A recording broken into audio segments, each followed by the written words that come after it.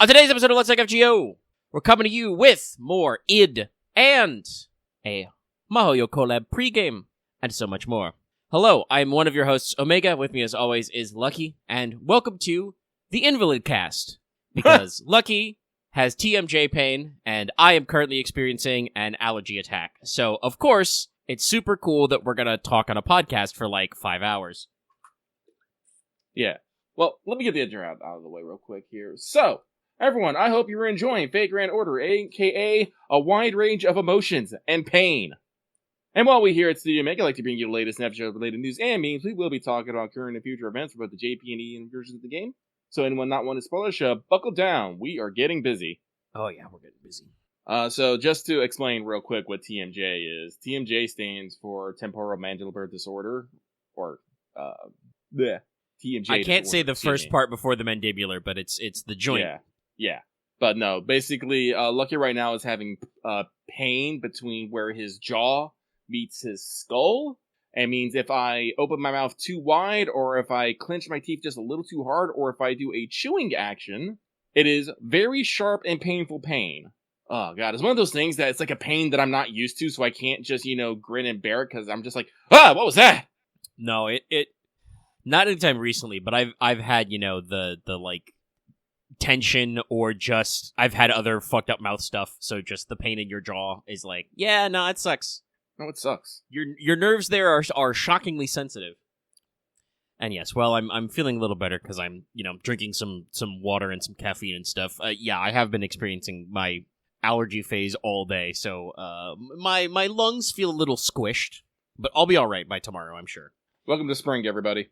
Yeah, it is actually spring, no matter what the temperature outside says. But this is Let's Take FGO. I want to remind you that this episode is brought to you by our wonderful, beautiful patrons and all of our listeners. We'll talk more about patrons in a second. Well, not in a second. It'll be like 5 hours. We'll talk about them at the end of the show. Thanks, everybody, though, for supporting us.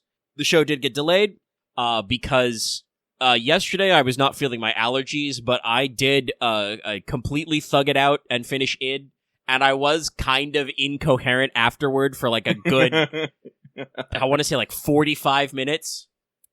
So we took an extra day to figure out some stuff, and we're here now. Well, it's not only that, but there was a lot. God, we're so busy right now. Yeah, actually, that's right. I finished id at like 8:30 or 9 or something, maybe 8 o'clock, and it was like, oh shit, I have to write the Mahoyo pregame because the broadcasting is soon. So it's like, I don't think I can do that. No. But here, we have caught up a little, so we delayed the show a little to catch up and give you a more fuller, better news. Yeah, I think it's gonna work out in the end. No, I think it'll be a better show for it. But on that note, let's check in with everybody's favorite Kohai Mesh real quick. Senpai, 起きてください. Because we're moving into our first bit of regular show business, wake the fuck up, Senpai, our regular segment for pro tips.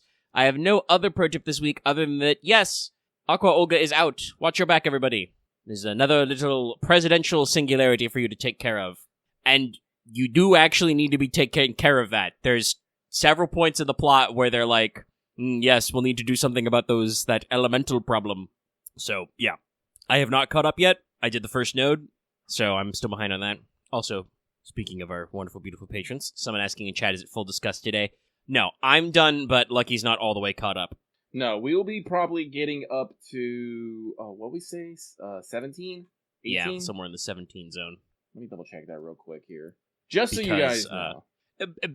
Just because, like, fighting aside and taking notes aside, this chapter is pretty wordy. Like, some of these boss fights are a little bit of a slogfest, so, like, even if we delayed the show even more, I genuinely don't know, like, where Lucky would be if we took another day off, so we'll do about a halvesy today. Alright, so we'll be going up to section 16 today. Definitely by next week, I will probably be done. How many sections are there total? 26, plus an appendix. Yeah, no, I think I'll definitely be done by... Like I said, I'm slowly getting my juice back. Lucky's beginning to recover from, the absolute despair horizon he was at, a couple weeks ago. He's getting his sauce levels back, which is good. I personally, I should say this as well. I went out of my way, like, on Thursday, I'm like, okay, I'm locking in to slug it out with id, because I knew that I would have to shoot Wanted this weekend, and then in a week, I have to shoot another want-it. So I'm like, okay, I need to get it out of the way, finish my notes so that I can move on to the next work project. But yeah, so we'll be going through section 16, stopping at 17, and going on from there. So everybody buckle up. Buckle up. Speaking of Lucky getting his juice back, we are leaving the pro tips and going to Records on the Throne, a regular achievement topic. Yeah. So, from the top, it's me. It's nothing fancy, but Marie Alter's smile was protected, if you want to call it a smile. This lady is very scary, and I'm into it. Like I said, due to it being the new chapter and whatnot, her final ascension materials are pretty much just locked to the story, and I did finally get past the point where I got more than 10, evil-looking flowers. Yeah. And samesies for me. I was also material Matt's choke pointed it the same way, so her smile is now protected. And that Caution Koji I got last week as well, I got spooked on, because she is going to be a bonus servant, so... Which means we move to Not All the World's Evil, but damn close. Hi guys, it's me. Remember I was talking about my sauce levels? My sauce has run out. I threw like 300 Saint Quartz at Monte Cristo, and he's not here. I got the Caution Koji spook, and that's it. All my apes lost. Not even an extra copy of Cagliostro for the NP, just NP1 for that fucker. Instead I got NP5 Atalante, and I don't know what NP Kirki. It's bad. She's a prism. I got so many Kirkis rolling for Odysseus. I guess we maxed out Theseus and Zenjubo at least. Like, this is my first banner where I've had to go to the wall to roll.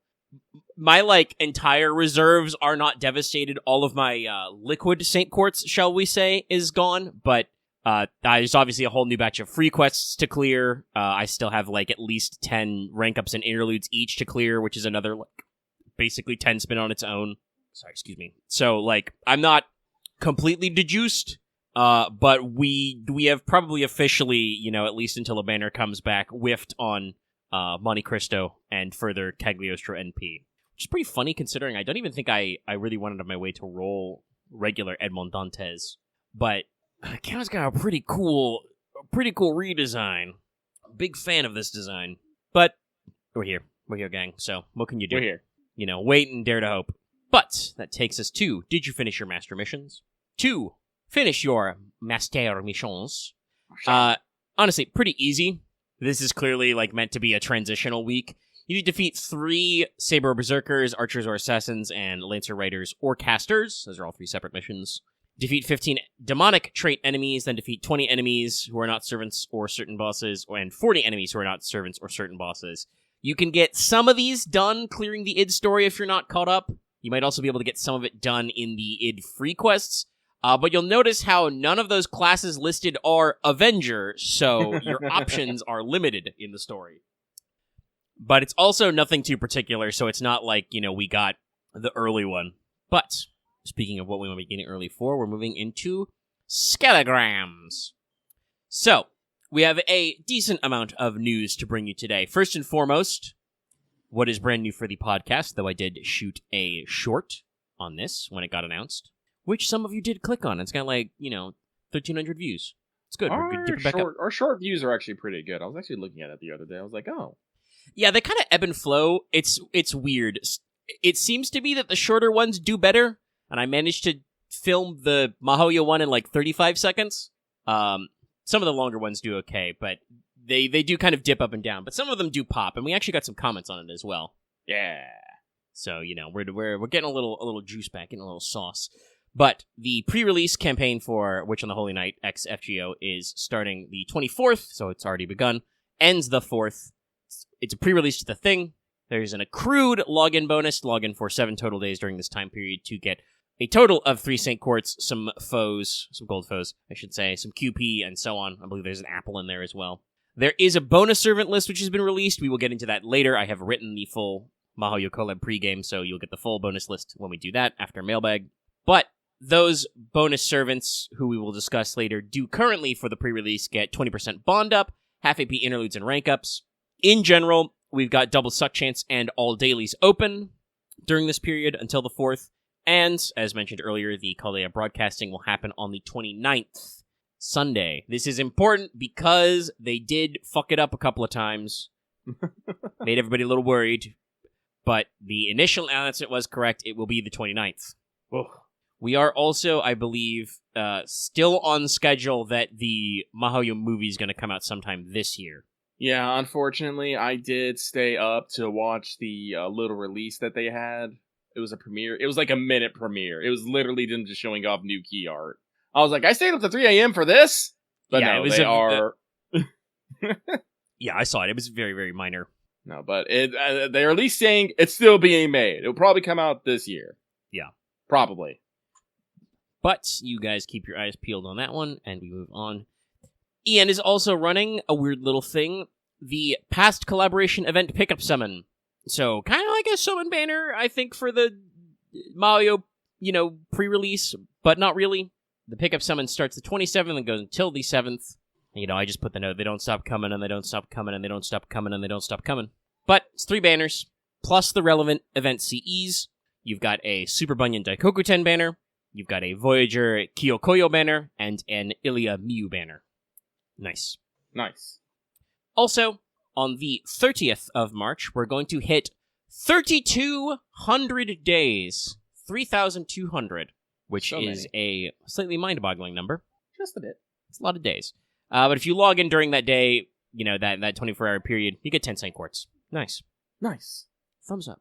And that runs us through all of our EN news. And our JP news is a little loosey-goosey, but Anime Japan happened, and they announced FGO's Strange Fake collab. It is actually happening, thank God. We don't have to live in suspense anymore. I have heard some people being a little weird about the Strange Fake collab, especially since we're in a very interesting time with it, with this first season of Strange Fake ending today, actually, as we're recording. The final episode launched today, and people are abuzz about it.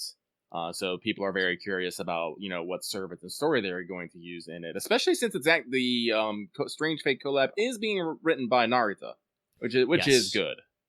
Narita announced that he's writing the collab. Also announced on Twitter that originally the plan was to release the final volume of the light novel about when the anime ended. But at least if people are understanding him correctly, he started watching the anime and got a little self-conscious and decided to add some extra oomph. So the final volume will be summer this year. No. Like I said, it's actually hilarious. He always did say that, the collab wouldn't happen until basically the series was over, and like everything's just kind of just lining up just, in this perfect storm of Strange Fake. It's kind of amazing. But yes, It's funny how it all shakes out. But yeah, no, we're actually going to get the collab. It sounds from like the super high level blurb they posted that we're actually, because they said that while it'll be Fuyuki clear, there will be spoilers for Part 1, Chapter 6. That's Camelot, everybody. Where some of you may recall, the Lion King defeated a fake, allegedly, Richard I. That's right, because Richard the First had actually worked with has some history with I can't remember their name, but the Hassans. Yes, worked with the Hassans, has his well-known rivalry with Saladin.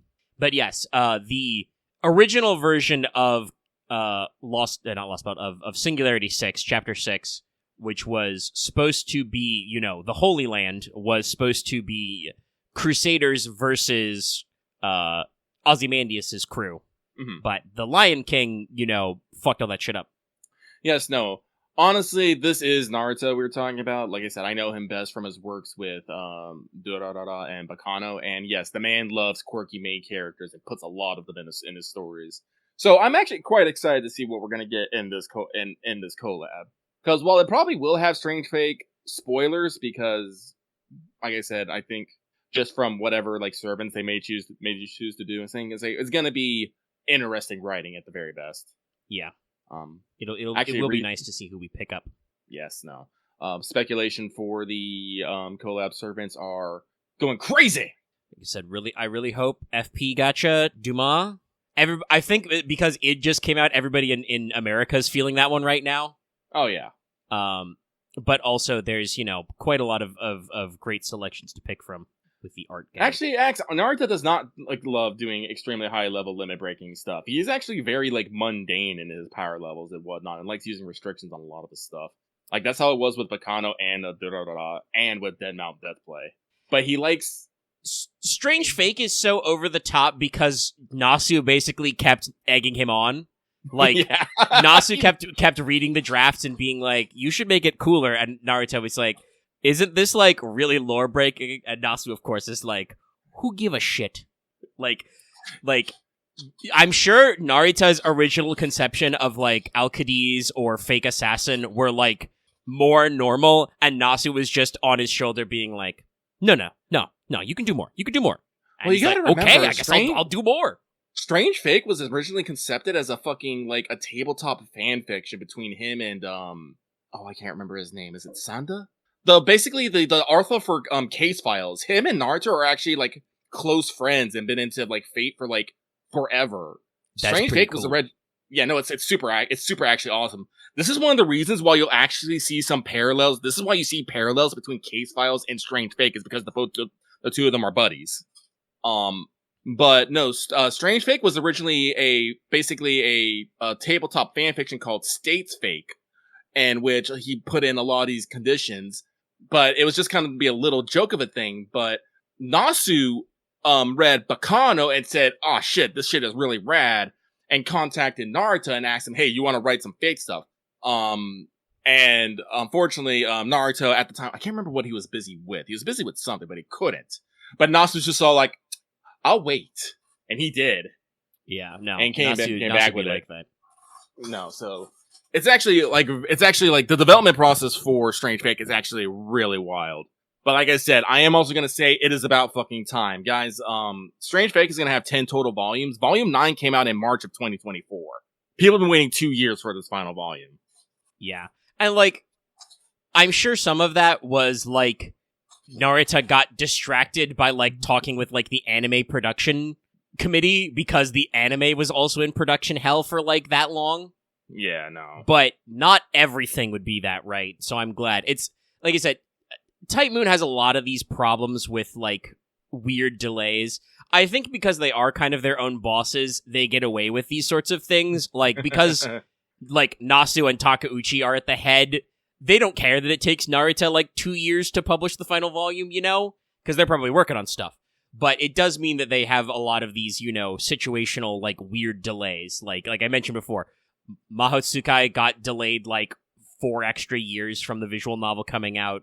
You know, there have been a lot of production delays in FGO. Obviously, the second half of the Tsukihime remake has been somewhat delayed. By the way, Nasu's a fucking lunatic, and he says that he's got ideas for 2 sequels to Mahoyo. I don't know if that's necessarily to the novel plot or to the visual novel plot, but he said that there could be 2 sequels. Nasu, I need you to finish the projects you have. Yeah, no, it's crazy. There probably should be an Extella 2 at some point. He always said that you know, the second game was like more of an interlude kind of a thing. And that's also not even the projects that are probably outside of their direct control. Like obviously the extra record delay, you know, for unknown reasons with business and the publishers. I actually did mention that as an aside in the Wanted script I just wrote for Aoko because, you know, Aoko and Toko have cameos in Extra as like, you know, random NPCs. Aoko lets you do servant enhancements. So it's like, well, in the remake, we could get some updated designs and, like, get more there, but it's not out yet, so I don't know if we're going to do anything else with that. Keep your eyes peeled, gang. But yes, in addition to the collab being announced, we also, like he said earlier, Strange Fake Season 1 has just ended. They did confirm a second season is coming. They did not, because we had this discussion last week, I think, they did not say that it will be a consecutive core, just that they've already greenlit a second core. Yeah. So, you know, when will it come out? Don't know. Let's just be glad. Like, it's been such, like, dev hell. I'm just glad that we got the first core out. Like, I'm just hoping that we don't have to wait another 2 years for the next one. Yeah, no. It's a good 13 episodes, like, beautifully built. I need to finish watching all of it myself. Maybe I'll do that while the edit's working on this. But yeah, that's working out. And, that they're doing better than, JoJo is, because we still don't know what's happening with Steel Ball Run. Netflix officially announced that there will be more episodes this year sometime, but don't have a window. A lot of people are blaming, like, you know, Netflix batching. I also genuinely don't think the damn show is made yet, because there's so many horse animations they need to draw, so, like, nobody fucking knows. So much worse. Yeah, it's crazy. We'll release them when they're made. But which is a crying shame because everyone saw like the first episode of Steel Bond. They're like, "Yes, this shit's amazing." Wait, what do you mean we don't know when we're getting more? yeah, How do you literally, blue-ball like me? several days later, the fucking head of the production, the director, is like, "Yeah, we'll let you know when the second episode's ready to release." And everybody's like, "What do you mean? What do you fucking mean, man?"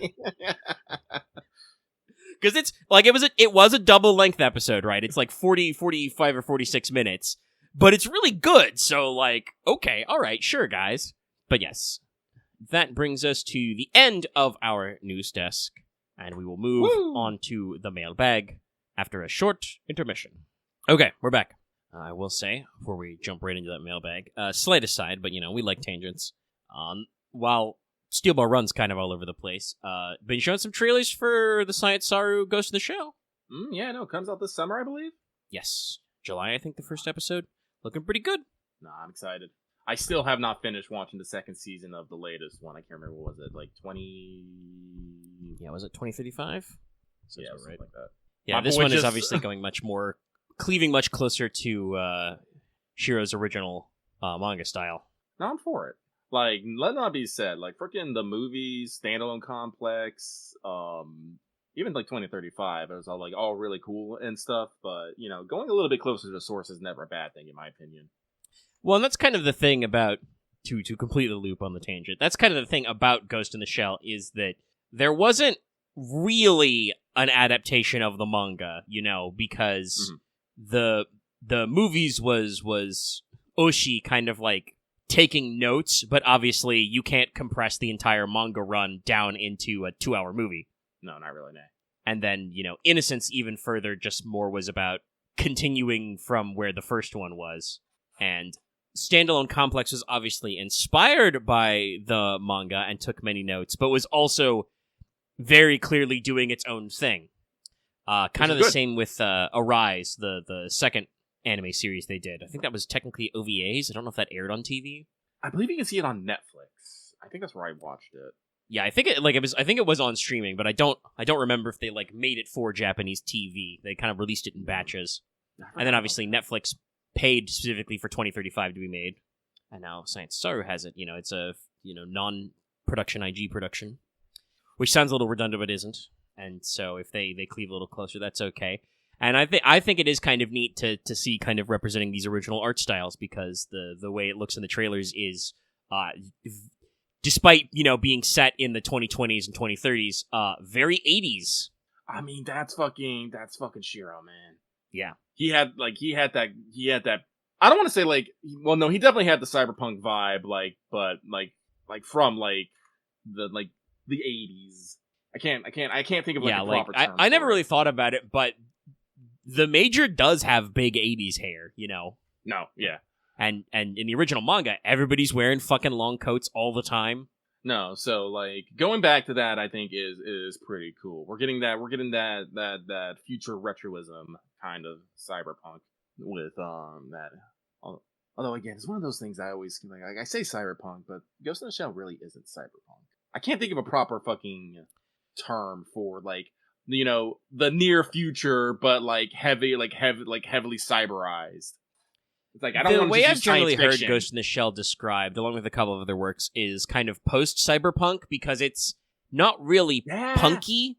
Yeah. It's clearly like taking the genre notes from like the technology and conventions, but even the original Ghost in the Shell manga, but especially also the adaptations, are set in a world where like the cyberpunk type revolution happened, but the world did not explode. Like usually there's even in Ghost in the Shell, like America split up into like 4 factions or whatever and stuff like that. But the Major and all the other major characters are effectively cops. They work for the government and they are interested in preserving social order, like stopping terrorists and criminals and stuff.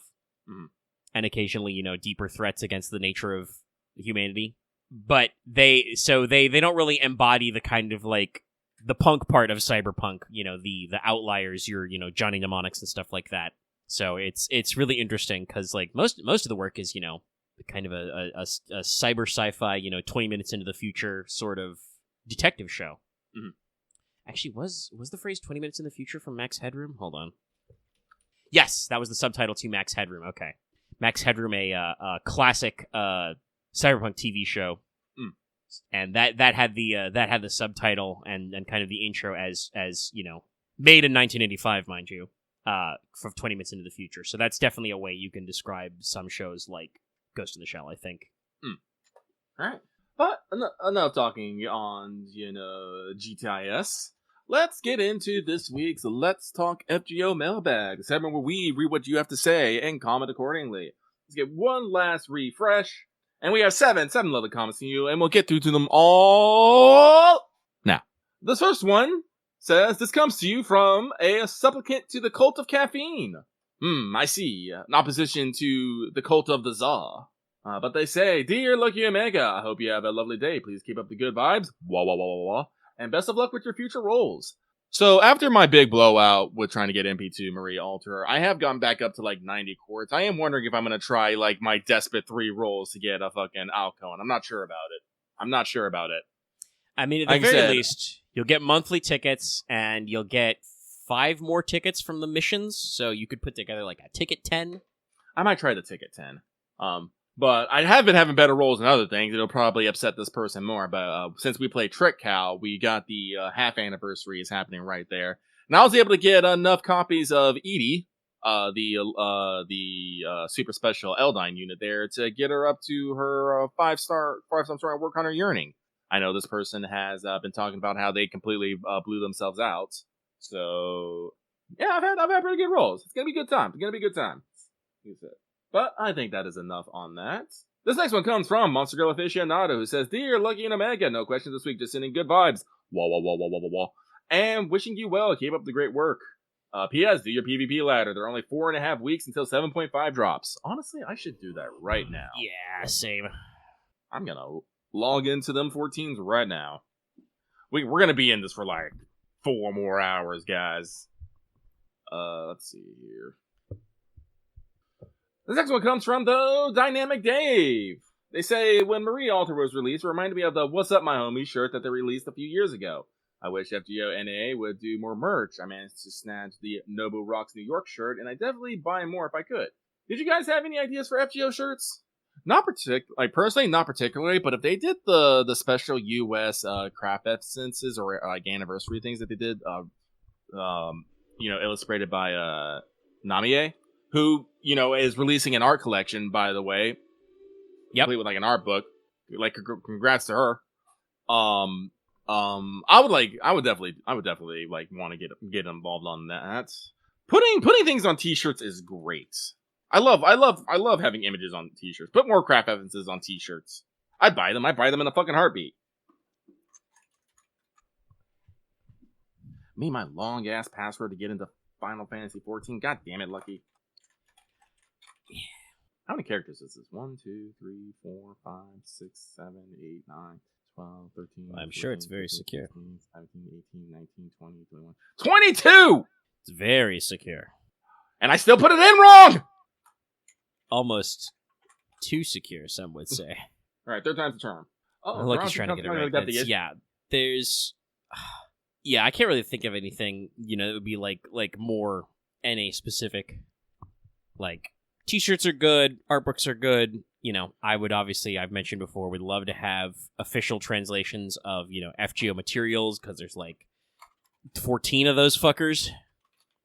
I do believe there was actually like an Amazon sale on some Type Boom related stuff, so you could pick up some art books and DVDs and stuff, like 2 for 3 kind of deal. Passing. There's another FGO related artist who also had an art book out that I don't remember. But yeah, Nami has one coming out. Sorry, I was about to give Robin more shit, but I was like, wait, no, that'll only make him stronger. You gotta be careful when engaging the Robin. But yeah, no, Lucky loves a good print t-shirt. Yeah, I've only owned a slim number of them in my time, but I've had some pretty cool t-shirts myself. I got a really nice set of Shuten and Raiko t-shirts I got from an artist. I actually bought extra copies so I could have one to wear, one to preserve. That's what you got to do, my friends. Got to buy 2 copies. Also did that with the Final Fantasy 14 Hydaelyn t-shirt. I'm so mad that I did not get the Shadowbringers one, which was it Forgiven Obscenity? I think it was on it. No, I can't remember. Anyway, yes, but no, I do think honestly we need more Fate stuff in general. We were complaining about this in the anime channel Aaron, but Fate still does not release any of their fucking LNs over here. They have not released Prototype, they have not released Apocrypha, they have not released Case Files, Adventures, Strange Fake, Zero, none of them. It's nuts. It drives me mad. No, I would once again, Mr. Nasu, if you're listening, I would devour a print run of Case Files or Strange Fake. Like, trust me, I buy books, okay? In America, we buy books.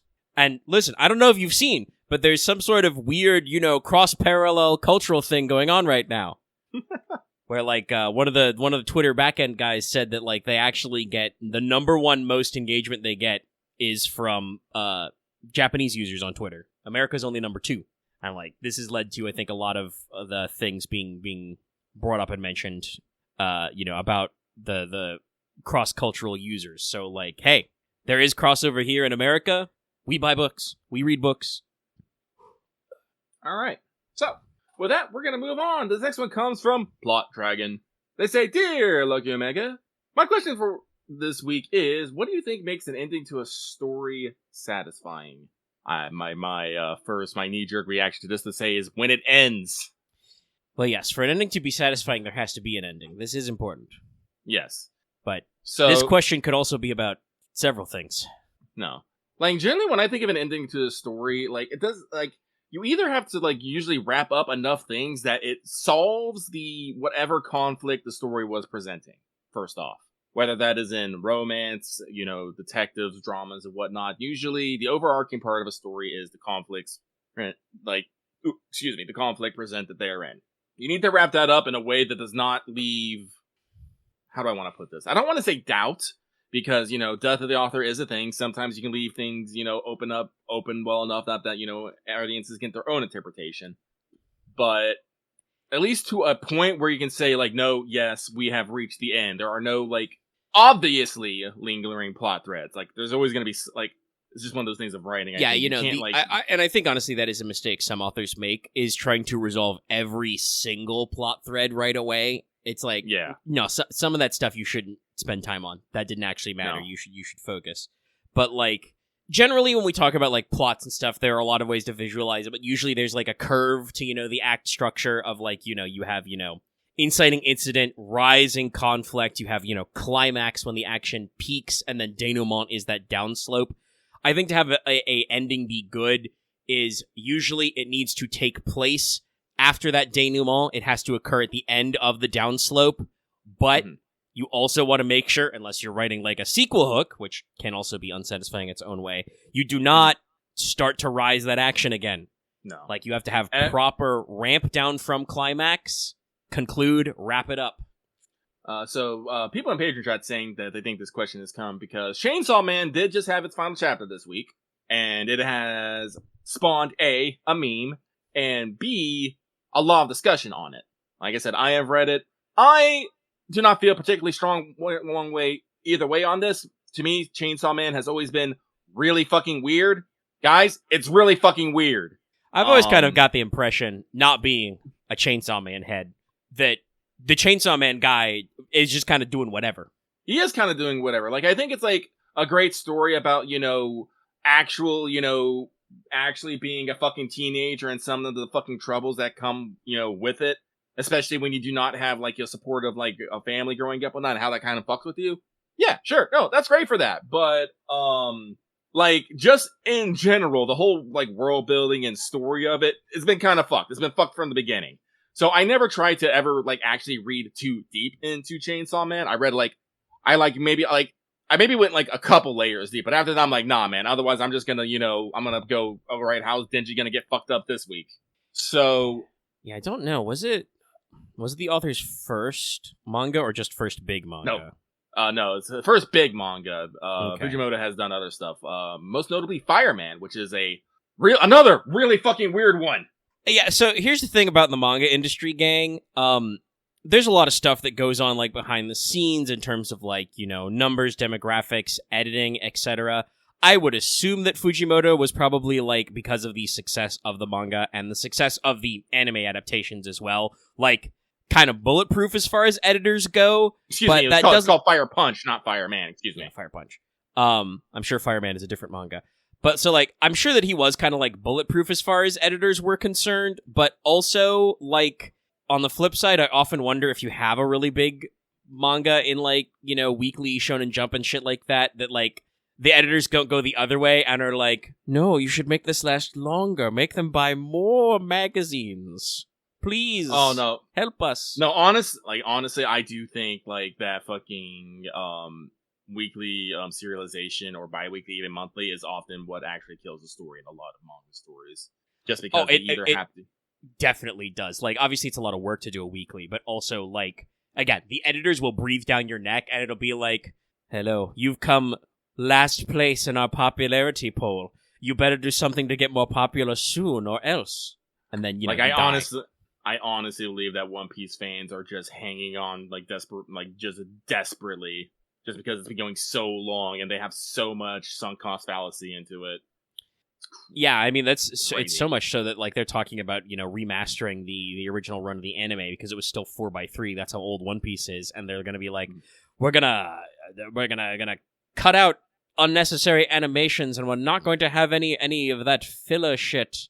We're gonna focus down, and people are already like, okay, that sounds cool, but also, like, don't fuck up the art style to do it, right? And they're like, You see, they're doing it already. They're already coping. I mean, I'm sure, I don't know about the consistency. It's way too much shit for me to get into. But, like, I think there are people who generally like where One Piece is now. I do not know, though, if they were, like, always were like that, right? Like, is there a slug out? Is there a bad arc of One Piece? I'm sure there is, just because, again, that guy is fucking doing it. He's doing it week to week. There's gotta be some lulls. I know he takes breaks and stuff now, but, like, there have to be weak points. You know, but yeah, there's a lot to pacing. Like I said, I personally, you know, have not followed Chainsaw Man. Even when I've said before to Lucky about maybe I should check out Chainsaw Man sometime, and you were kind of like, you don't really have to. No. It's definitely, I feel like it's a cultural phenom of its time. But if you didn't get into it, we popped finally. We popped. But you know, it has cultural relevance. I would assume the editors weren't, you know, breathing down Fujimoto's neck telling him to cut it, so he may have decided to pack it in. External factors can affect an ending, you know. The key thing you want to have an ending feel good is it needs to be a conclusion, you know, it needs to wrap, and wrap, I think, is another good way to say, you know, we are resolving, we're wrapping around, we're concluding the process, and, you know, ideally the you know, a really good ending, the resolution of those threads, you know, makes sense and possibly feels good to consume, but it doesn't always gotta. There's, you know, tonal consistency be assured. All right, so me and Omega are in front line, so we are going to be semi-distracted, and we may yell obscenities to no one in particular. I'm just saying. Just saying. Oh, we got a little wombo combo. We have two machinists. Actually, we have three machinists. They're all colors. We have Man on Gray, Black Waltz, and White Noisemaker. We just have the monochromatic boys. Jesus. Yeah, we also have a bard named Elizabeth LeBlanc. Well, it's Elizabeth. Oh, Elizabeth. What a fun gang we found. Yep. But, like, looking at the ending of, like, if we are talking about Chainsaw Man in particular, looking at the ending of it, was it particularly satisfying? No, but I don't think... Here's the thing, guys. Chainsaw Man was never going to end on a fucking satisfying note. It was literally impossible. There was so much pain and depression and angst wrapped up into that manga. There was no way it was going to be a happy ending or a satisfying one. The ending that I think that it got was probably the best it's going to get. And you know what? I think there's something to say for that. Yeah, no, like, pop psychology aside and like, ooh, catharsis isn't real, but like, the concept of catharsis is something that exists because we named it. Like, if you do like a big, depressing, nasty, like, gritty story, you know, you have to be careful about that kind of thing. And you can absolutely, like, have catharsis, but it's a lot harder. And there is something to be said for, like, the tone being set, right? Like, I know quite a few stories that start with something, you know, like, the narrator will tell you right away, this was not a happy story, kind of a thing, right? Yeah. There is no happy ending. And then you know that there's not going to be a happy ending, so you don't freak out when it doesn't happen. And sometimes those people are wrong, but, it's a whole thing. No, but with Chainsaw Man, just like the whole, like, thing going on, it's like, no, Chainsaw Man is just, how are we gonna fuck up Denji this week, And, like I said, the way that they ended it, doesn't necessarily, have Denji, living, his best life, but it has him living a life, which was infinitely better than what he had, even if it was at the cost of other things, which ultimately I think is what, is the tone that Fujimoto was going for. Is it the bestest? Is the bestest happiest ending? No, but that's the other thing about endings. Endings don't have to be like the supremely satisfying, everything fits perfectly at the end, kind of thing. Thinking about that fucking quote from the Cyrano event. Yeah. There must be a happy ending. Oh, you must be one of those American viewers, aren't you? Yeah, So no, not everything has to be a Disney pitch perfect. No, sometimes things feel kind of flat or incomplete, but sometimes that is the point. It reminds me of funnily enough, this isn't a book, but it is a movie. Castaway with Tom Hanks came out in the 90s. Very, very, very good movie. Fucking love it. Would like to see it. Very, very, very big at the time. Some of you may not recall it, but others may recall it, if nothing else, for the memes, Wilson! That sort of stuff. But a lot of people, especially younger audiences, did not actually understand the ending to Castaway, because minor spoilers, when he gets back off the island, he goes back and sees his wife and finds out that she has remarried. And instead of, whisking her away, true love and stuff, leaves her with her new family because, she found happiness with them and goes on to find his own way. Younger audiences of that movie couldn't understand why he did that. But me going, it's all like, yeah, no, man, you've been gone. You've been out of her life for God, how long was he on that island? 2 years? 3 years? I can't remember. It's like, you just can't go in there and wreck everything she had, even if it seems like what she wants to do, because you're pretty sure that, she fucking regret it. She moved on and rebuilt her life because you were supposed to be dead. Now, it does say that if it was 2 years, I think you have to be disappeared a little longer than that to be declared legally dead. I don't remember. But it doesn't actually matter for the point of the storytelling, right? The point is that, everybody thought he was dead, people in his life moved on, and, that's something, by the way, that speaking of endings, lots of endings fuck up, is that kind of, return moment. Mm-hmm. But, he's returned to normalcy, so he has to rebuild his life now because he was stranded on a fucking island. So, you're not necessarily going to do that by living in the past. Everybody has to kind of restructure on their own. Wow, Blue is really trying to kick our ass. They want my toes! They got my toes. But, so, like I said, endings don't necessarily have to be satisfying, but they have to land the vibe that you wanted. And it's complicated. Capturing all the hype that you can get in a story to an ending can be very hard. That's something that a lot of people have been some of it is also a cope, but some people have been asking well, maybe Chainsaw Man didn't end that good, but how many manga actually do end good? And it's not all of them, there's some rough places.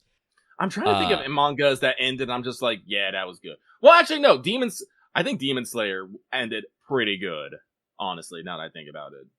Yeah, FMA does the Cursus really good. Also, that was a week, not a weekly, but a monthly manga. But yes, that one really did hit that catharsis of the fundamental question the anime started with was resolved. We did actually resolve character arcs and conflicts, and we paid off in a way that felt like the adventure was done. That's a good example. Patron chat, you guys got any more examples of you think mangas that actually ended pretty good? Hellsing, I don't know if Kenichi kind of ended in one of those ways that's all and the adventures will continue, which they are doing. I think I don't think this is a translation, but the first chapter of the sequel came out. So they did eventually, he did come back and do more, but also yes, Kenichi ends good, but I don't think it ends satisfyingly. I think it's just one of those things the author's well, I could just, write about this stuff happening forever, but I gotta stop it somewhere. Which is, like you said, part of the reason why you need to make a good ending is it needs to end. It's one of those things where the mangaka went okay, yeah, hypothetically we could do this journey forever, but I set up X number of guys to defeat, and we've resolved some plot hooks, some character stuff. So yeah. Guys, I'm gonna be real about Oshinoko. You guys are reading something written by fucking Akasaka. That guy loves depression. He loves that shit. Like, yeah, some stories are just depressing. Like, you know, like he fucking debated everyone with fucking Love is War. But no, that series also is fucking depressing as fuck. Honestly, no. When I think about it, I think Naruto actually did like end pretty satisfyingly.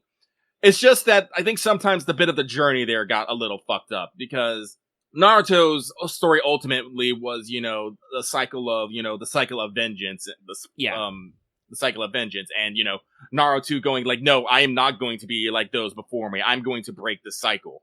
Yeah, people were upset with Naruto's ending at the time because they were like, no, you should fucking kill Sasuke. But it's like, no, guys, the story is literally about ending the cycle of you know, vengeance and war. That's the whole point. Naruto is Ninja Jesus, and he is telling you to fucking cut that shit out. That is actually the point, no matter how uncathartic it feels. Wow, Blue obliterated us, but we can quit now. Sorry, but no. Dallas mentioned a manga that I fucking love, Oyasumi Poon. Oh, it is so good.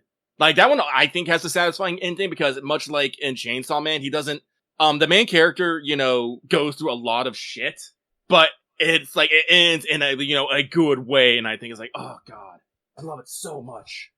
Because Oyasumi Poon is basically a come and J story of a kid named Poon who is represented by like a little caricature bird, while most of the rest of the art is like basically semi-realistic. So you have this juxtaposition of a little cartoon character against like almost real life people, and him going through like a bunch of fucked up shit through his life that, you know, ultimately ends up with him accidentally killing people, you know, being on the run, getting his eyes gouged out, and, you know, it's crazy. Like, it's literally from like child to like college age, and it's such. Yeah, I think Air Gear did actually. I mean, Air Gear got lunatic, but it did actually like end pretty solidly. Of like, yeah, no, I got, you know, we fucking went to space. What more are we gonna do? We're done here. Thank you. A surrealist slice of life psychoanalyst. Yes. No, thank you. It is such a mind bender. I will heartily recommend Oyasumi Poon to everybody if they like, you know, dramatic psychological stuff. Air Gear. No, I was just gonna say somebody mentioned Soul Eater, and I'm like, you know, I never finished reading the Soul Eater manga. I should do that sometime. Did I actually ever finish Air Gear? I don't remember. I should reread. I remember things getting wacky and wild, but. Oh god! Oh my god!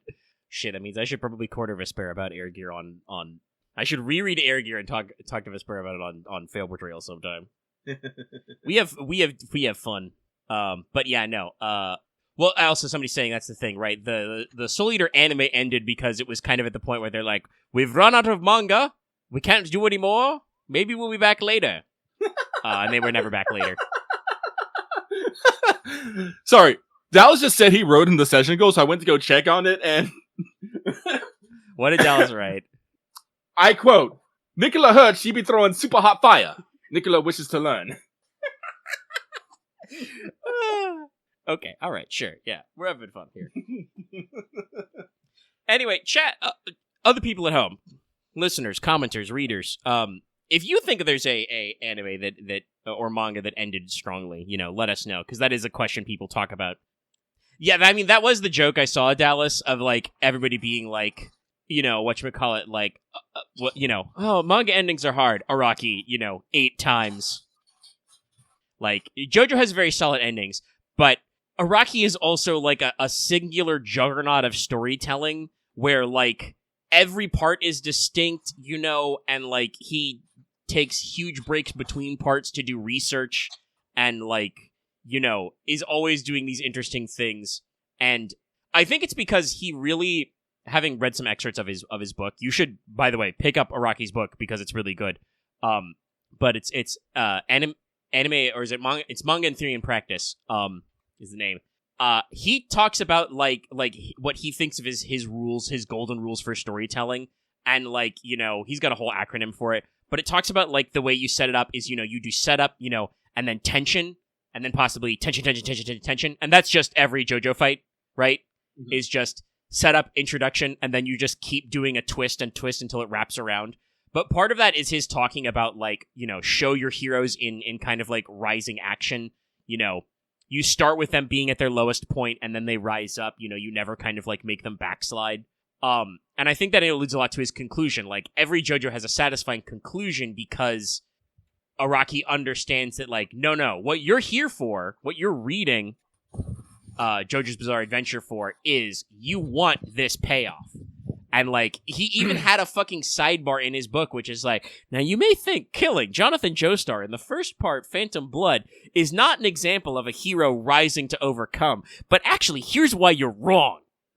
Because he accomplishes his goals even though he dies. And it's like, yeah, no, like, that's the thing. Araki gets it. That's why all the JoJo's have a good ending. I cannot say that Bleach had a super good ending because TJ Kubo was absolutely being crushed by his fucking editors. Like, the honestly, original ending of Dragon Ball is really good because it ends at Cell.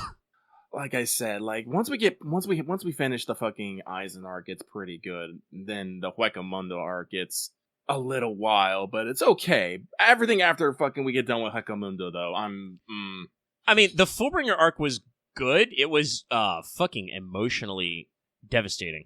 No, the original run of the Dragon Ball Z manga ended at Cell. The anime had the Boo arc after, but I do not believe that was originally. Was it? I don't remember. Yeah. If there was a break. Because I own the Shonen Jump volume where they finished translating and they were like, this is the conclusion of Z is Perfect Cell. I don't know about the conclusion of My Hero. I'm so behind on the anime. I kind of, that's a different discussion to have, kind of like where My Hero went wrong for me personally. I don't know where it was, but at some point I did kind of phase out of it. Like, maybe personally it feels like they raised the stakes too fast, where like the school shit and like the sports festival was like, oh, that's really cool. And then it's like, okay, the big bad has appeared and we do the blah, blah, blah. And now you pass on, you know, and then it's like, I don't know, man. I kind of feel like our protagonist doesn't feel like he's in the position to get the torch passed to him yet. And then there was some stuff in the middle and then it ended and I'm like, no. Yeah, no, I fell off of My Hero, so I cannot actually speak on the ending, unfortunately. Yeah, I need to like catch up in the chunk of it. No, one if we want to talk about a good ending, Vigilantes I believe has a great ending because I think it actually has Vigilantes has, like, I want to say almost the perfect curve of power escalation. Ooh, it's good. Yeah. No, it's super fucking good. Did the anime adaptation of Vigilantes finish, gang? Did it? I know. I read the manga. But I mean, did they finish? Did they adapt everything? Also, I should specify.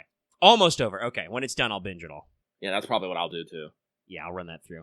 No, like Vigilantes does a lot. This is going to be an oldie, but also one for the gang. I think that and they are different, but I do think that both of them ended well. Shaman King had a good ending. Did it? I don't remember it that well. No, like, I don't remember all the details, but like, it is kind of, we achieve our perfect plot arc, we defeat the big bad, you know, finally, we put all that kind of to rest, and then it's just like, yeah, we finished it. We not, you know, I'm gonna go home, get married, I guess, you know, kind of like we hit that conclusion. The manga may be a little more rough, like, it's been a long time since I read it. The anime is a little different, but it all, like I said, at least from what I remember, because it's been a while, like, we do the big conclusion, and then, you know, it's over. We defeat the big bad, but not in, like, a way that we punch him, because, you know, he's your fucking clone brother clone.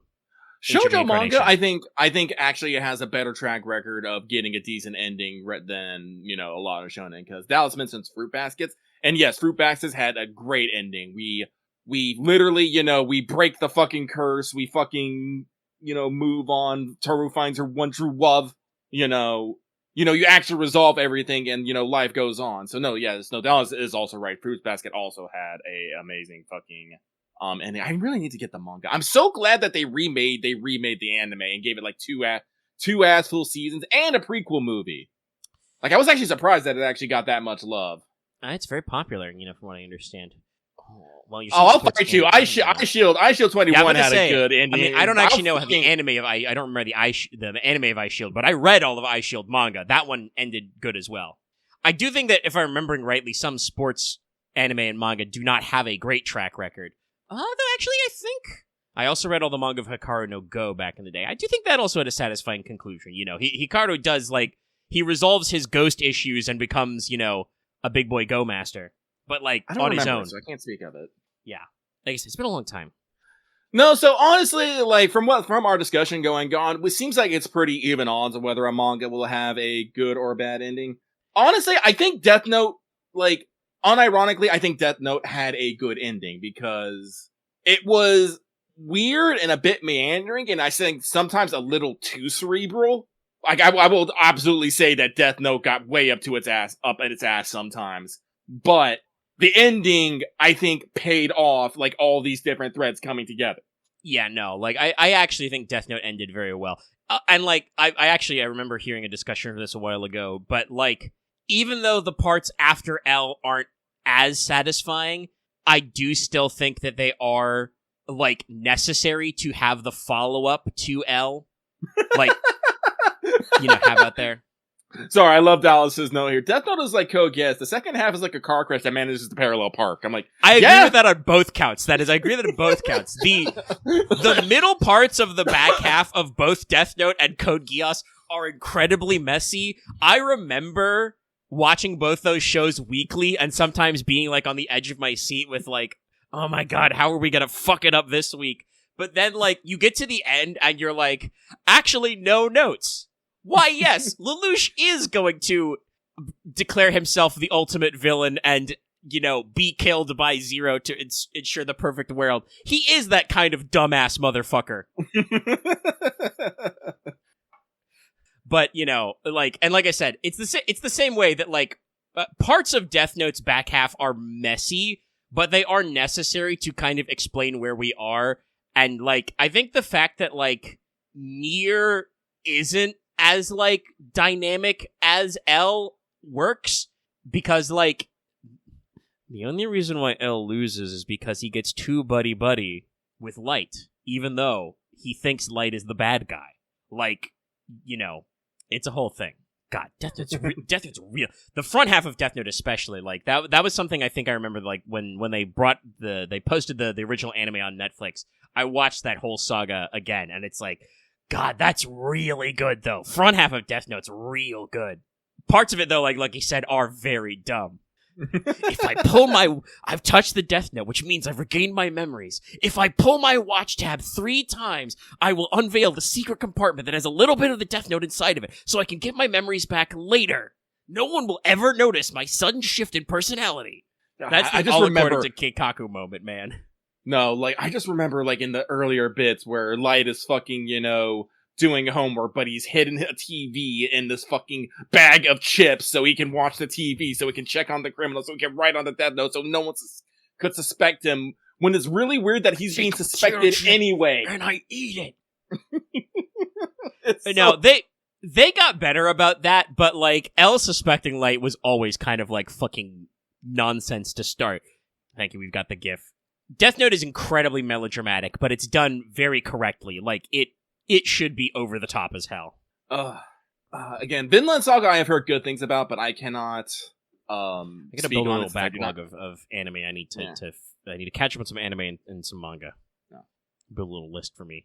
I have heard many good things about it, though. Many good things. Yeah, I've also heard good things about Vinland Saga. That's another popular one. So with that though, I do think we have been jawing about this. We still have a back half of the show, guys. We're still not even so we're gonna move on. But like, good. Let's take a quick break. Actually, oh, you gonna take a break? All right. And pause the recording. Sorry, I got back when we were having a discussion about romance story endings. Talking about Lucky, you expressed that you don't find it a satisfying ending if it ends right away when the couple gets together. Yes. And what I was gonna say was that. I think, given my earlier comments about, kind of like the plot curve, the plot arc, right? Mm. Sometimes the couple getting together is the denouement, right? That's the end of it. But other times it's the climax. I do not mistake that it's always the denouement. Because if it's the climax, then you need to have denouement. You need to have downslope. You can't just, have the big moment and then call it. Yeah. No, right? That's usually the problem. That's the problem with that's the problem with My Dress Up Darling. Them getting together was the climax. There was no denouement after that, which infuriated me. Yeah, and I think some authors don't realize it for that kind of thing. But yeah, no, you need downslope because we are not talking about Usagi Drop. You do not get to bring that up. I'm sick of people talking about Usagi Drop. It is not the worst thing of all time. It's just that you personally don't like it. Yeah, it's fucking weird, but it's not necessarily a fucking weird. Yes, I know there's such thing as the Western mark syndrome. It does not always take effect. So no, we're not talking about this. I'm not talking about. I don't know anything about Usagi Drop. So, yeah.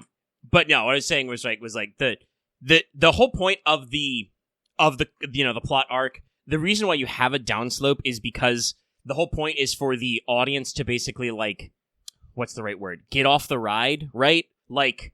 It's just like doing something fight or flight, you get all your adrenaline amped up, your cortisol spikes, whatever we're saying these days, and then you get really jazzed. If you just like let that energy go and don't do anything with it, you crash. You literally crash out, because your body doesn't know to do with the stress, and you just like, I need to lay down now.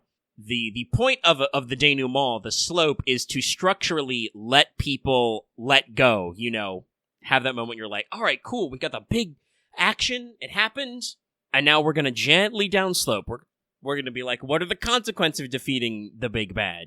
What happened after we got together? You need just a little bit, so Actually, that the audience can kind of let out that tension, and the story has a kind of a what's the right word? Not a phrase, maybe a phase of rest. Like you need that period. I have nothing. Something actually that I actually found interesting. There's a web novel and a manga that I'm reading right now. I can't remember the name of it off the top of my head, but oh god, what was the fucking name of it? It's something that's all like, when I survived, the TPK, my party became broken or something. Basically, the interesting part about it is the climax, like the final battle, is at the beginning of the story. And the main character loses his eye and his leg to it. And this whole story afterward is him dealing with the fact that, I defeated this undefeatable foe, but it's kind of, wrecked my life. What am I going to do with that? Okay, guys, we need to stop posting images with Lord Calgar on them. What the fuck? Okay. Why is this a thing? Posting. I don't know why people are doing it. I think people saw that sick-ass Kit Bash. But yeah, no, what you're describing is a specific sort of story, which is about the aftermath of stuff. Obviously you need to start with the big moment, and then you let it go. I think Robin is attempting to make some sort of free run joke. Free run is good in its own way, but that is a separate story. Actually, let me see if I can pull it up. Let me see if I can find it here. I think the thing with Freerun's also on my list. I haven't gotten to it yet. But I think the thing with Freerun, from what I understand, is that it's kind of a parallel. Like or even a story told in reverse. The idea is that Freerun herself didn't understand, the full impact of her journey until she looks back on it. Yeah. So at times we're almost like telling the story in reverse. Haunting the narrative type shit. Sorry, Lucky is trying to figure out where they can find the fucking... Actually, probably easier if I go on novel updates and look for it. Then I can use the manga deck because I'll have a much smaller list. Yeah. Let's see here. Yes. I desperately avoided the Annihilation ending. The party became sick. Let's see here. Me blowing, that was not any particular thing. That was because it got a little cold. Yeah. Okay, that's not finding it. Where's the author? Ameto Suzume. Use that then. There it is. I will copy and paste this for both the Patreons and our anime channel, as we like to post recommendations in there, because we're rad. Anyway, I wasn't going to talk about this, but I realized we've been talking about this forever. We need to move on. There are more questions in this mailbag. So, that was shitty, Lucky. Hang on. There we go. I had some resonance on it. There you go. We move on. This next one goes for the Tiger King rolled more for Arcana because of the story and won. Boy, howdy, I wish I had money. That Privity costume and fucking Schoolgirl Arcana is peak. I hate this event. I hate this event so much. How dare you tempt me? This guy's got to hit me with the money on the back end. So, I've pre-read this one. Go ahead. Well, no. Nikkei we're in the midst of our spring event, 2x2, which they basically made a whole ass visual novel in there with two heroines that you can approach as either a student or a teacher. Hence the 2x2. You can have a student on student relationship, student on teacher relationship, teacher on student, and teacher on teacher. It actually has a lot of branching paths and unlocked. It's actually quite fun. It's just a lot of reading. Man, it's a lot of reading. But unfortunately, Half Annie approaches. I believe it's next month, and I'm like, nay, I must be strong. Be strong, Lucky. You know, actually, that just made me realize that FG, like a lot of gacha games I know do like Half Annies, right? Mhm. FGO doesn't, but that's because they perfectly placed their anniversary smack dab in the middle of the year. So New Year's is just that. Yeah. Like, if they were at a different time, they might have to do it differently, but it just works out that New Year's basically becomes the halfway point of every calendar year of FGO. It's true. But, actually, Trick Cow is also doing their Half Annie right now. That's why, things are crazy there. But, yes, this person has actual things to say. Question, hey guys, with NTE, aka Neverness to Everness, coming out in about a month, are you guys gonna try it out? Also, question for Omega, are you going to do an unboxing video for the overframe rares when they come out? Anyway, that's it for me, sending good vibes your way, and hope you have a good evening. Yes, Lucky is, actually signed up to try NTE when it comes out. It comes out in about a month. I believe it was April 28th or something like that? Yeah, Late April. They posted a trailer not too long ago. Yes. Like I said, Ananta is the one that I'm actually super hyped about, but I am going to try Neverness to Everness to see how it does. Like I said, getting a, I still don't know if it's actually a gacha game or not. I have not actually seen the mechanics. I know people are saying that it's not, but I'm not gonna believe it until I see it. And I was not able to get into the fucking closed beta either. I cry. So I do not actually know. Let me see this. The quote unquote pre-order trailer for it is not really have a lot of gameplay. There we go. Okay, so here's a little at the very end. There's a little bit, but I am interested in it. I will try it. I'm not sure if I'm going to play it on PS5 or PC, though. Maybe I'll try it on both. I don't know. Yeah, I guess we'll see what the requirements are like, but what's you got a date? No, just pre-order now on the PlayStation trailer. Which is what I found when I searched, because they Oh, there it is. It's in the text. April 29th, so yeah, it's literally a month 29th. Okay, 29th. But because I am interested, because while I do like my mobile games and stuff, I don't know, it's just because I see, GTA, 6 looming in the background, but, an anime style GTA game in whatever form, I think, would what's the word I want to use? Strike a lot of boxes for me? Yeah, that sounds like a good game. I mean, I'll probably take a look at it, because, it's a free game. The description in the trailer box, right, is experience the ultimate immersion in supernatural open worlds, and I'm like, well, that sounds good. Yeah, we'll see what it's like. No, so I'm definitely going to try it. Like I said, like Zenless Zone Zero kind of had the vibes I want, but it was not nearly open enough for me to get in, and it's succumbed to the thing that all gacha games, like all MiHoYo games do. It's all like, yes, you have these few free characters, now roll for everyone else. What do you want free currency? Also, enjoy these dumbass. Your roll is filled with fucking junk from cores.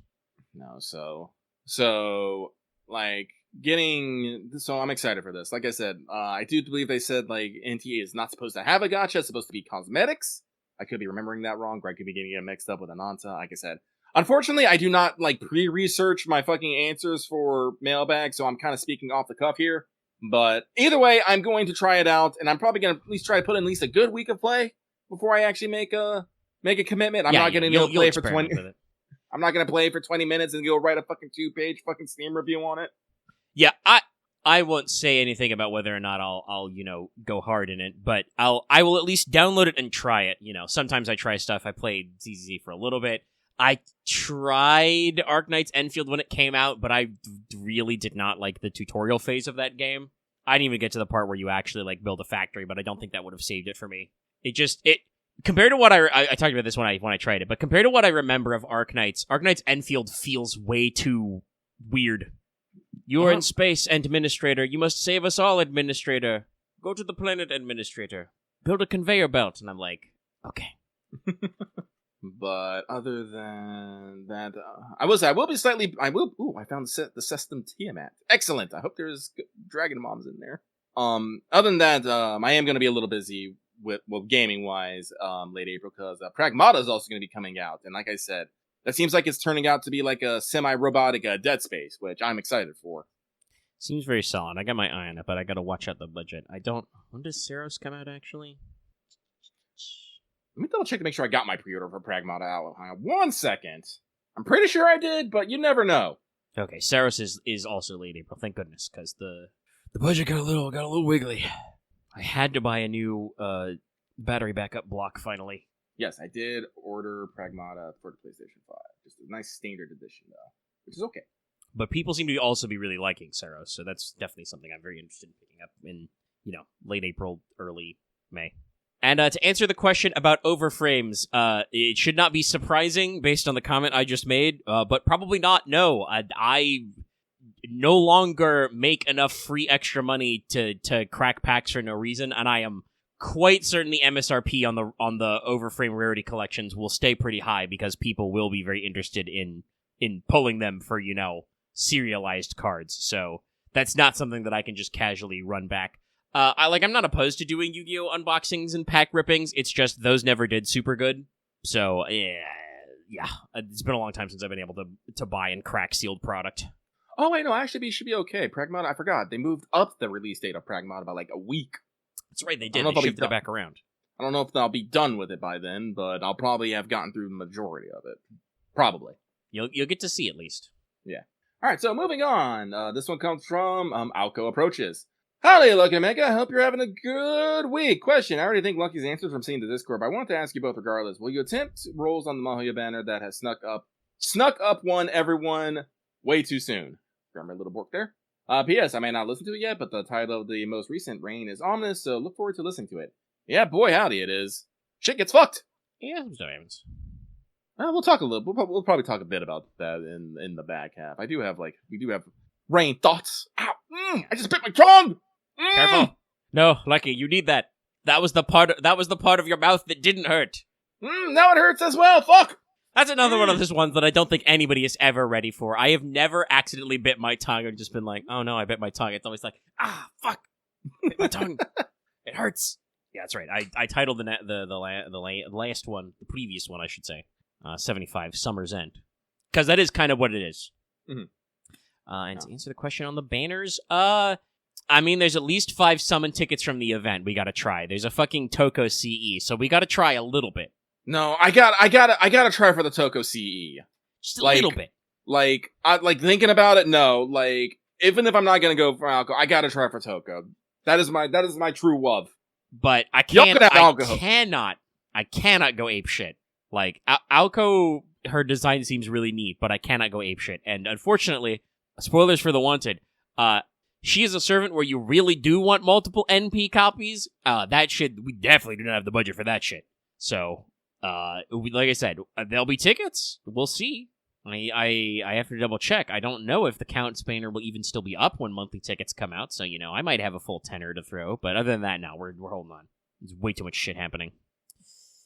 Up to the 7th? Okay, so we'll have monthly. We might blow monthly tickets on the Count just to see, because we're waiting and hoping. But I don't know. But yeah, no. Despite the fact that the physical bonus edition is sitting on my shelf, I've never actually gotten into Mahoyo, so I don't necessarily feel like a super giga attachment. Some of you I know are like old heads who are like, there are probably people in our community who are like Alco mains in Melty Blood, Probably. That's right. Of course, Dallas will also be trying to thug it out for the Count, I'm sure. So yes, I will make attempts for the Toko CE. We'll see what happens. I will probably not be spending any money though. Gotta save for a variety of reasons. Got shit to do. We do. But last but not least, it's Agent 418 saying, "Hello, Lucky and Omega. Have a good weekend." Thank you very much. My weekend has been kind of shit right now, but as long as I don't clench my jaw or yawn. Oh fuck! I said yawn and I immediately wanted to yawn. No, suppress. It's fine. You got it. You can hold it in. I can hold it in. But I should destroy Robin for his hubris. But that's it for mailbag. Yes. All right. Mailbag completo. Which means, speaking of Alco, let's talk about the Mahoyo Collab. That's where we're at. So the collab coming soon, and we're going to do the Mahoyo pregame, or as I wrote it in my notes yesterday, Mahoyo pregame trust. Trust it will appear, and so it has. And let's talk about it. So, we're going to do the Mahoyo Witch on the Holy Night collab. If you don't know, by the way, yes, it's Mahotsukai no Yoru, usually translated as Witch on the Holy Night, usually abbreviated Mahoyo. The event is called the Kumano Hot Springs Killer Case. Now, this event is going to be a little bit different. We have multiple mechanisms here. So, there will be time gates. Every day will unlock the opportunity to play a new main quest and a new free quest. But also to unlock main story quests, you will need to hit certain milestones of exorcism points to progress. But it is not a point ladder. It is a mission event. Clearing missions gets you exorcism points to unlock main quests. Also need Fuyuki Clear to participate. Now, main story quest will consist of Acts 0 to 8. Yes, they are numbered that way. And some extra quests for extra mat drops at the end. A little extra thing to give you some flair. Post-game stuff. We're doing kind of, magical mystery tours, so it makes sense. Clearing all of these stories will net you 10 Saint Quartzes, quite a lot of CE EXPs, 1 Holy Grail, and your permanent welfare servant, Sojuro. Who, by the way, no temporary, this motherfucker just joined permanently in, Act 2. Rad. From what I understand, that's very appropriate to his character to just get, immediately get shanghaied into Chaldea. But yes. Also, it's a shame we don't get Saints Quartz frags for event story pips because, geez, there's gonna be a lot of pips, gang. Some of these, acts are 7 story pips or 7 total pips. Only one of them is a fight. Oh, wow. So, you will be reading. Now, like I said before, you only need the Fuyuki Clear. So, the enemies are not going to get too crazy. Mobs are going to be 10k to 40k. Mini-bosses will be 80 to 100k, or maybe small break bars will be around 100k. Your actual bosses might be somewhere between 200 or 400k for most of these. Now, you are going to have a couple of interesting, general comments here. You're going to have to throw MASH in the front row a lot. And yes, that means that MASH is actually coming along with us. You also will have a support Aoko you gotta throw into the front line a lot, or will be forced into your front line. And depending on the quest, you may not be able to let some of the gang die. You'll be game overed if you let Aoko fall, or you let MASH fall, etc. Sorry, I smacked my microphone a little, scratching my nose. Oh, and this is a mystery event, so there's gonna be some quests, some nodes you can't complete unless you pick the right answers in dialogue. You will just be kicked back to the start if you don't pick the right answer. So, you gotta read a little, you gotta pay a little attention. Or, hopefully, if you're in a real bad bind, you can process of elimination. But yes, you will need the correct answers to make the actual quest clearable. Couple of notes on these. Act 2 starts with an unwinnable fight. You just have to let the NPC Aoko job. It literally ends when she dies. That's the conclusion is you lose. So, just go for it. Also, yes, Chad asked if it can be OG MASH. I do not think she is costume locked, because remember, you can do this on just Fuyuki Clear. So, people who aren't even at, Lost Belt can do this.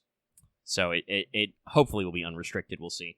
But Act 3 has a couple of boss fights at the end, one of which includes a match against God Karen, Super Baby Karen, and a demon.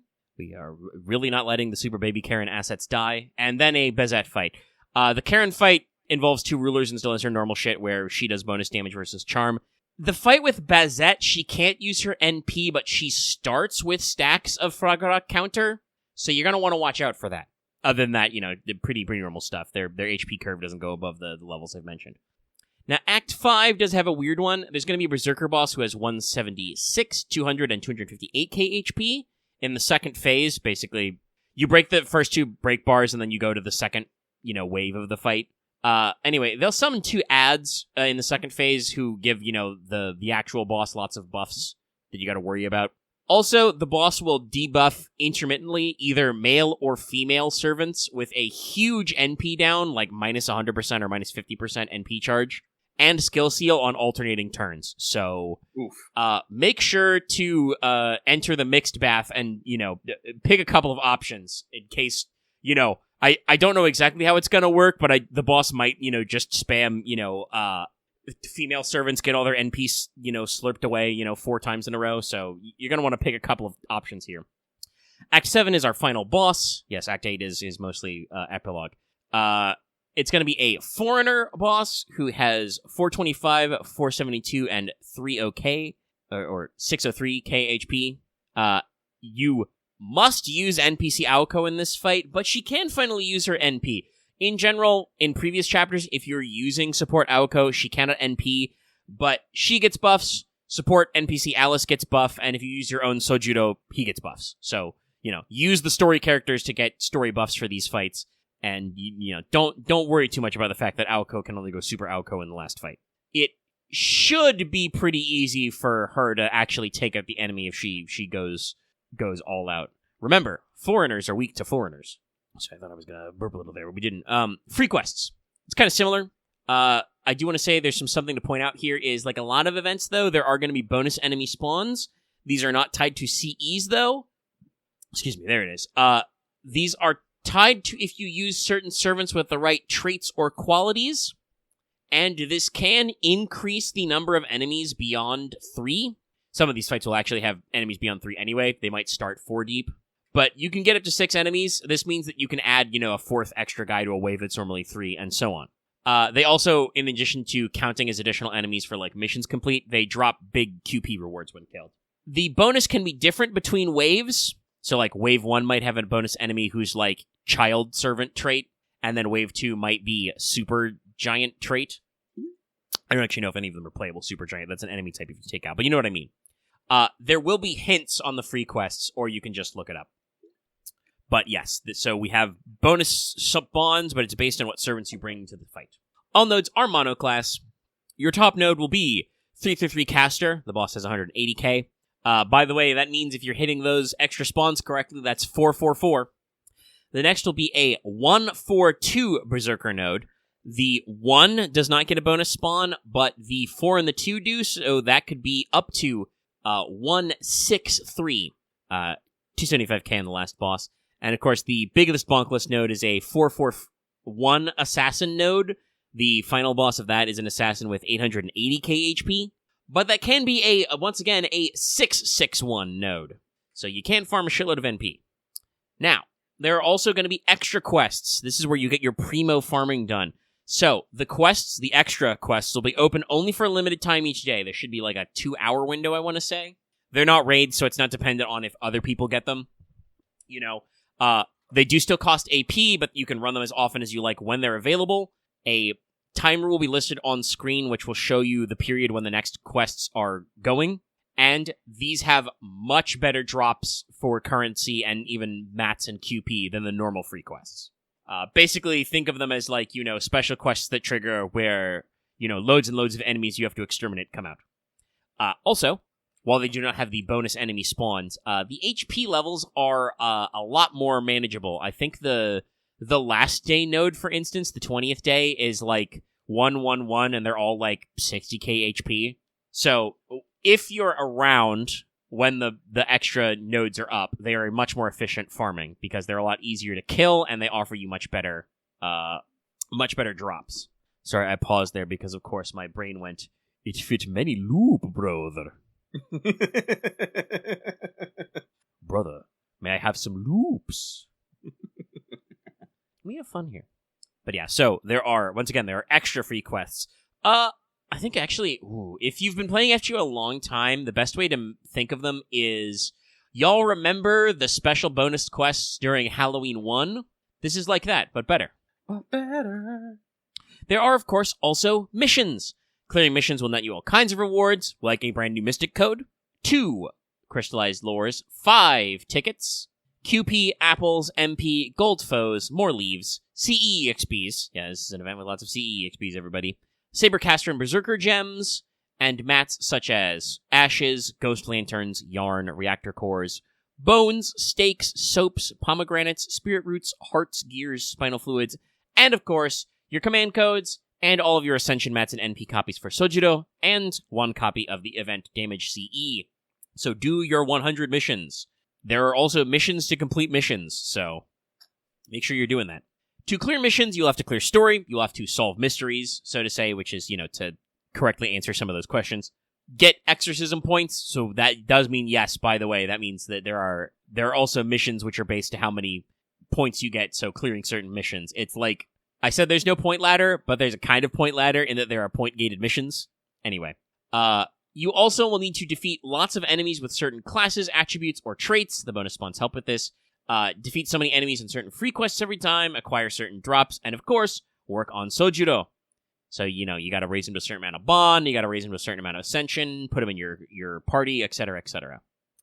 So, what are we doing with those drops? Those currency drops, you ask? Well, we got a store. The store has some Sojudo coins, has 3 more lores, has 4 damage CE copies. That's right, you can get all the parts of the damage CE without needing a drop. But also includes all your usual EXPs, foes, even more leaves, even more CE EXPs, and materials mats like Spiritrons, giant rings, pages, dust, scale bottles, feathers, photons, hell yeah, lamps, lilies, flowers of the end, scarabs, eggs, and comet shards, plus saber archer caster statues. Now, how are we going to get those delicious drops for the missions and the store? Well, you got some bonus servants to help you out. The list is Alice, Aoko, and Sojudo are plus 100% damage and plus 50% bond, of course. Muramasa, Saber Shiki, Fujino, Sugitani, Kashinkoji, Karen, Ashtarte, Bazette, and Mash are 50% damage up and 20% bond up. Mash is 5% for the whole team as usual. And your lowest rung of bonus servants are Calamity Jane, Regular Kukulan, and Kid Gil are 30% damage and 20% bond. So yes, there is Fujino's in this list, Muramasa's in this list, my fucking Space Ishtar's in this list. That's pretty good. She's, I think, one of, number 2 in my overall servant's attack stat. Number 1, of course, is, Summer Ibuki, but, she's big. Big, wild, out of control. But Space Ishtar has a lot of attack. Speaking of Fujino, by the way, we should also, during this event, get rank ups for Fujino and Calamity Jane. So we'll get a couple little boosties for this. And, you want banners? We got them. The premiere, obviously, is going to be Foreigner, SSR, Aoko, and CEs.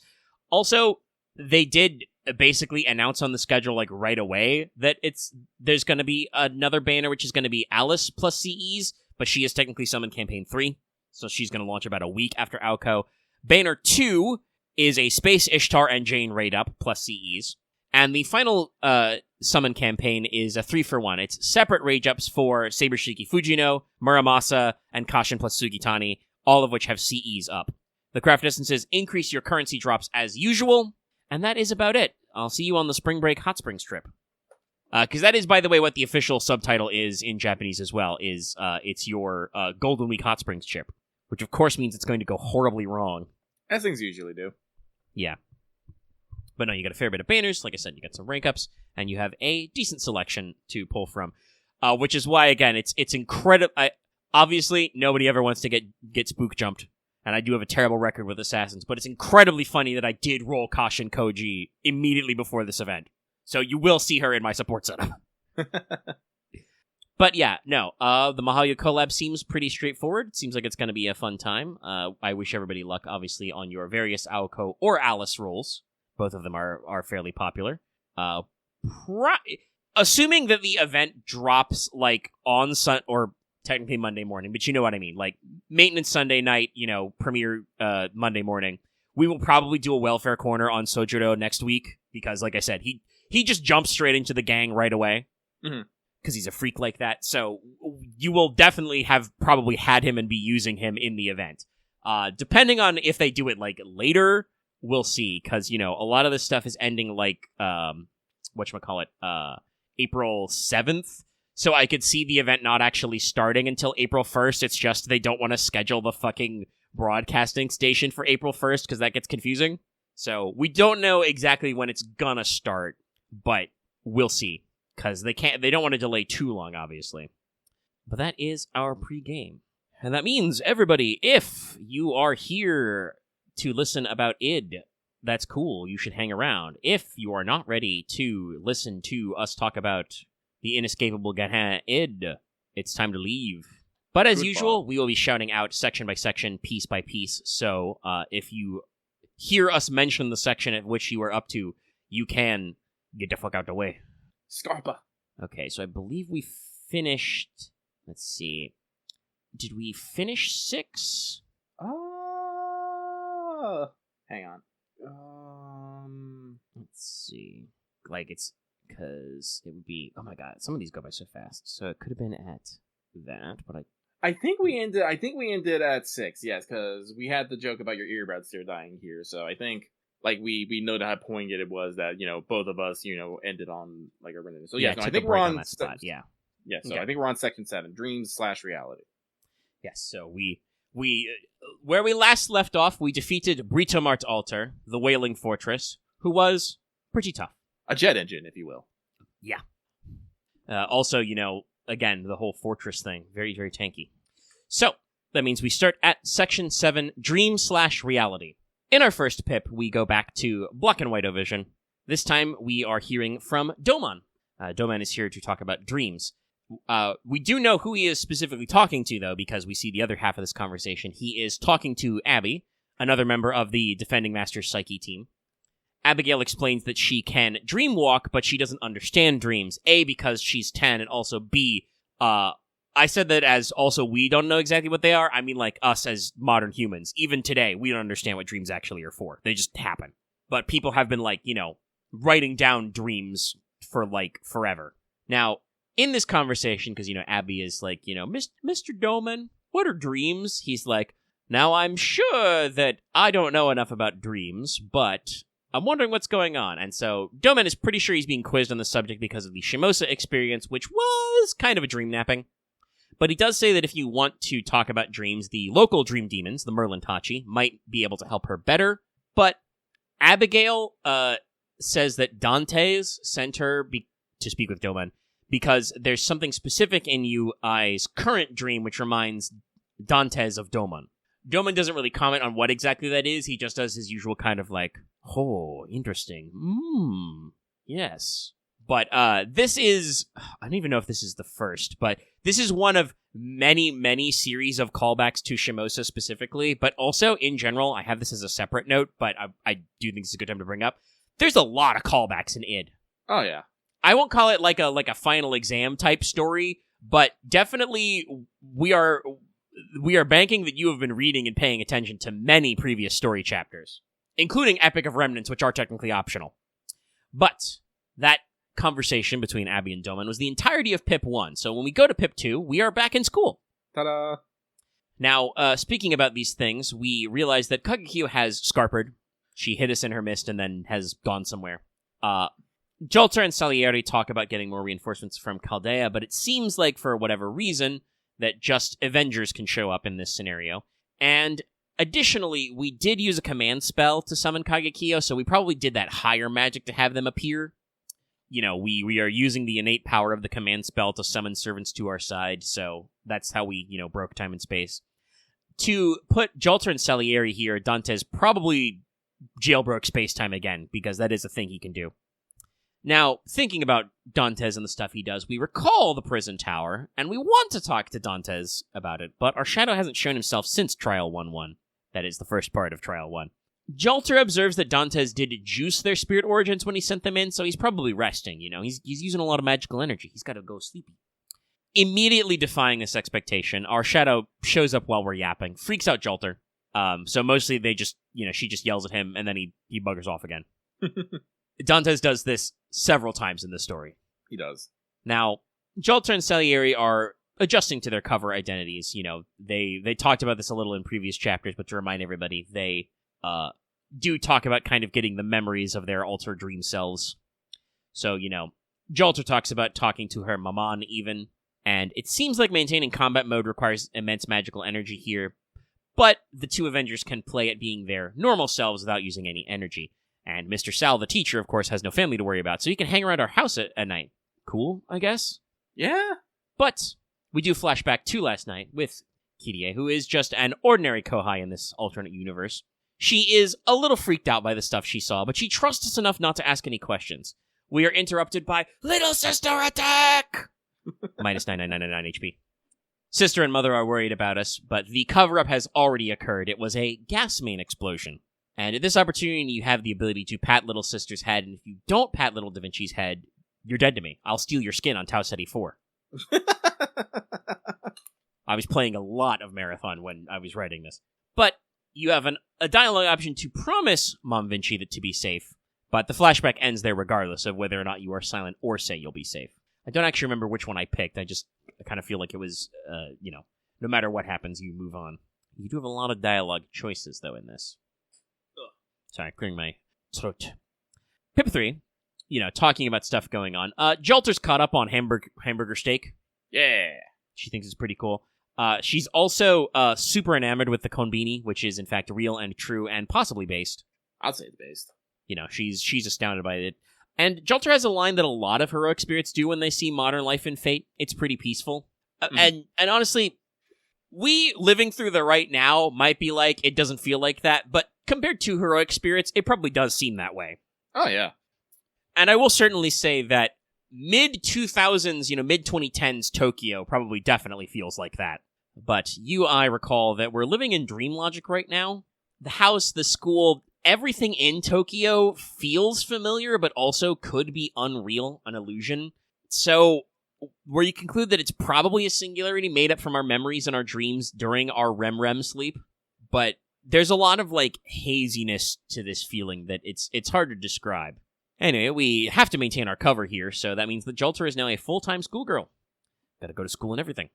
Salieri not interrupts, but the conversation naturally moves on to him, talking about being innocent monsterized. But he doesn't get too far into talking about himself before he shifts back to talking about tactics, and says that we need a bigger roster. Jolter completely restates what he just said, so he calls her out on this. She, acknowledges his point, goes through a whole rigmarole, and just circles back around to his point anyway, and he's just like, I did just say that, thank you. We have some good duos in this story. We also do remember to bring up that Hassan of Shining Star is here, but, we can't count on his help yet. Now, we do, of course, run into our friends, who ask us about what's up, and in true anime protagonist fashion, we pretend to be dumb, so that Himiko and Ricardo just fill in all the rest. Oh, what's that? There was a gas main explosion? How interesting. I would never be near Tokyo Station at that hour. But apparently, everybody else experienced the boss fight as lost time, about 41 minutes. Now, Himiko tries to catch us like a lying liar who lies, but Ricardo just deadpans her into another scare cord, so it doesn't go anywhere. She's super enthused and looking for all these tropes, but Ricardo's just like, I don't know, maybe they were just, walking around. It's not like they have a phone. Now, in class, Hassan talks to us in the middle of class using his secret assassin techniques like some kind of delinquent.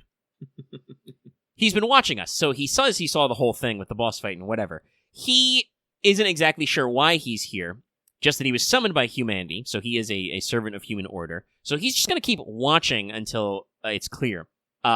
He is cut off by the presence of another transfer student, and how do you do, fellow kids, says Kagakiyo.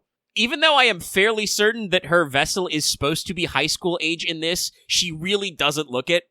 So it's very funny. And we do get dangerously close to an Abbott and Costello routine with Oruta before this section ends. From the back, Jolter just shouts out, "What the fuck do you mean you're Ushiwaka Yoshitsune? You're Kagakiyo!" And she's like, "Right, I'm Kagakiyo." And the teacher goes, "Oh, but it says Yoshitsune right on your sheet. That's clearly wrong. I am definitely Kagakiyo." No, it's great. Oh, sorry, scratching my ear. Yeah, the Melty Blood Ushiwaka might be it. That would be very funny. Anyway, that ends section 7. We begin section 8, Transfer Student. So, Ushiwaka Kagakiyo is here. It's not Yoshitsune. It's definitely Ushiwaka Kagakiyo. We'll get him next time, I guess. Jolter reveals, or reminds us, that she can communicate telepathically, which is, of course, perfectly normal. Servants do that all the time. I do actually believe that in other works, servants do it more, but it's something that, we forget about a lot. Also, though, I will actually say, probably good that we don't use this in daily life in Chaldea, because can you imagine the fucking telepathy party line with 400 people on it? Oh, God, no. You never get anything done in that group chat. No. Anyway, Jolter is confused, but based on what she's picking up, she seems to think that Kagakiyo is here to stay.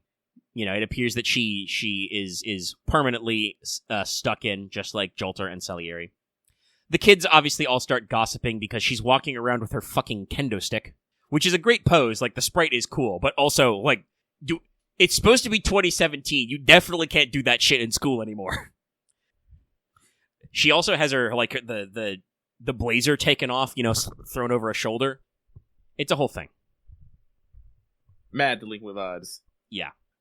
Just Miss Fuka is starts skipping class. Yeah, no, yep. But we will talk about that later. Miss Fuka is, of course, completely flummoxed. Has no idea what's going on, but she's just going with it. Jolter and you and I resolve to talk to Kagekiyo on the next break.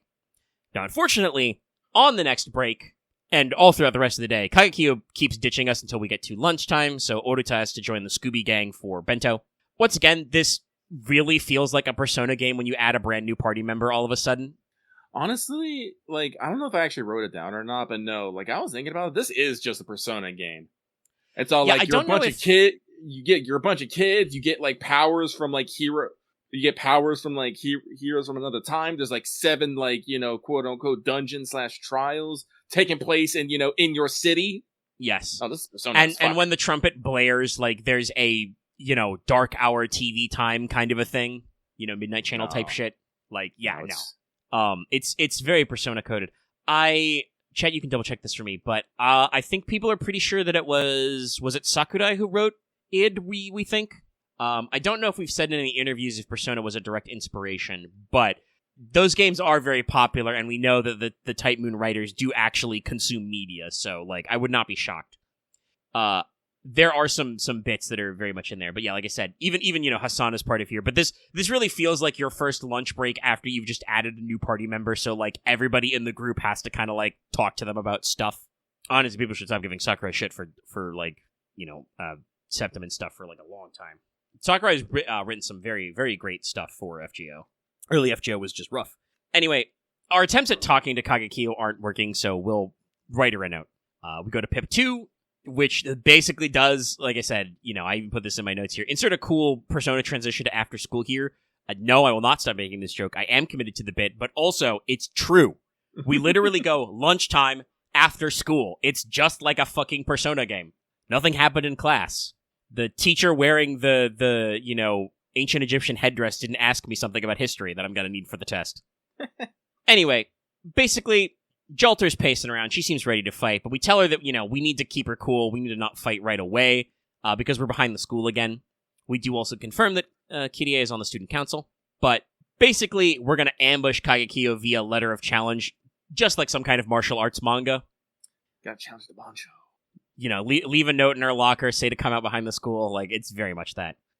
Now, Jolter wonders how Hassan is here in school, and Salieri says that he forged his paperwork. You know, he has access to the staff room, so he just checked. Jolter apparently forgot that heroic spirits with real classes have required secondary skills. You know, as an Avenger who is notoriously a counterfeit heroic spirit, you know, being created by a wish on the Holy Grail, she does have, you know, certain abilities that will come up later, but also, like, does not have the normal breadth of abilities you might as a normal heroic spirit. And I even said in my notes, you know, Jolter would probably be instantly made in a real Holy Grail war. We do discuss how good Hassan of the Shining Star would be on the team, but it's a moot point because he's not interested in joining us yet, and we're not interested in forcing the point. Dantes still isn't helping us, especially with a snatch and grab, a smash and go type thing. Jolter is really demanding exposition, but reading this, I know she's not going to get it in this section because there's only 3 pips total. Like, I will say this, at least for Jolter, like, she says several times, I'm kind of dumb, I'm not smart, but she is definitely not afraid to just be like, will you tell me the fucking point already? Like, every single time she has an opportunity, she's just like, just explain this shit to me, okay? Tell me what the fuck is going on right now. And I'm just like, oh, Jolter, that's not this kind of story. I'm so sorry. We instead take a detour to rag on Jolter because of her classical Chunia obsession with German. You know Jolter would play Cyber Dragons. Cyber Dragons in Yu-Gi-Oh! All have German subnames, Lucky, like Zwei and Drei. And so I'm just like, Jolter is such a tryhard about that stuff. She'd absolutely be all over it. Now, luckily, we don't have to rag on Jolter anymore because Kagekiyo finally shows up at this point, and she really wants the fight part. But right now we're talking. Unfortunately, talking it's an impasse because Kagekiyo would just absolutely hate to give us a free explanation, so we have to fight her first. We have to hit her. Everyone puts on their war face. No, Jolter stonk's going way up in this story. Very much so, yes. Now, this is where we have a little fight with Kagekiyo. We get one quick smackdown in. Kagekiyo calls it quits.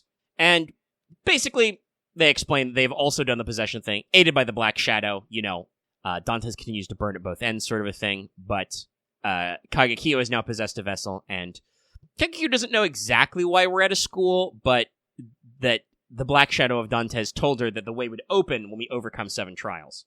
Whatever the hell that means.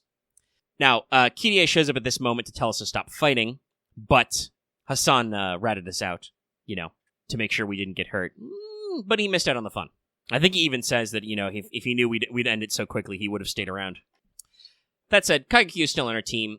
Kirie's just confused. But before that routine can go on any further, Zahando returns. The fire comes out, and everybody chooses to transform back and possibly to roll out. In Pip 3, we jump straight to a fight, and then when combat is over, everybody wonders what Zahando's deal is, except for Kirie, who is of course wondering what everything's deal is. We do decide to tell her, but she says she trusts us 100%, so we don't need to spill everything yet. She's staying committed to the, I trust you, you don't need to explain anything to me. Sorry, somebody made a comment about, what happens to snitches, and I'm just like, we do never see the principal in this scenario. I wonder if that's Gramps. That'd be very funny. Principal Hassan, this is going on thine permanent record. Offer thy head. Anyway, God, no, I do just want to see fucking the old man of mountain in just a standard business suit, but he still just has the giant. He has the giant horned skull head. Yeah, no, I was just thinking that. He'd give great speeches at the podium. Elsewhere, though, we do see that Miss Fuka has a run-in with yet another Zahando. And that ends the section. We go to Section 9, Something Never Forgotten. We begin with a big vibration, and everyone starts wondering what's going on. We feel a big pulse, and we're like, oh, what's that? Now, Salieri detects a large magical source and tells Jolter via telepathy, because Mashio is standing right there. And Salieri's not sure if the magical energy signature is an enemy or friend, or if it's even a servant. It's kind of weird. Now, Kirie suspects something is wrong, but she's clearly been reading the wrong kind of mystery novels because she thinks it's a love triangle situation. Come on now, gang. Mr. Sal's a teacher. Anyway, not putting up with any of that, Hassan and Kagekyo both decide to just leave and see what's going on for themselves. We advise Kirie to leave because the weird is happening again, and so we send Salieri to escort her out while we stick around to look for clues, gang. But we promise Kirie will be back home for dinner because it's gonna be hot pot night. Oh, yeah. In Pippas 2, Miss Fuka is walking through the halls slowly, steadily. She starts talking normally, but then immediately swerves into talking about needing to destroy Rome. She seems to realize that this is unusual and talks about being hungover. I can only assume that Miss Fuka is like our Taiga equivalent, fully. Yeah. But Hassan spots Miss Fuka as the source of magical energy. You and I assume that Miss Fuka can't possibly be a servant, but apparently it's pretty close in energy levels, and she seems like an energy with her wandering around the halls and ranting. Now, Hassan and Kagekyo resolve to deal with this immediately, but we say to wait. We say to hold it back. Unfortunately, it becomes a moot discussion as Miss Fuka's face is veiled in shadow. Magical energy bursts out of her, and she seems to become a veiled Boudica. We instantly clock that she's not in her normal Saint Graph. Just from her look, we can tell, oh, that's not a normal writer manifestation. No, you gotta know. They tease us a little bit. We'll talk about it in a second. There's a few teases in this that I'm, not 100% happy with. One of which has to do with they keep teasing Avenger Boudica, multiple years apart. Which, by the way, again, I should have put a note when I read your talk about bait, but talking about callbacks, right? Our first discussion of Avenger Boudica was Garden of Order, which did tease Dantes the first time. That's where we fought Boudica in an apartment. So it's that's really old. The other thing is that there's some Wild Hunt lore in this that I'm just oh my god, I would kill for some action on whatever the hell's going on there. Anyway, back to the present. The Avengerverse is apparently so strong now that both Kagekyo and Jolter can instantly sense that her growing energy and the fact that she is an Avenger. Now, Jolter immediately clocks this as basically the Avenger Ordeal Call. She's basically this whole business must have something to do with Avengers. But Kagekyo says that it's too early to make judgments since we're only at 2 enemies. But it's still unusual. Also, it's funny that Jolter is 100% correct here. This is indeed the Avenger Ordeal Call. It's all about Avengers. Weird. Now, UI decide to leap into battle to try and contain her before its spirit origin completes its transformation. Since we don't know what the gimmick of this singularity is yet, we don't know what's going on here, UI is not interested in killing people at this time. There's no point in permanently destroying our enemies until we figure out what's up here. Jolter briefly takes a moment to reflect that this sort of stance is how she and the other Avengers have come to humanity's aid in Chaldea. We are really just kind of open arms, big boat sort of situation. We'll take anybody. And so she takes the lead in fighty fight time. Fighty fight time. Now, we go to Pip 3. We do have a fight with Boudica as an Avenger. And after the fight concludes, the servants go through the motions. And we do observe that Boudica is pretty tanky. So I accidentally wrote 2 C's there. I do that a lot. But Kagekiyo, thinks that she's not as strong as the Chaldean one. Missed all her rank ups, damn. No, but at this point, I am definitely like, no, why are you baiting us with Avenger Boudica? They keep putting her in fights, and I'm just all like, you've done this like at least 3 times. At least 3 times. And you can't say that, like, there was some, like, very bad, Japanese internet blowback on the artist for Boudica, because he was also a Parvati's artist, but he's come back to work on FGO later, so it's not like you can't get that guy to draw a new Boudica. He drew all new sprites for Miss Fuka, obviously. Like, I don't know. I think having finished the story, I kind of understand why we did not immediately include a huge heaping pack of new, every single brand new Avenger in this. But you definitely put some characters out there that we could be a payoff, and Avenger Boudica is one of those ones that I said is, super old. Anyway, after that fight, Jolter is annoyed that people keep dropping the J. It's very important. They just keep calling her Alter. But she also calls out Boudica Alter on her near berserk-like state, saying that she's fighting like a berserker. Her fighting prowess is reduced, and she's not making any sense because she's talking about killing Romans, and Kagekiyo and Hassan are nowhere near Roman.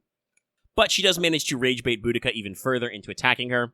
Hassan creates an opening for us to stun her, canonical Gander use, and then knocks her out. This temporarily transforms her back into Miss Fuka, and we decide to use our Mystic Codes to purge the possession effect, and the Reign of Isis seems to work. Not our first time using Reign of Isis, canonically. Yeah, chat's counting up the number of times. Also, yes, a good point that this isn't even Dantes' original artist either. This is a new artist. Same artist as Count Cagliostro is the new Comte de Monte Cristo, among a couple of other servants and designs. But anyway, with Reign of Isis working, we bundle off Miss Fuka to the infirmary. Jolter wonders why we didn't start that, but then she concludes that she probably would have dodged the spell. She also tells Hassan that normally Boudica is a much more serious fighter. This is also actually canonical. Like, in terms of a defensive battle, Boudica is one of those servants that is nigh unbeatable in a straight-up fight. Her pure defensive abilities are crazy good. Now, Hassan complements our battle prowess. UI coordinated masterfully to create an opening, and the master, personally engaged in the fight. The team even integrated Hassan into the play, despite having barely worked with him and not officially being allies. And, I wrote a personal note, damn right I did. You can kind of be humble or be like, hell yeah, and I'm like, nah, hell yeah, I do this shit all the time, man. I was humble. How did Hassan feel about that? Did he be like, you talk yourself down too little, or He's like, at least you're honest. It's fair. Hassan manages to out-Sun Jolter for a second. He says that he'll always be watching us. I think the comment, the next one, is in response to saying, damn right, it's like, you're good, but you're not that good, And then he's gone.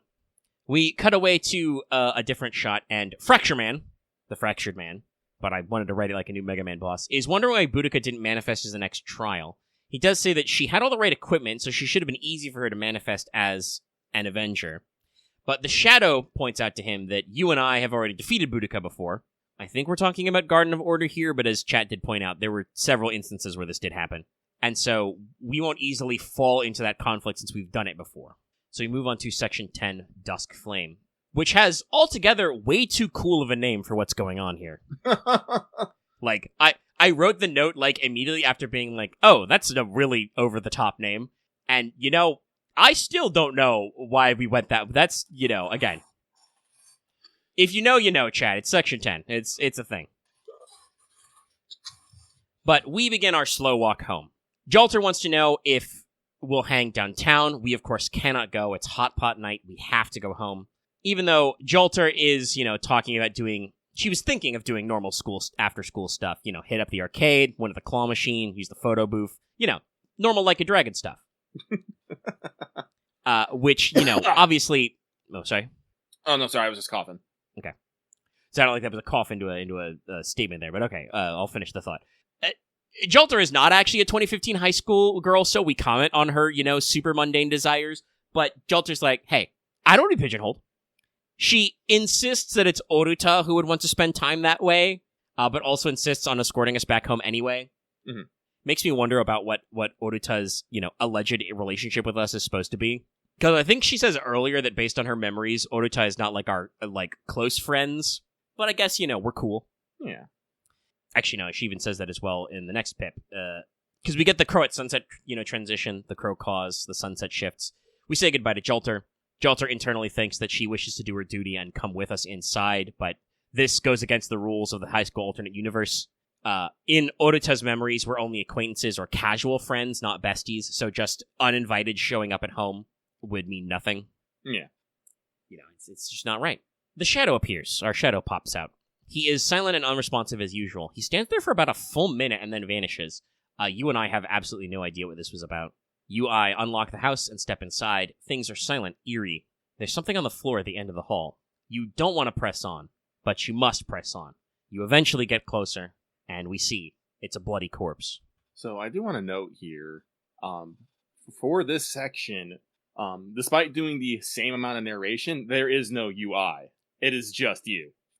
Yeah, I wrote a lot of the pronouns as UI for kind of the running gag, but when I read you write this down, because I'm like, oh yeah, that did happen.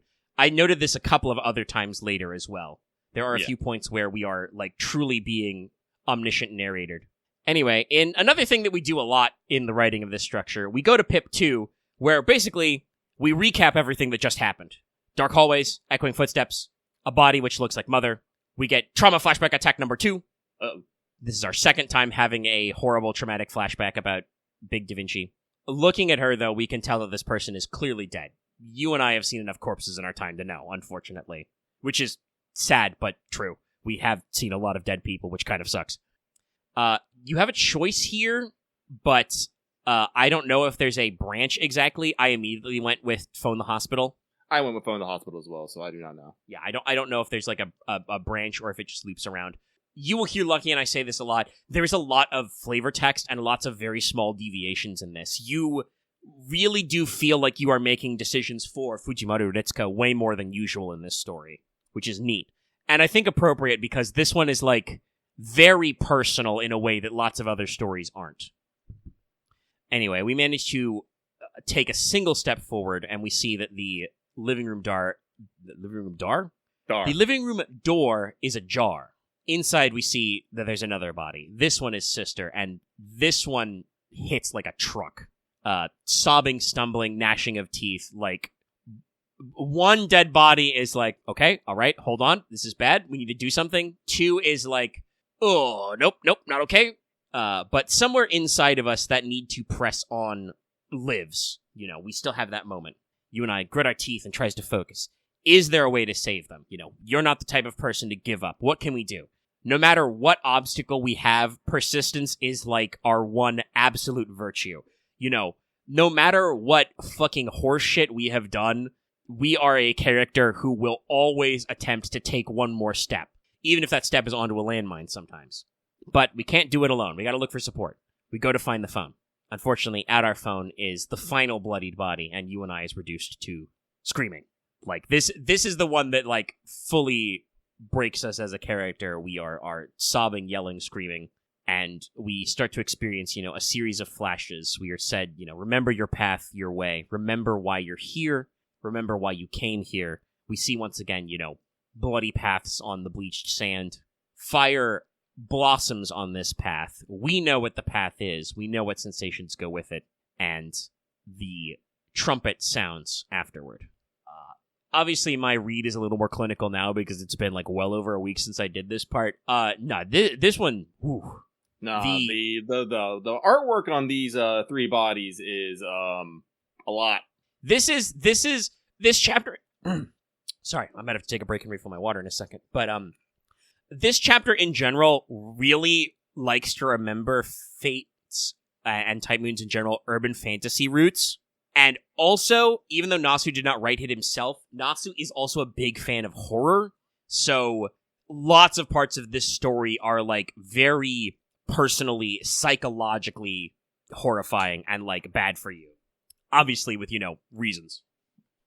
But it does, I think, a very good job of communicating to the character of Fujimaru Ritsuka and to the character of the player that no, this is bad. Everybody should feel bad. It's bad. And actually, yeah, since we're at the end of a section, let me take a second to refill my bottle of water. Okay, I'm back. I had my headphones on while I was out, so I heard that conversation. I want to say, while we were taking a second for me to fill up, Loki was discussing with chat, like, the area where the master becomes a character. No, I do agree that later in part 1, we become a character. I think the main thing is, I don't necessarily want to say it's a problem, but I think the thing you got to be aware of is the master is more of a character in the later stories. The thing is, because FGO has different writers, they are not always the exact same character in every story. I read a post a while ago where kind of pointing out the different like quirks and idiosyncrasies of each writer. Different writers take different approaches to the protagonist. Some are much more personal and introspective. I think Nasu does this a decent amount. You know, if Sakurai was the one who wrote like id and some other chapters, that would definitely be a noter. Other writers tend to write the master kind of like as more of like a comedic foil. You know, you'll do whatever you need to do to make the joke work, the kind of like the softening of the blow, and we leave the other stuff for later. And in some cases, the master is, you know, a more distinct person who is not quite what the same characterization as id. Definitely, like, I think especially for like stuff we did, that Solomon is definitely a point where, like, irrespective of what you, the player, are doing, Fujimaru Ritsuka is making decisions, right? Like, we feel that moment when Mash blocks our Salmonis, but regardless of how you felt, Fujimaru feels something at the same time, which is why, you know, canonically, you just beat the shit out of him with the shield. Get his ass. You know, but yes, I definitely think, like, we have character beats and moments in earlier chapters, but they're very subtle and small, and then, like, Camelot, I think, is where we start to see shit that makes us go, like, oh man, this is for real. Like, you are definitely more of a witness in Camelot's story, like, seeing Arash, seeing Bedivere, you know, observing those things. And then when we get to Babylonia, you spend a lot of time in the Singularity doing stuff and kind of like hanging out with people. And like you said, that's how you can have like your different responses to Ishtar and to Ketz. You know, you kind of have that back and forth, the kind of bonding moment with Ushi that kind of goes awry in the end when she's taken over by the Dark Tide. No, and like, even like how you like interact with Arash, shit like that. No, Camelot, I guess, like you said, you're definitely a witness. You kind of watch things happen more. And Babylonia is where I feel like as the main character, you act on things more. So that's where I generally would say that Babylonia is where I think that. Oh, how do I definitely will say that I think that like the perspective of the protagonist colors FGO stories not as much as some other POV characters, but that is their character. There is a lot of point made in this story that it's brought up. Fujimaru Ritsuka is the kind of person who will take all comers. You will accept help from anywhere, even when it is dumb. Lucky you'll figure this out when he gets a little further with some characters. But, like, even the Avengers themselves, right? Like, Jolter is like, normally we would never get fucking summoned. We would not work to save humanity. None of that shit is in our nature. But because the protagonist is the kind of person who is like, I will accept whatever help I can get on this hell quest, Avengers are like, all right, you're great. I'm on board. I'm on the team. Put me in, coach. You know, yeah, like, that's subtle because, like, that's not going to characterize a lot of narration that your character is kind of, like, open-minded and accepting. But, like, that is actually a pretty consistent point in even the way, like, individual servants are written. So it is definitely interesting, but I do kind of like, I will say that is a way you can put it, is that I do not think that the master's perspective colors a lot of the narration because they are deliberately supposed to be kind of like a modern day everyman kind of person. That even shows up a lot in this story specifically, you know, looking at and thinking about your, you know, humble pre-Chaldea life. But some of that is deliberate. But definitely depending on the story, like, you get much more character out of it. Like, even past, like, Babylonian Solomon, going into the next phase, Lost Belts. Lost Belt 1 has a lot of character. Like, a lot of it is observations about how much of a, like, crazy, desperate motherfucker you must be to, you know, ride shotgun on a golem to punch a mammoth, right? Mm-hmm. Kadok has that kind of out of context observation. But then you also have, like, you know, again, it's not really told through, like, inner monologue. I have notes about inner monologue later. I don't think we'll get to them yet, but there's a lot of inner monologue in this story, especially from Salieri. But, like, we don't get a lot of inner monologue about it, but the character of Fujimoto Ritsuka clearly has very strong feelings about the Lost Belt and the Yaga and what cutting down the tree means, right? Like, we almost have our despair moment, and it's not until Pakshi, like, grabs us and is like, motherfucker, you've lived a good life. Don't you waste this. Your world sounds way cooler than my world, man. This shit sucks. You know. I will say that, like, I do think that there can be much more stronger, like, characterization shown to protagonists with inner monologue. I do actually think that FGO is not wrong for not having a lot of inner monologue with the protagonist, because it is supposed to be a little bit of a self-insert, you know? Yeah, You're not supposed to say. Go ahead. Oh, sorry. I'm sorry, but yes, like I said, like, ultimately, you're kind of supposed to be a self-insert. Like, you're supposed to have your own thoughts on situations and whatnot, which is why, you know, we don't necessarily have a lot of thoughts behind our actions. We just usually have actions upon our actions. One of the reasons why I think that we have, like, so much of it here is because, you know, someone might be running shotgun with us, or, you know, and influencing us in our thoughts and stuff. You know, because, like I said, they're talking about, you know, UI and stuff, so... Yeah, there is a narrator who is physically with us in this story. Which, again, I think kind of adds to, like, the dreamlike quality of it, right? Many of you will experience dreams, and people report feeling kind of disembodied or third person in dreams, you know.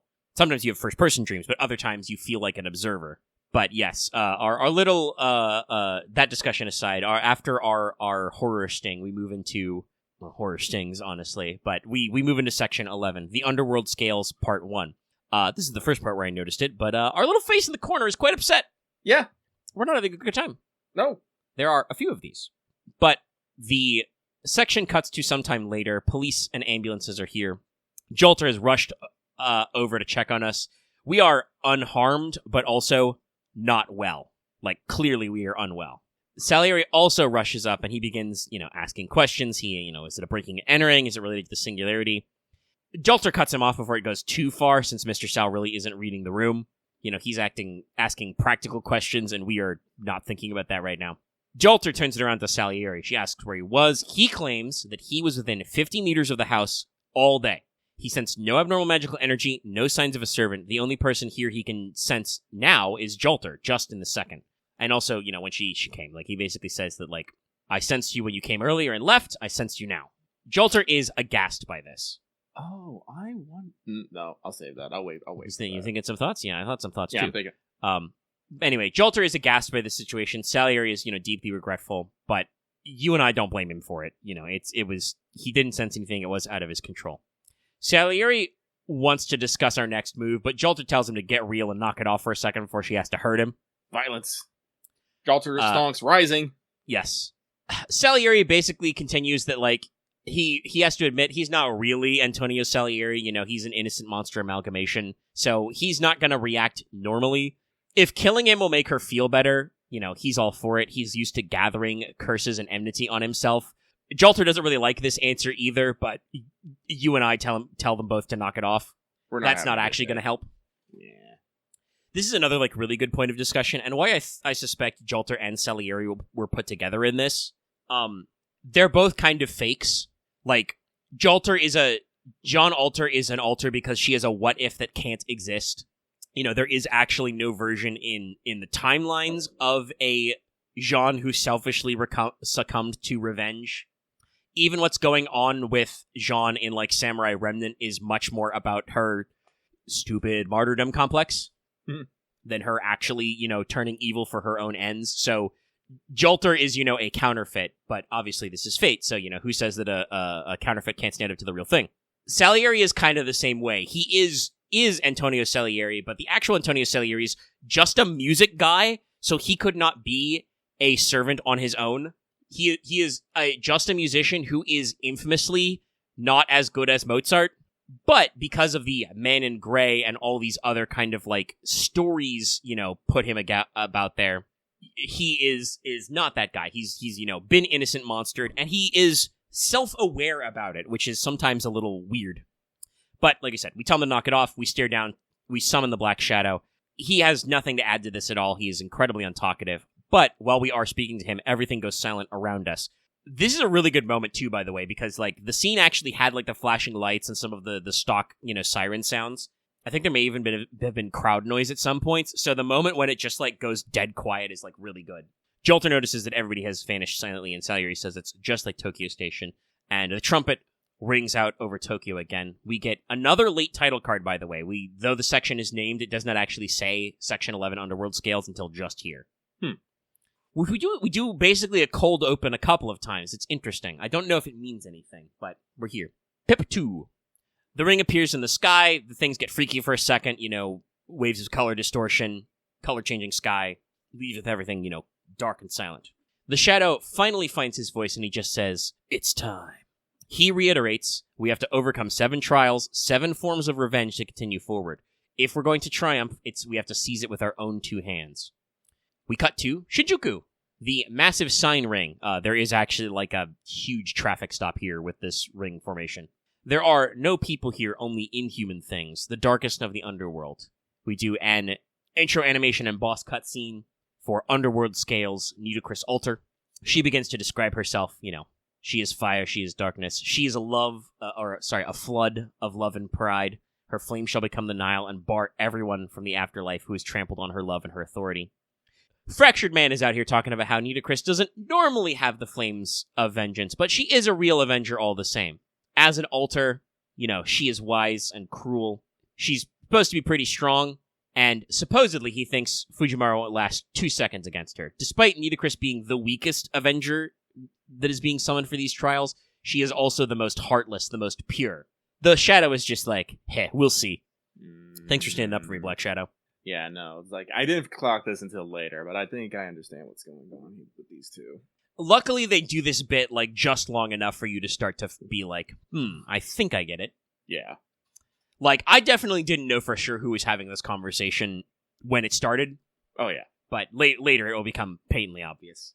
They will actually answer that question. Anyway, the trials will involve 7 vengeances, 7 infernos, 7 fragments of souls. You and I barrage our Shadow with questions, but he's not the answering type. All he says is that he has received our flame and he will answer it. Our shortcut to the boss arena appears again. We jump through. Jolter says that she's feels like she's going to be a little ill, but she does recognize the area. We're close to the Tocho, which is the municipal government building in Tokyo. It's that iconic one with the 2 separate towers in Shinjuku. Yep. It's in, lots of stuff, including Digimon Tamers. But yeah, it's that one. I think it was also a centerpiece in the Shinjuku Singularity, but I don't remember exactly. Anyway, we, having teleported, we see Nudicrous Altar here. She appears, but something doesn't seem quite right. Our Shadow explains her deal to us because we weren't there to physically hear her speech. Kind of talks about her being, the flood of grief and stuff. She has a new speech to give us, but similar to, Brito Mart's one, she basically says if we want to keep going, we have to fight her, we have to defeat her, we have to turn our fury into a weapon and kill her. We must fight and overcome. And then Nudicrous summons Skeletons 2! Literally, they're skeletons, but more. She also summons Ghosts.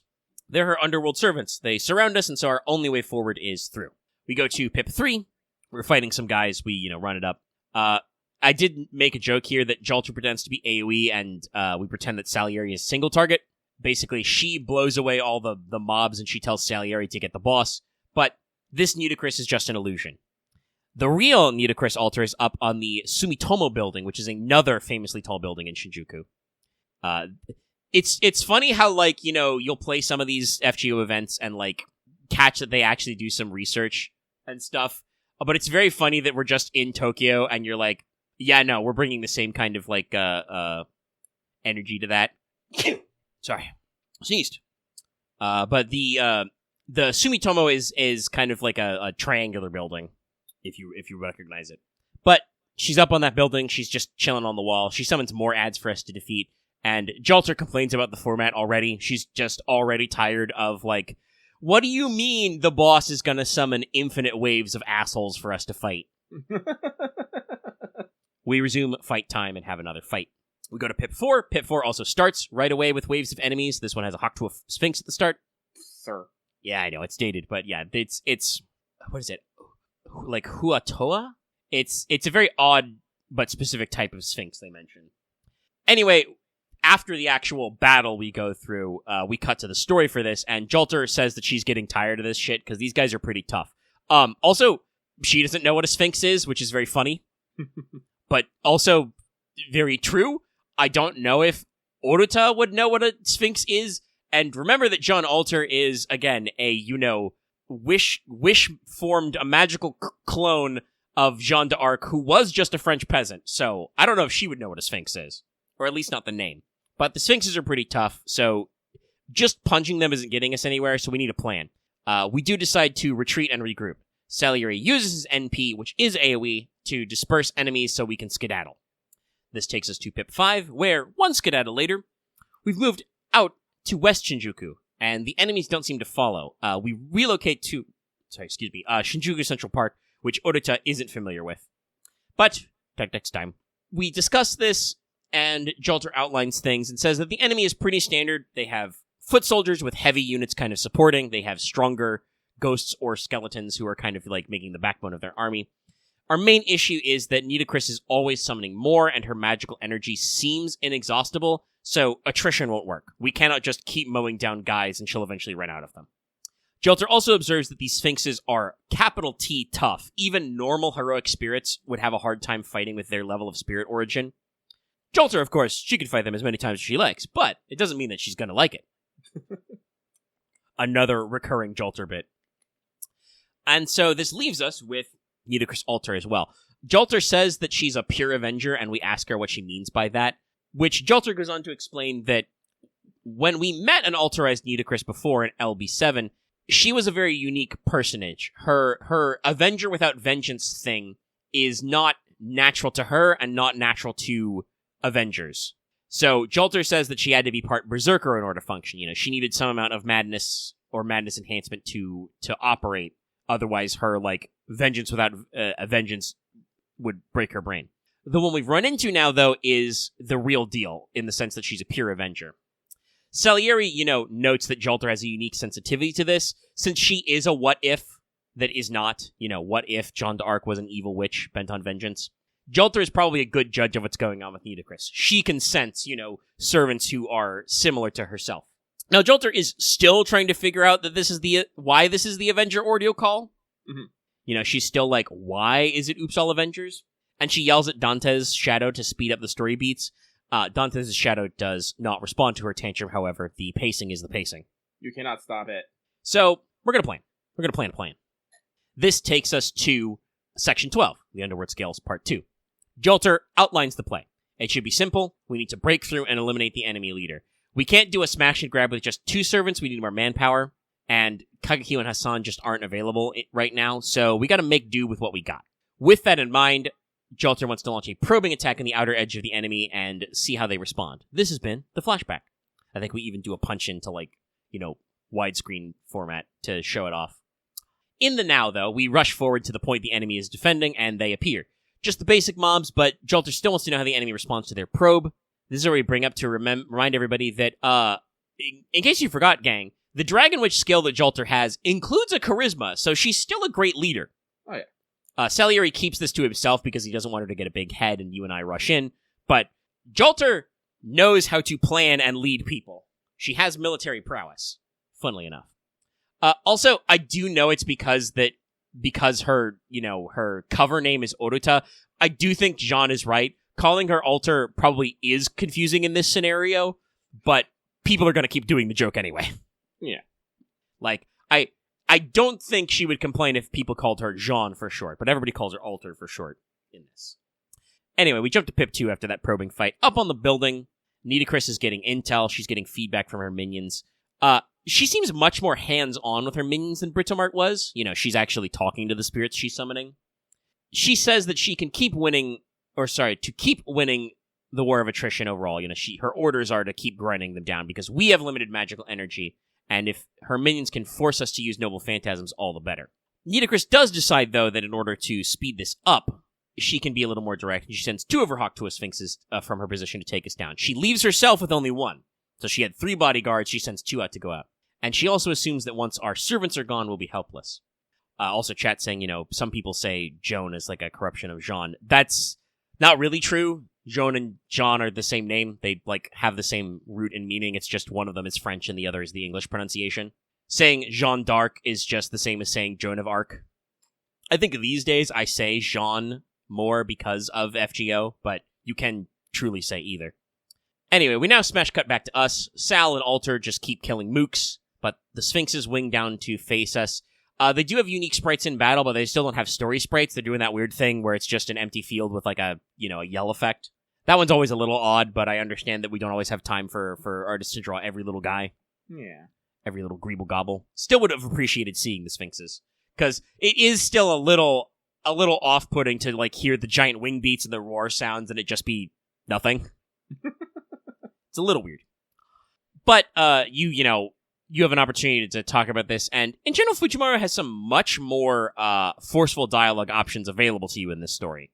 Oh, just in general, especially in this section, a lot of your stuff is just freaking direct, short, and forceful. Like, you only say, like, 2 words, if anything. They are truncated, and they're usually, like you said, they're very direct. Like, move out, I'm going, beat these guys. Like, short, to the point, direct. Yeah, shut up is another recurring one. Like, there are a lot of sections here you can work with, and obviously we are still having our little bad time profile in the bottom here. We are very psychologically perturbed even. During this whole sequences of these giant mob fights, by the way, this is where I said that Summer Kama's my MVP so far as an Avenger. Just keep sending enemies to the back rooms. Yeah, no, ditto. Like, obviously, I also have Space Ishtar, who has a very similar job, but just, I don't know, there's just something about Mara Shunyata just be like, nah, get out of here. Also, while Space Ishtar also has funny NP lines, I do think that Summer Kama's joke NP line is funnier. I should try being enthusiastic for once. Demon King, die servisu. But yeah, no, we just fucking send those guys into the infinite abyss. Anyway, since the Sphinxes have jumped down, and we fight them, Jalta does not like these cats. They are strong, they're smart, they're tough. They are divine spirit level. Ugh. Sorry, my not congested juice is running out as we keep going longer, but we're gonna keep soldiering on. Where was I? Salieri observes that the cats, the Sphinxes at least, are not invincible. They can be damaged. They are not physically immune to damage, which is an improvement over Bredamart, who is literally invincible. Salieri, in fact, wounds the 2 Sphinxes pretty bad, and since Nitocris is exposed, we're going with Plan C. Plan C is charge.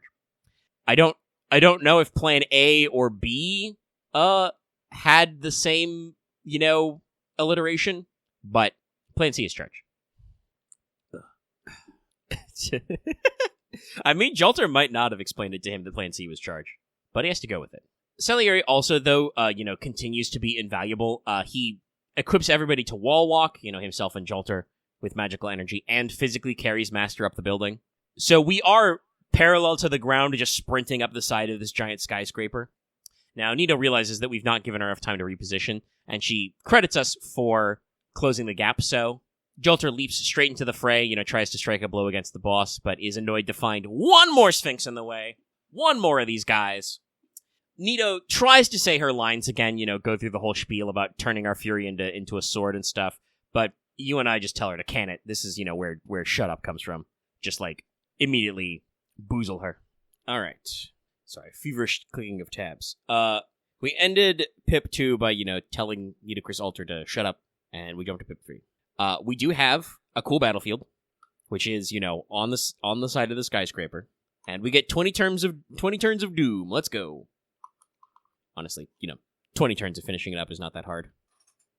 Nitocris, though, keeps pushing us back. She is impressed, but she brings up that she still doesn't have a lot of knowledge of what you'd call tactics.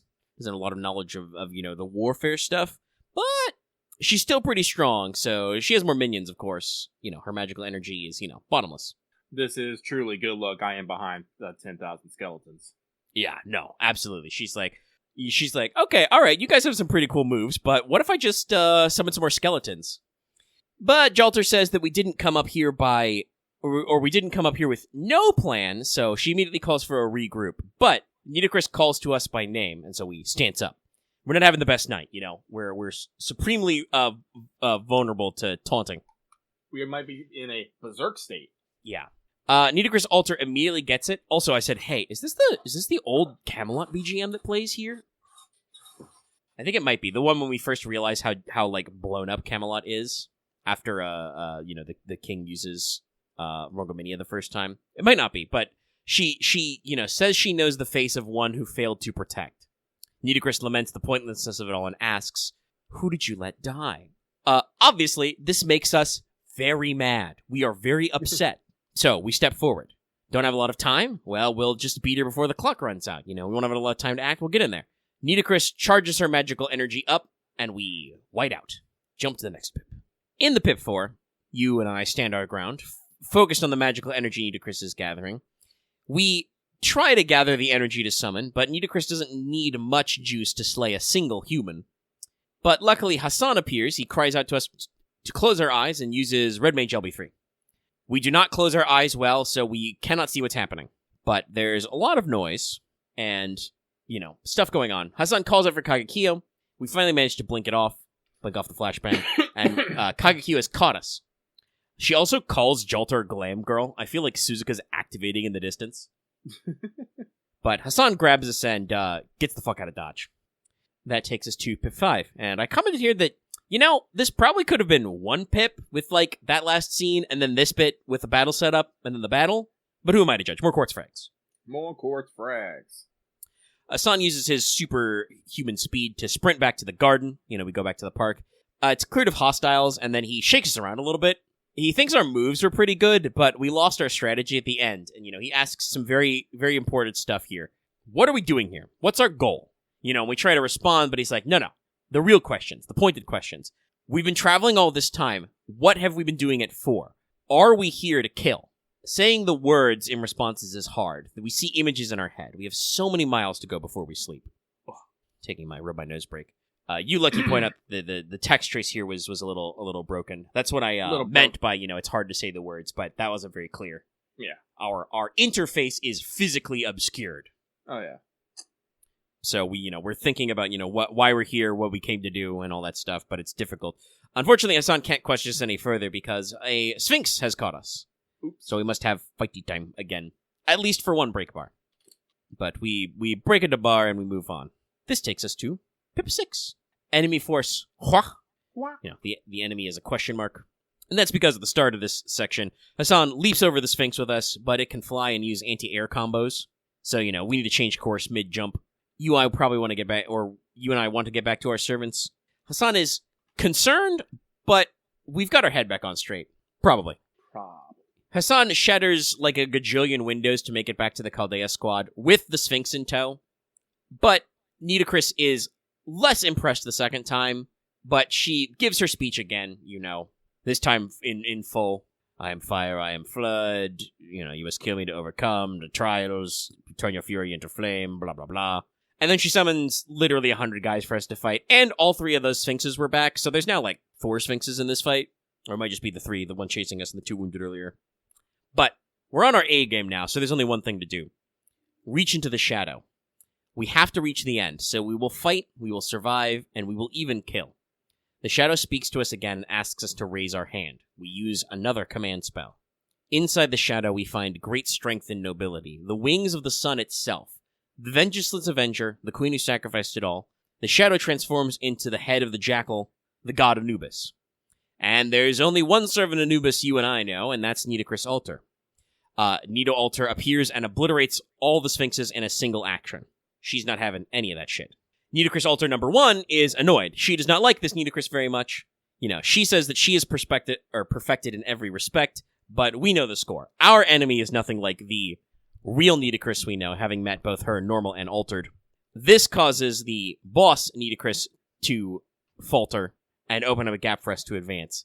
This fight isn't too tough in concept, but I never got the oath not to use NP, so I can see how that can be strongly very RNG dependent. Yeah, I guess you got the oath to not use NP or kill every single frickin' time. I did not have a great time with this fight.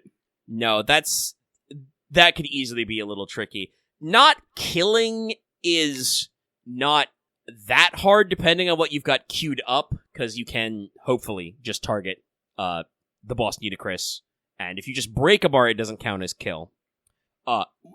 Because this happened to me at the very end of the fight, defeating her does count as kill, so you will get debuffed even when you win the fight. But yeah, no, like I literally never got the thou shalt not NP, so I was able to work with that very easily. It was skills only and don't kill only. So yeah, cool concept, but again, the fact that she doesn't seem to have a set order and just randomly picks is a little troubling. But you do win the fight. Yay, winning. And you noted that I believe that, and I didn't catch this the first time, our normal sprite comes back in this victory. Yes. We like we told the sun, we got our head on straight finally. Mm-hmm. We're not happy, but we know what we're doing. So this takes us to Pip 7, which, has the conclusion of the fight. Our Nitocris altar is referred to as true. She calls that to Anubis and shatters the fake's bounded field. And apparently, previously, Nitocris warned us about this and said that if we ever meet her in a Pure Avenger origin, we should kill her. If she's ever a Pure Avenger, something has gone wrong, and we should fight her and get her. You and I aren't sure we could, but Nitocris does say that as someone who has crossed the desert and crossed the underworld, has held the power of life and death in our hands, referring to the Black Barrel, we could defeat a fake her. Specifically, she states that no matter how powerful she is, once she sees you, the master, that version of her would be absolutely terrified of you. Which, guess what? She is. The Nitocris fake is completely stunned when she senses the Black Barrel in our soul. She gets very agitated. This gives us the opportunity we need. Nitocris True fires her Noble Phantasm, and we actually play the animation again, despite the fact that she also just said her NP chant in text box. That said, Nitocris Alter's NP is pretty sick, so we'll take it. I love the sound effect she makes as her hair, becomes the infinite void. Mm-hmm. We do a lot with sound design in here. We'll talk maybe a little later. Yeah, definitely just even for a servant sound design, the new Count of Monte Cristo, like, they do a lot of like, deep bass rumble on Roaring Flames with him, and lots of stuff keeps playing around. Now, hitting her with the NP isn't enough to finish off Nitocris Fake immediately, so Nitocris summons forth the power of our shadow with her mirror, and also chain summons to the Dioscuri, because they're part Avenger. Yeah. They then lay the smackdown on the fake Nito with their Noble Phantasm, destroying her completely. After doing her job, Nitocris True and Dioscuri's summonings end, their magical energy dissipates and floats away. We have some inner monologue, or narrator discussion of what's going on with us, but basically the discussion point comes up that, in short, or rather, or so they say anyway, he who seeks revenge should dig 2 graves. Basically, if you set on a journey of revenge, that means you have to be, willing to give it all. Revenge is a burden. It's dangerous. It puts a weight on you. But even so, there is an appeal in revenge. When you know what it's like, when you've tasted revenge, there's something sweet about it. That's another thing the dialogue of this scenario, this Ordeal Call, does a lot. There's a lot of very, very, like, tactile or sense-based things. A certain character will be described as bitter later. Revenge is often described as tasting sweet. Sometimes, sickeningly so. But, boom, enemy defeated.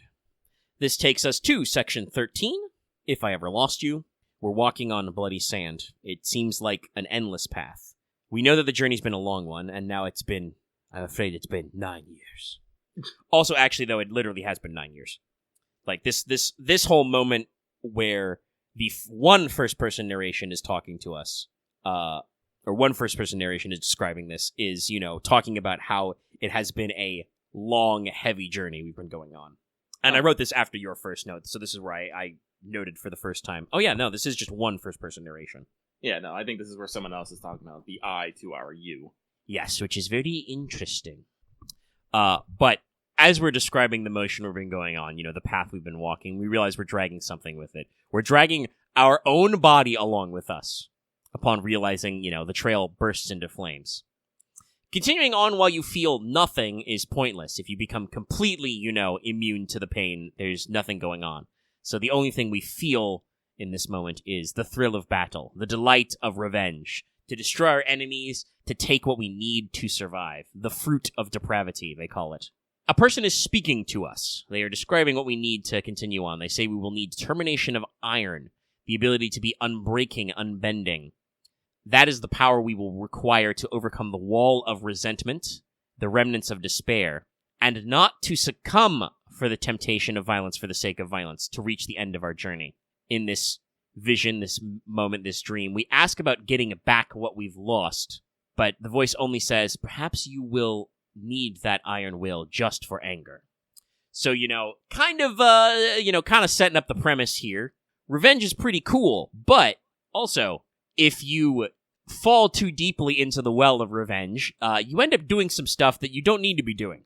Another common kind of thread in lots of stories, we talked earlier about how, the ultimate moral of Naruto is about, breaking the cycle of revenge. That, another pretty recurring thing is that, righteous fury feels good, but you cannot necessarily use it to build something. It is an inherently destructive act, so we gotta think about some stuff. Now we smash cut to Pip 2. We are dreaming of 1838, aboard a steam train. The Count of Monte Cristo is talking about Queen Nitocris, as described by Herodotus, which is actually, again, true. He could have read about Queen Nitocris from translations of Herodotus. And of course, the Count of Monte Cristo loves the story of revenge. He's like, it was super cool how she flooded the Nile, or took the flood from the Nile and killed all those guys. The steward we are with talks about Boudica, the ancient British queen of victory, and his discussion on the point is very well educated, which the Count's attendant comments on.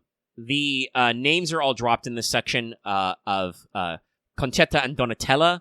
I think those two are fate only. They're characters from the drama CD they did about Dantes years ago. Mm-hmm. And the steward is described as Bertuccio, who is from the novel, the one of the Count's steadfast manservants. But basically, while we're in this discussion, we're talking about the different kinds of revenge and anger. Bertuccio brings up Spencer's Fairy Queen, which is, again, from the Elizabethan era. This brings up Britomart I. I think we do a little canon welding here, because they talk about how, she persisted even though, her king was betrayed and defeated.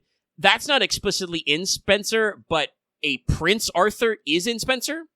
So if you continue on the metaphor that, Spencer is about Arthuriana, that means that eventually Arthur becomes king, and then the whole Arthurian cycle happens.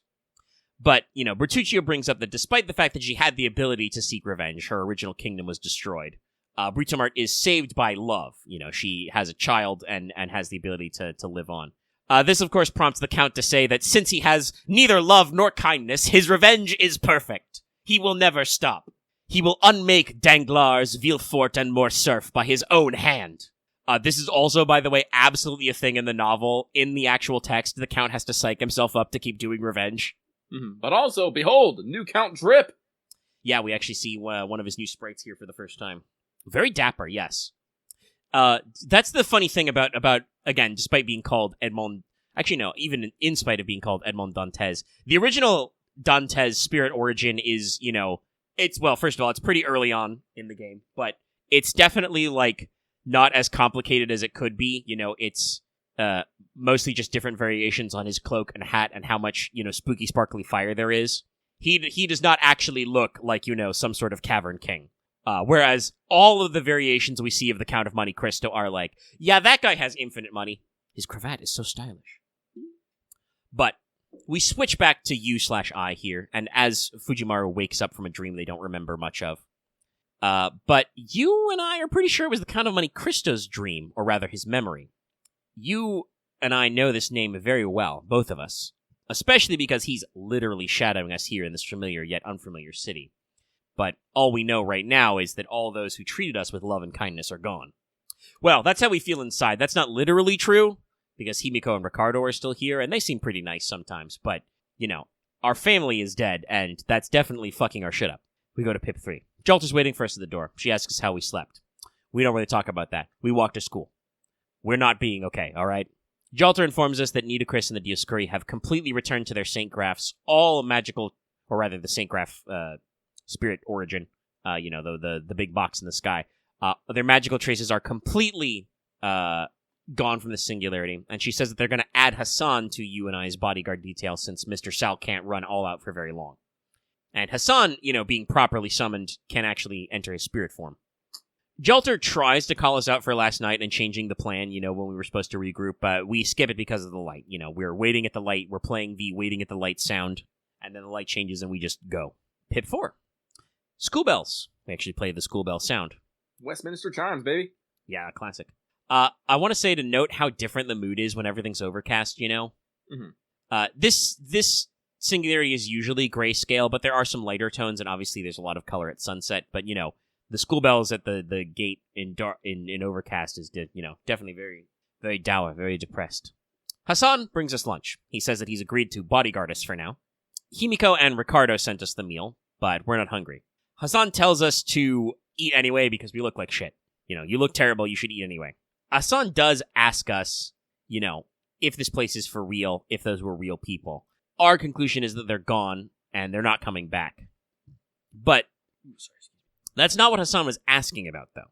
He thinks we're getting a little lost in the sauce here, or maybe we're just reverting to how we were pre-FGO. We're getting too used to this comfy, but not comfy life. That said, we just can't be any more locked in because we're in this, urban horror scenario. There's no Caldea to back up. The only wild servant we've met is Hassan, and we don't really have any ideas about the greater goal. We just know that there's this trial thing that just kind of happens. But Hassan stops the conversation to be tsundere at us some more, and then reminds us that the only one responsible for us is us. The only one who can be responsible for your actions is yourself. We transition to after school, and the sunset returns. Amatsuka-senpai appears and strums his fucking ukulele, which is very discordant in this scenario, but I think that's the point. He shows up to us and says that, we should do normal Persona after-school things. We should, go out, get some food, meet some people, maybe, join a club practice, try out for a sports team, whatever. Come back with him to the music room. It feels very much like the opening scene for a social link, except This is id, so we don't do that. He casually brings up Kyrie, and we just have to leave. We cannot deal with this guy right now. We gotta go. You and I return to an empty house with some painfully discordant music playing. Yeah. Like, the track here is just, ugh. It's gross with how it plays the tunes. Not even Dantes will show up to hang out with us, We are totally alone. We enter our room, but still don't know if it's ours. There feels like there's a fog on our brain, but in return, something is burning in our chest. And eventually, you/I has a full-on memento here, a full-on moment, as we look into the mirror and you and I's reflection speaks to us. It asks, why did they have to die? And from there, that just kind of, keeps spiraling. Not just why did they die, but they were killed. Who did it? Who killed them? The killer is still at large. If we catch them, what will we do? Will we succumb to revenge? Will we kill them in return? And the us in the mirror is getting a little freaky. They're telling us to go ahead and kill, to drink deep of righteous fury. All kinds of, psychological break shit. Saved by the bell. The doorbell rings. That's great. Thank goodness. We go to the front door. Auntie Skahaka's here. I guess this is what she meant when she says in her birthday line that she's not our mentor, our mother, our sister, or our lover. Well, I guess that still leaves wife and or sugar mama. You ain't gonna stop me. Aunt also fits into that strike zone, though, so she's good.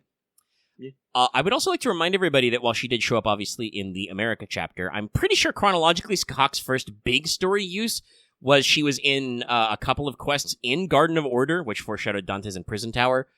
She did have her trial quest before that, which had story, but those were a lot, loosey-gooseier back in the day, before they eventually dropped story from trial quests altogether.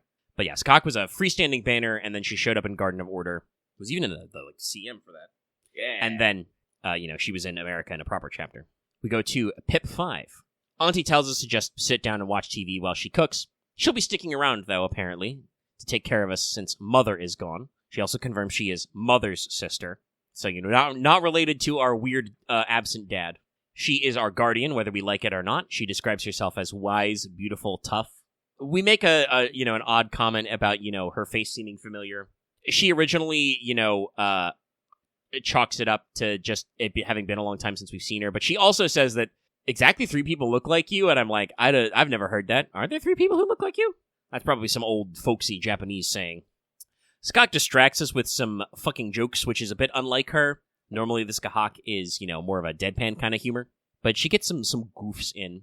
Obviously, trying to lighten the mood. Dinner isn't perfect, but it's the thought that counts. She, what would it be? How would I say this? She says that she manages to turn curry into meat and potatoes instead of meat and potatoes into curry. Yeah. But like I said, it's the thought that counts. We get back to the mirror, though, and the mirror's still yapping, and it starts playing that fucking music box-like tune. I'm just like, Oberon, if you're in my mirror, I'm gonna hit you with a fucking shoe. Because this is the tune, obviously, I associate with Oberon's shenanigans and LB6 a lot. But yeah. The mirror is still fucking talking to us. It's asking if we're gonna let Skahak die. Can we protect her? We tell the mirror to shut the fuck up, but it doesn't either. It instead insists we have, more important things to do, like revenge. Revenge is super important. Auntie comes in to say, though, that we can talk about anything and saves us from our psychotic episode. We're not ready to talk yet, but the fact that she comes in and offers that we can talk about anything with her does seem to save us from that conversation with Darcel, or whatever the hell's going on there. This takes us to section 14. Even were that a counterfeit. Back to reality. Oop, there goes Mary. We flash back to Mary Jalter asking Mary about Count Cagliostro, presumably before the former took her trip on the Dantes Express. We are also at the official Jalter calling John her sister Count 2. She immediately tries to deny it again. But, Mary isn't too much of a fuss about it. Even Jalter can tell that Mary wasn't her full, honest self in that moment. She was much more reserved than she normally is. And so Jalter thinks that there was more to the story of Cagliostro. The flashback ends as Mary says that he was empty, like a hollow cavern, which obviously hollow cavern is probably a deliberate word choice. I mentioned this in The Wanted about Dantes, but if you don't know, the Japanese translation of the Count of Monte Cristo, instead of literally saying Monte Cristo, they call him Gankotsuo, which is king of the hollow cavern. Mm-hmm. So it's clearly some wordplay. Anyway, that was Jalter's dream.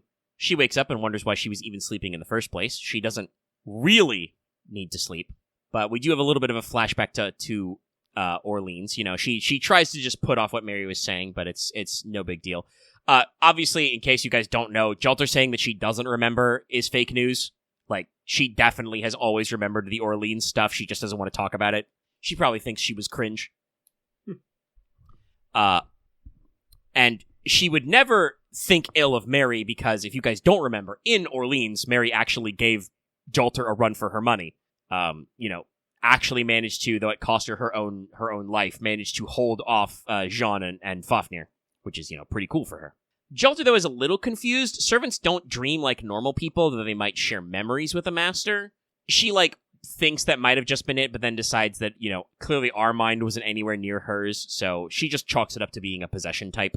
Jalter takes a moment to reflect internally on Fujimaru, who, has been traveling as long as we've known her.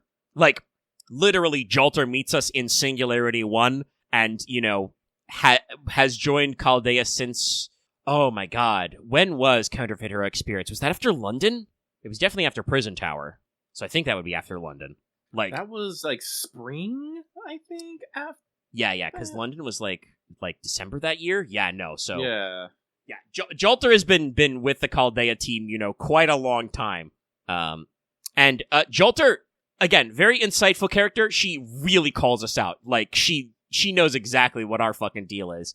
We do just kind of, show up someplace, generally do good. We have a positive social attitude. We immediately get attached to everybody we fucking team up with, and then we get hurt when the time for parting comes. I mean, it's better than the opposite of that.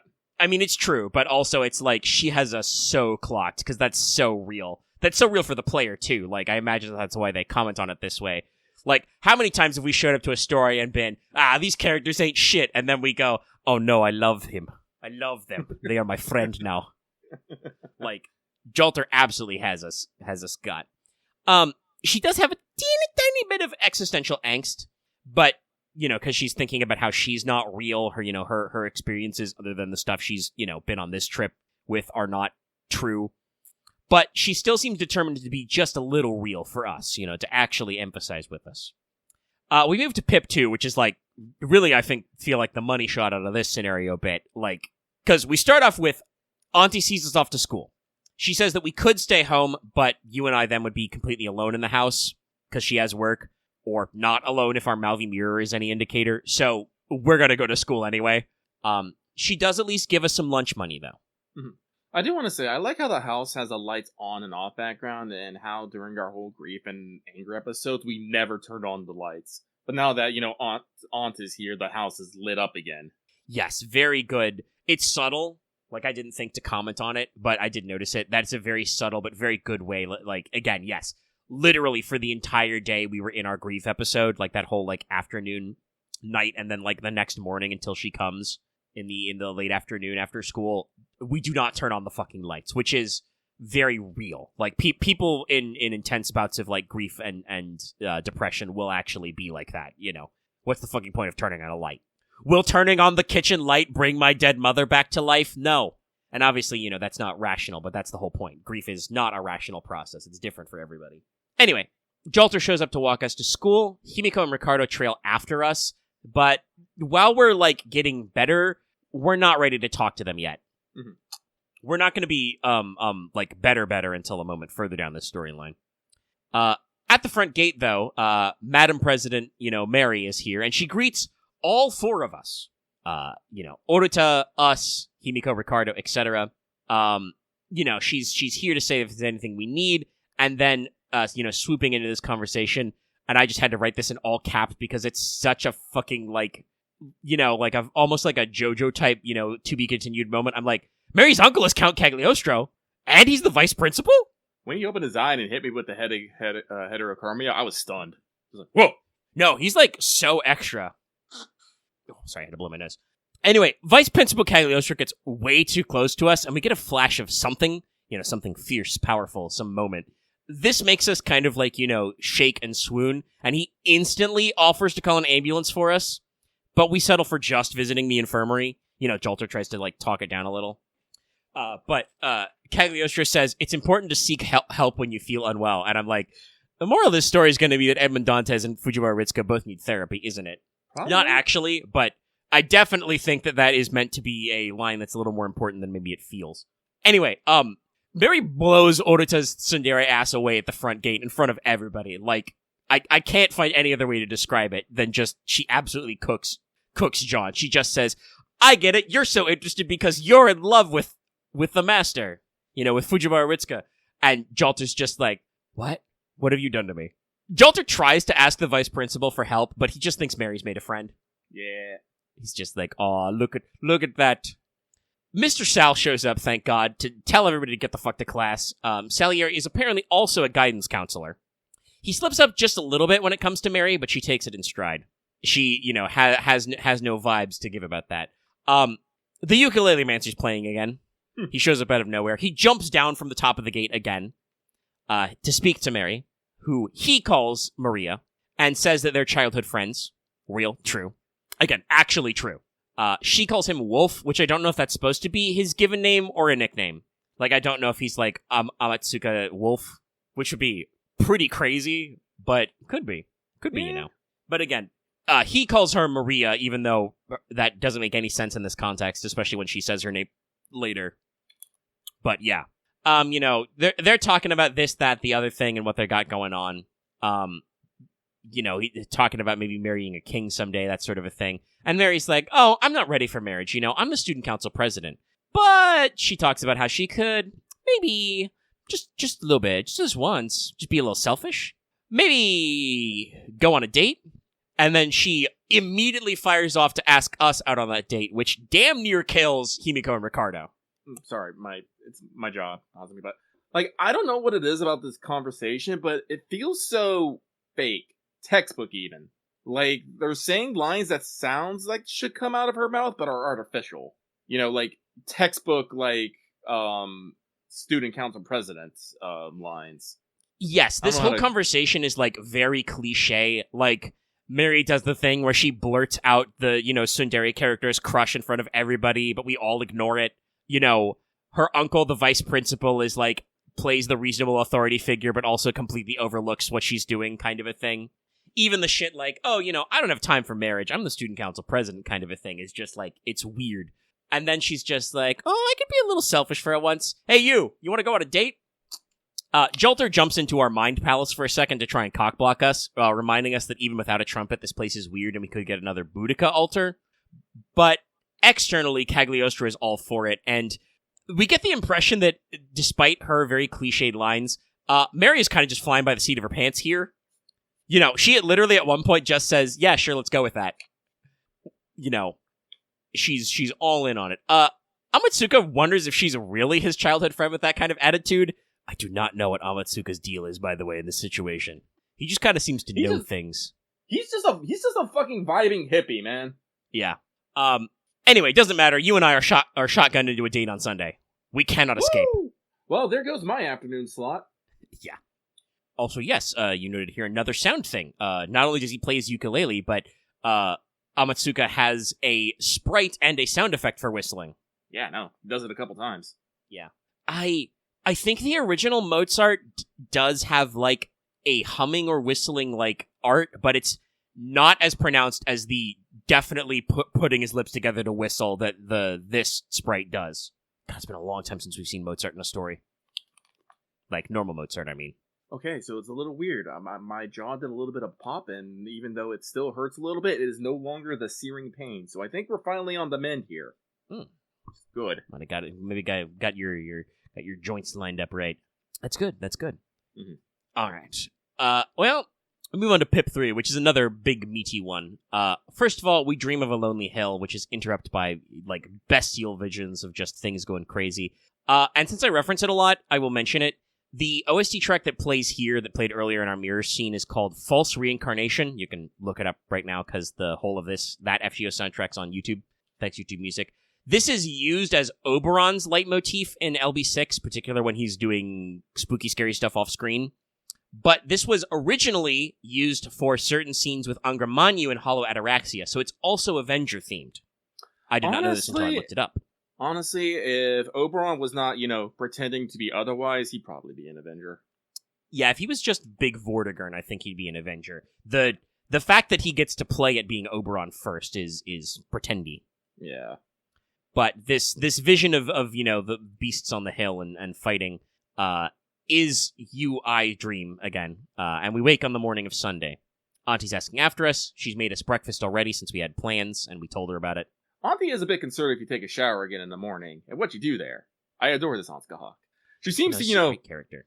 No, she seems to be very concerned about you, but also trying to, give you your space.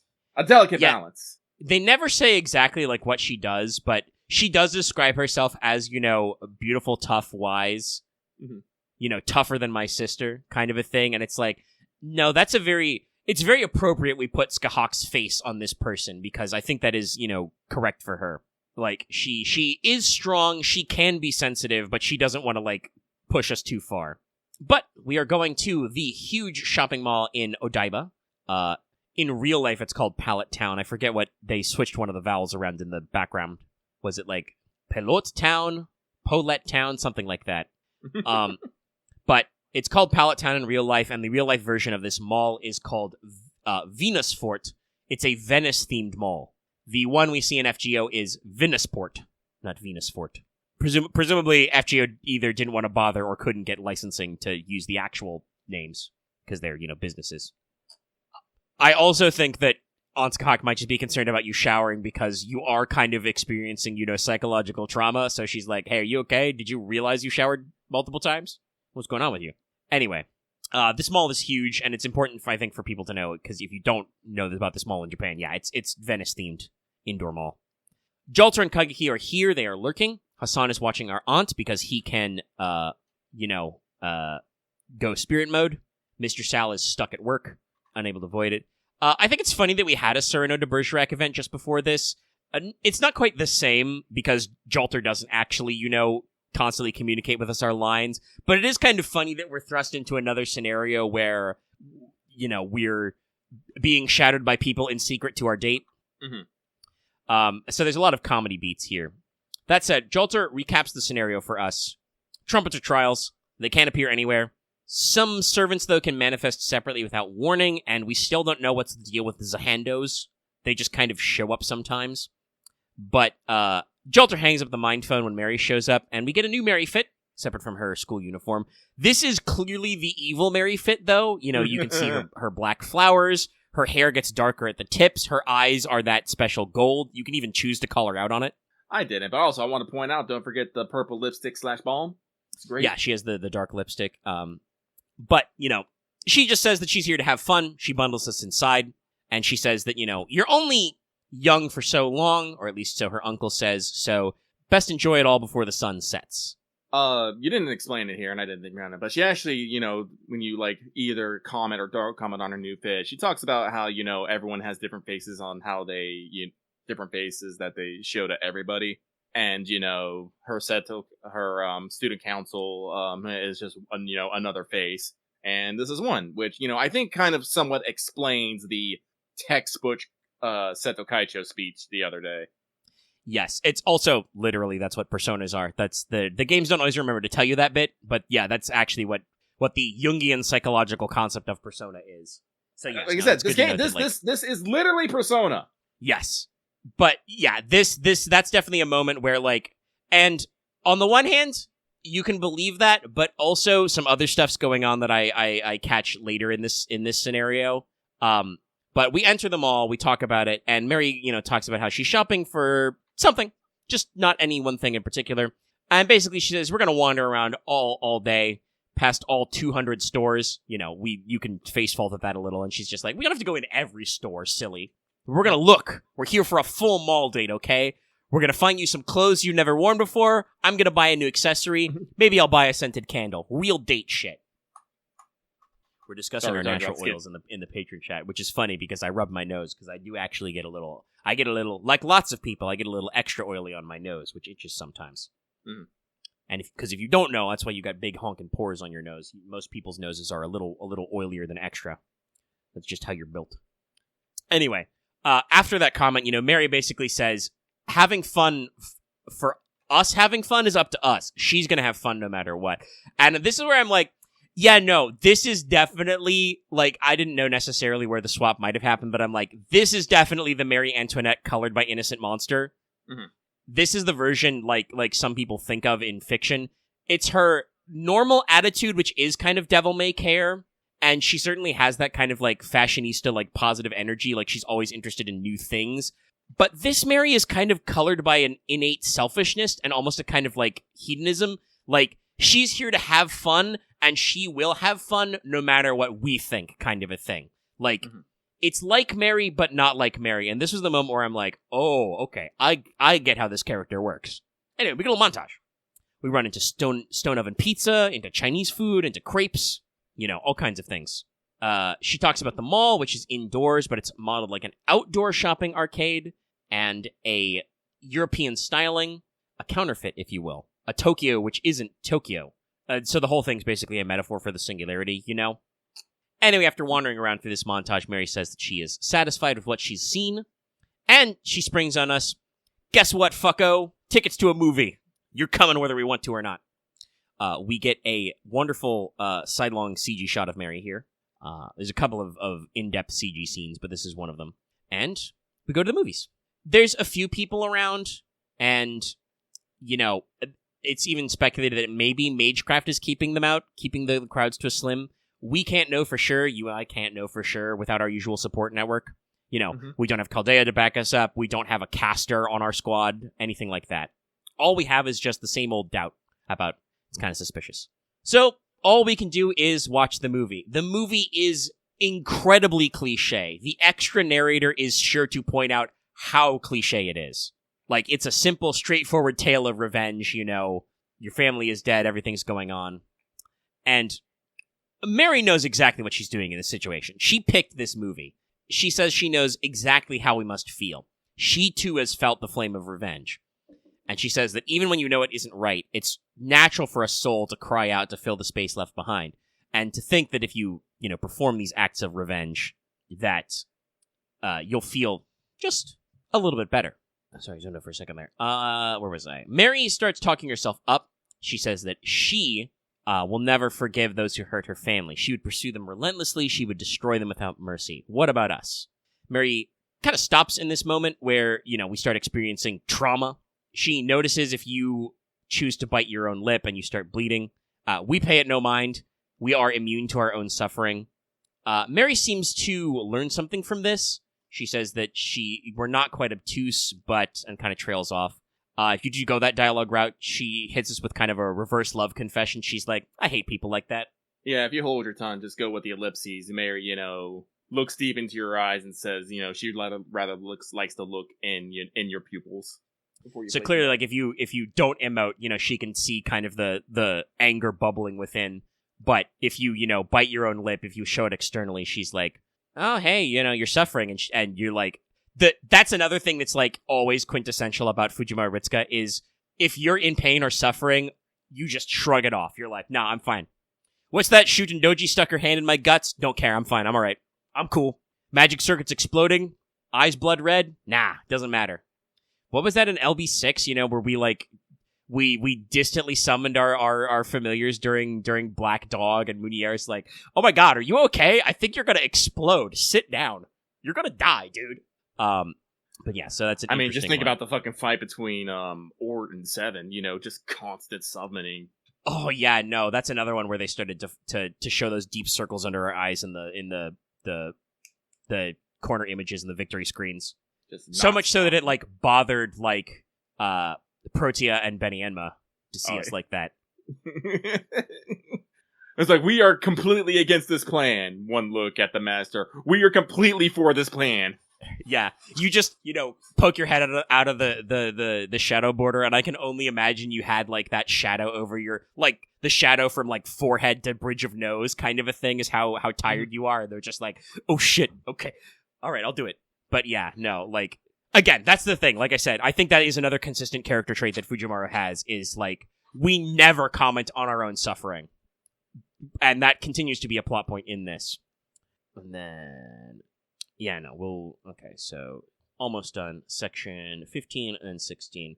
We are at about 4 hours. I'm going to take another quick break ski. Mm-hmm. My water is almost gone, and when we'll finish up.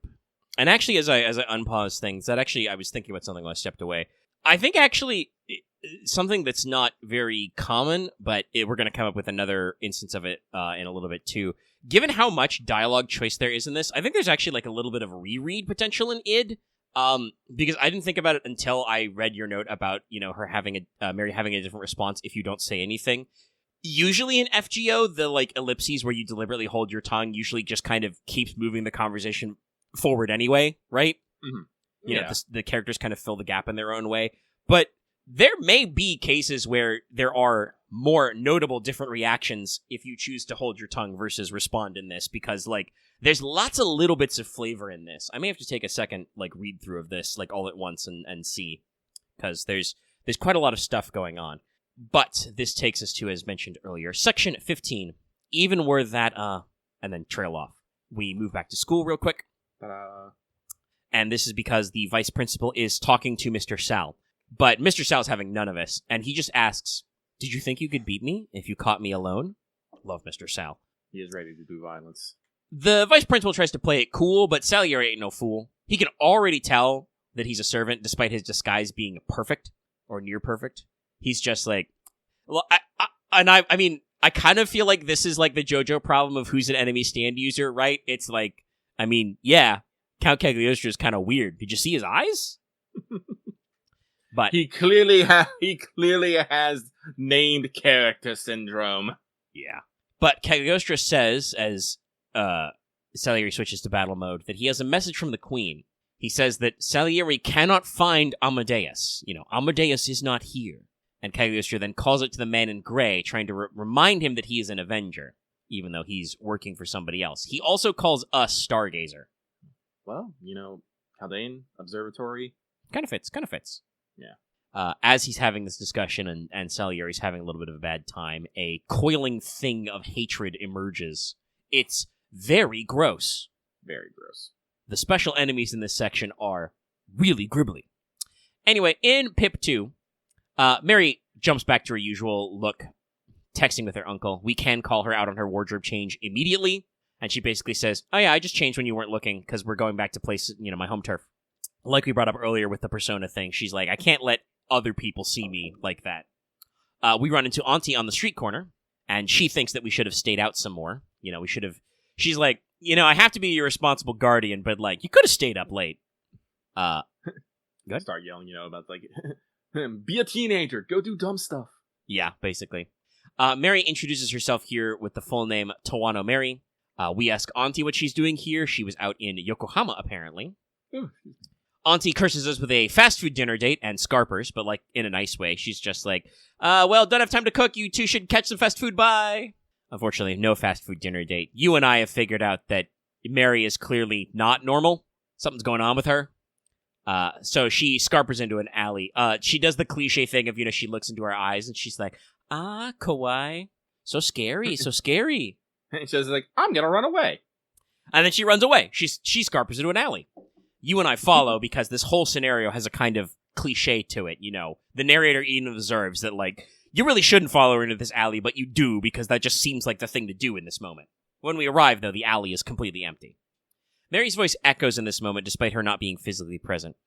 She lets us know that she wants to hang out some more if this pile of viscera on steroids doesn't kill us first. And then the pile of viscera appears. It's described, as a walking heart, the enemy. And it's real grody. Grody.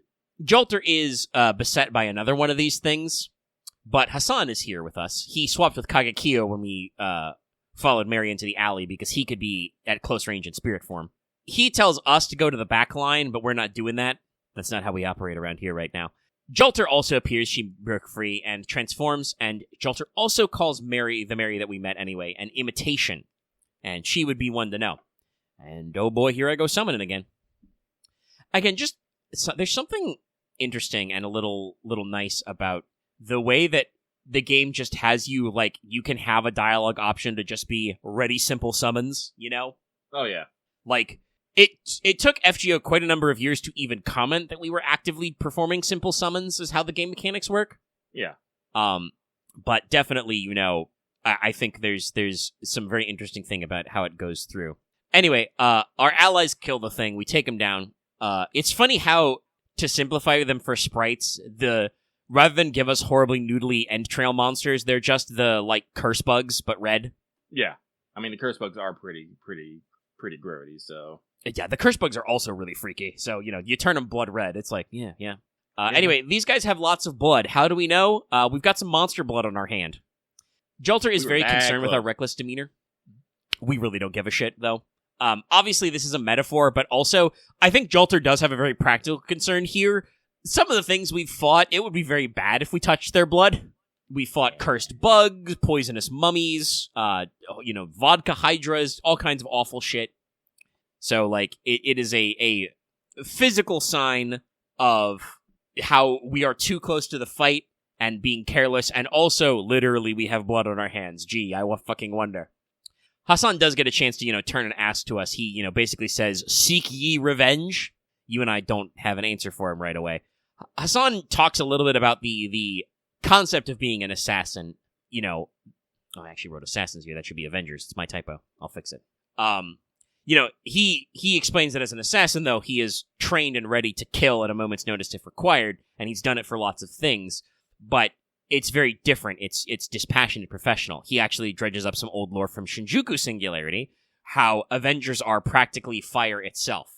This was a big deal when we had to stop Hessian Lobo because it was, Lobo barreling down the highway was described as, constantly on fire.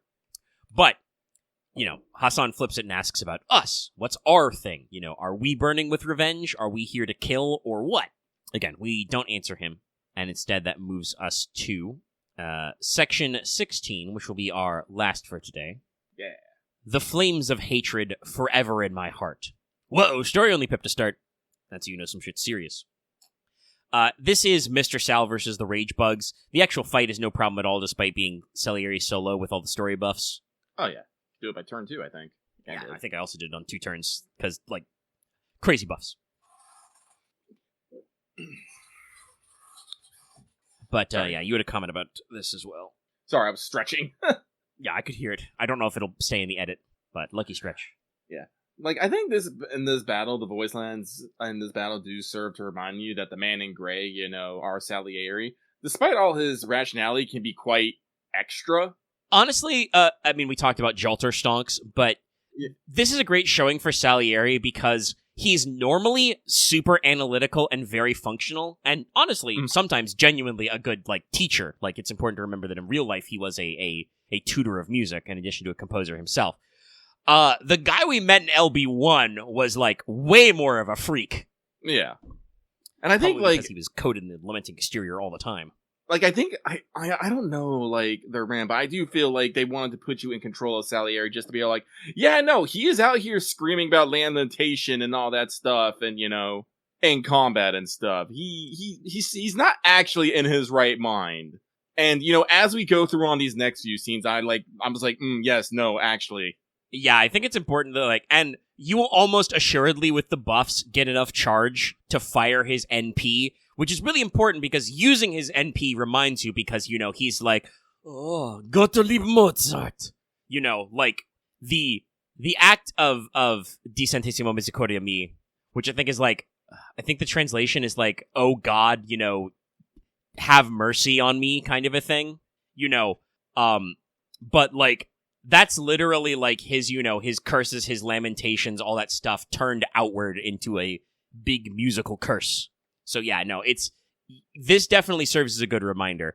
But also the ease of the battle seems to be translated to story because also, you know, Mr. Sal's having a pretty good time. He seems to be just barely retaining his rationality, but he's holding on to it. He's thinking tactically. He's going to stall and kill Cagliostro. But then he realizes he's being stalled, since you/I is in a very vulnerable state. You know, we're separated from our servants. However, Mary appears behind Salieri and says that, actually, no, you were the target all along. She, once again, tries to get to awaken the Avenger inside, because she's trying to get the Master to succumb to vengeance. As with, you know, many villain characters, Mary Alter is very interested in seeing what happens if we were to fall to vengeance. So she's going out of her way to try and set that up. And my only note for the ending of this first pip is just Salieri screams. That's the only way to describe it. He just lets out a big yell. 1 second. What's up? He is not okay. I'll be back in a second. While Lucky is being back, I will comment on a comment from Patron Chat. Yes, no. In general, there's a lot of fluff and flavor and a lot of decision-making to be had here, but one of those things is that pretty consistently you can just be like, yeah, you can just square up, stance up, assume a combat stance, prepare to kill some guy, get ready to your simple summons. Like, there's so much energy put into making you feel combat ready and even combative, and I think that is appropriate because there are so many more times where the Master is just in, not even fight or flight, but just in fight mode. You know, rage overcomes you and you're just like, I'll fucking fight you. I swear on me mum. Even though nobody here is British. None British. Except maybe Boudica a little bit, but not really. Okay, he's back. Pip 2. As we start walking home, and we cut to the house, streetlights flicker, the clock ticks, again with sound effects. Just the hum of the lights, the ticking of the clock. You/I can't sleep. Is it the enemy we fought which keeps us awake, or the fire burning in our soul? We're not sure, but sleeping? Nah, we're not doing that. Jolter interrupts our reverie. She says that they've lost contact with Salieri. We try to reach him via telepathy, but at first we seem to only get interference. Mm-hmm. Eventually, a voice which sounds like Salieri, it's Salieri ? In the text box, says, "Come to the park." We, of course, are an absolute doofus, and despite how weird that was, we're gonna go to the park. We leave Hassan to mind our aunt, we go out with Kagekiyo. Kagekiyo is waiting right outside. She explains that she's having an odd time. Normally, Taira no Kagekiyo either has Kagekiyo or Yoshitsune fully occupying her mind, like one of them is in the forefront all the time. Mm-hmm. But right now, she's kind of both. Like, she's feeling Kagekiyo's feelings, but she's thinking Yoshitsune's thoughts, and it's very weird. But we go to the park. It's empty. Too empty. Salieri shows up, and he says he's glad we brought Kagekiyo, and in an instant, battle is joined. Salieri's acting like Boudica Alter. You know, he's starting to go almost berserk, so we'll have to fight him, and hopefully knock some sense into him. And we have that fight. We actually do a little Salieri fight, And Kagekiyo's having a lot of fun in the fight, clearly getting into it a little, but the moment the battle seems to turn, Salieri just fucks off, vanishes into the dark. Kagekiyo gets a text from Jolter and texts her back. We still don't have a phone. Kagekiyo clearly has the skill, high-speed texting. Yeah, no, I mean, I can remember these pretty clearly. Well, since you brought up that there's a lot of good sound design in this. Yeah, no, there's even, texting noises. Yeah. Jolter calls us on the mind phone and tells us to rest and that she'll handle Salieri, but we're like, we can't rest yet. Jolter doesn't think this is a good idea, though. None of the remaining servants we have are any good at investigating or tracking, and Salieri's probably the sneakiest guy we've got. At the very least, he's the most subtle. Mm-hmm. No, like, you mentioned it before, but I think it was at this point where I was really like, oh yeah. John, normal size monster, really was the commander. She's accessing, our strengths, the enemy's strength, and, what we can pit against them. And being all like, no, master, we cannot actually, complete this military action. Yeah, no, that's a good look.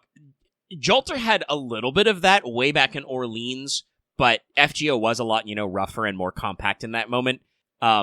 And also, I think that she had an overwhelming tactical advantage in Orleans because, she had access to a holy grail and thus infinite dragons. Infinite dragons! Good luck, I'm behind 1,000 wyverns type shit. Yeah, I don't think she had to stretch her muscles as much. She definitely did a little bit of tactical thinking, I think, back in Shinjuku. Because I think she's even the one who comes up with the plan where we stop Lobo, because we, confront him on the highway, and I think did we blow up the overpass? I think we did. I do not remember. But yeah, definitely, like we said at several points, she has some very serious, tactical acumen, and she convinces us to go home for the night. This takes us to Pip 3.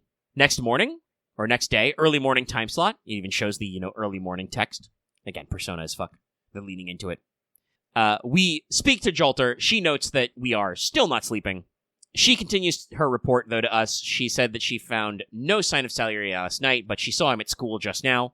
And this is where I noticed that Kagekiyo is kind of a deadpan idiot in this comedy routine. Like, Jolter will make a comment, and Kagekiyo will just comedically not get it, and this just makes Jolter annoyed. And, they go back and forth. But we go to the school gate, and there we see that Salieri seems like his normal self. Pre-possession even, goes back to how we saw him on the first day. Jolter talks a little bit about how the possession works, that, the person they're possessing's memories is just kind of like in the backdrop, but can come more forward. Jolter and Kagekiyo continue their little comedy routine. They get a few more jibes back and forth in, but we interrupt them.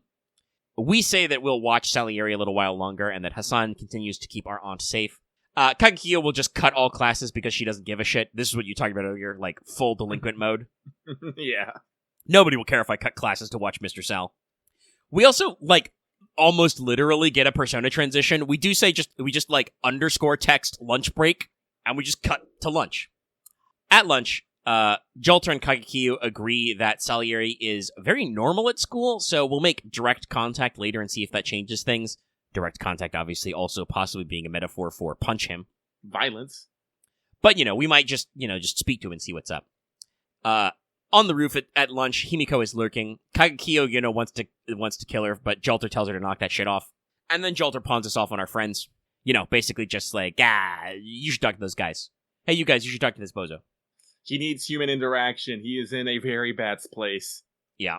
And so, we actually talked to them for the first time in a while. They brought us store bread. A whole big variety of store bread. Because obviously they are concerned about our meals. And you have a couple options to discuss here. Himiko also immediately wants to talk about our date with Mary, because that was crazy. We don't think it was much of a date, though, if we choose to comment on it. Which is kind of true. That was definitely, that was less of a date and more about, a weird thing from her. She was just there to have fun. I also put a personal, a red text note here, Ricardo x Kagekiyo, because Ricardo and Kagekiyo have, a weird moment here, and I'm just like, interesting. He's, intimidated by her, but also thinks she's cool. Yeah. Anyway, this takes us to Pip the 4th, after school. Salieri is talking to everybody. He says that there's a surprise security inspection this afternoon, so everybody has to leave the building. Several of the students are a little distressed about this, but Amakutsu swoops in to set things aside, and Amatsuka notices that something's wrong with Mr. Sal, but the fact that he keeps commenting on it just grinds Salieri's gears. And this, in fact, eventually causes his lamenting exterior to take over and transform him. Matsuka Senpai is too much of a himbo to care, though. No, he's just like, He's whoa. just like, hey, that's sick as hell. Why didn't you tell me you were shooting a tokusatsu, Mr. Salieri? Luckily, before Salieri can clean his clock, we show up and take him on. We duke it out. Kagekyo and Salieri are clashing, and while they're clashing, we get a flash of Mary and Cagliostro together. Salieri eventually flees, though, and we also realize that Matsuka is gone. We try to pursue, but we have another flash moment. We see the image of the sand, the blood, the flames, the trail, our mirror, U/I's vision blurs. Our reflection in the window was probably something or someone, definitely gonna yap at us, but Kagekyo catches us first and kind of gets us to clear our head. Mm-hmm. And then we get to Pip 5, which is actually, we get a 4-way split. It's a investigation scenario, and it actually is an investigation scenario. That's really neat. So you have 4 options to pick from where you can go. I picked the roof first. I found some stale bread. That was very funny. You can look at everything, and then you cycle back to the original point. Yeah, no, I guess I just went the rec route because I hit classroom and then checked the podium, and they're like, yeah, so I didn't actually get to choose any of the other options, so I don't know if there was multiple paths to the right answer or not. Yeah, I also don't know if there were multiple paths. I went homeroom next as the most logical, and the podium, and that is, as you say, that is correct. So you might just be able to fuck around in the other areas and loop back, like in a full little visual novel moment. I saw this, and I also thought that homeroom would be the correct answer, but I was like, let's check the roof and see what this is like, and then I just kind of went down the line. Mm-hmm. So yeah, it seems to just, again, be kind of more fluff. But when you check the podium in Salieri's homeroom, you find a clue in the attendance book. Salieri has mad scribblings. He's repeating his mantras and canceling them over and over again. It's very similar, again, to Miss Fuka / Boudica. He will, talk about, oh, I must kill the one sent by God. No, can't do that. That's bad. No, but I really want to... But he says that he takes solace in music, so he's been teaching music all day, so that's why he's like this. So we aim to head over to the music room. When we do pop out, one of those visceral monsters shows up, though, to block us. Rude. And I hate that these guys show up with a heartbeat sound. It's absolutely intentional, but yeah. Halfway through this fight, or this sequence, Zahendo shows up.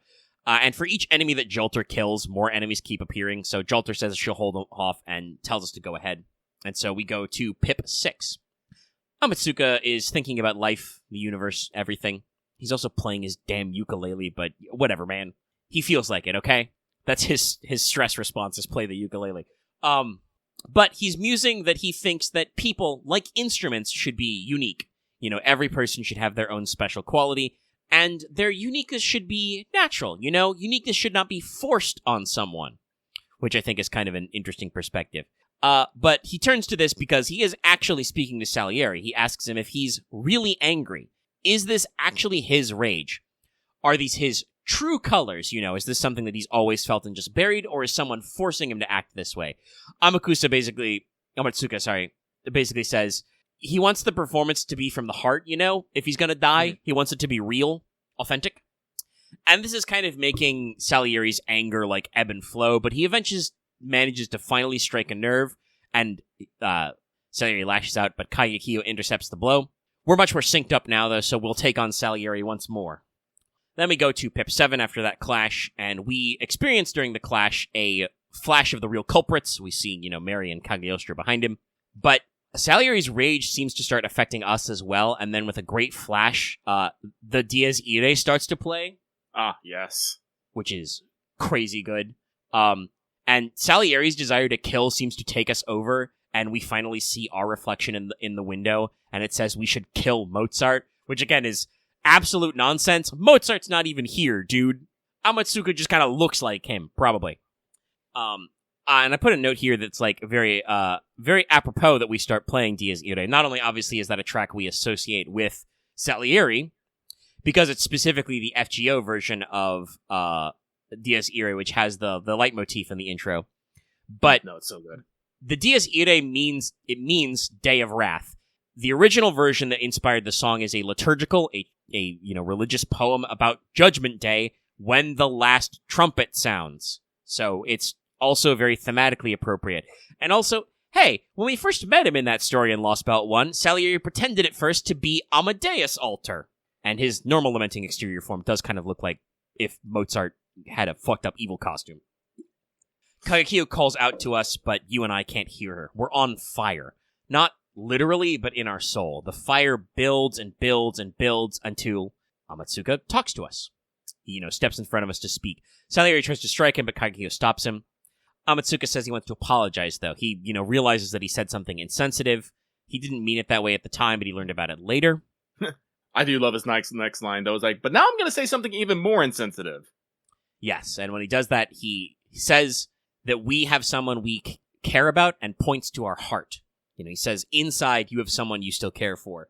He says to remember that person we cared about, and we recall a vision of the Master and Mash standing on the slopes of Antarctica, which now must be so long ago, because that's, the conclusion of part 1. And this image from long ago cuts through our rage, and our command spell resonates. We think about that person we care about, Mash, our, the partner who's been with us since day 1 all through now. We're thinking about it. What is she looking at? She's looking at the clear blue sky, the tomorrow that's yet to come. If we let revenge take us over, will we find that place we're looking for? No, we think. You never set out on this journey to kill. It was never our choice to destroy. Violence is sometimes required, as is immense willpower, but we originally set out on this journey to save, to preserve, to take back. So kind of, our what are we fighting for moment. I was immediately going to use a callback to that dream we had about the Count of Monte Cristo, but then literally in the next dialogue line, Amatsuka brings up the novel, The Count of Monte Cristo anyway. He talks about how it's the most, it's a worldwide famous novel that is probably the most famous story of revenge. But in the end, the Count does not go through with every piece of his revenge. And what I was going to bring up was earlier in that conversation, the Count thinks about, since I possess neither love nor kindness, which, by the way, both of those are fucking lies. The Count just thinks he doesn't because he's a tryhard. But when discussing things that transcend revenge, love and kindness are mentioned, which is like what we don't explicitly say. That's kind of what cuts to the core with us, but that's what cuts to the core with us. We think about like what, who we care about, what we're fighting for, why we're here, and kind of in that crystallized moment, we're like, no, that blue sky we're looking for, which is a metaphor for, the recovery of mankind, the finishing our journey and bringing back what we've lost. Like, that's not powered by revenge. That comes from love and kindness. Anyway, Amatsuka has what I think is the ultimate nihilism move, crazy good philosophy here, where he's just like, actually, humans can do anything you want to do. The only thing stopping you is your decision to choose. The human is limited only by his desire, and so you should do whatever you desire.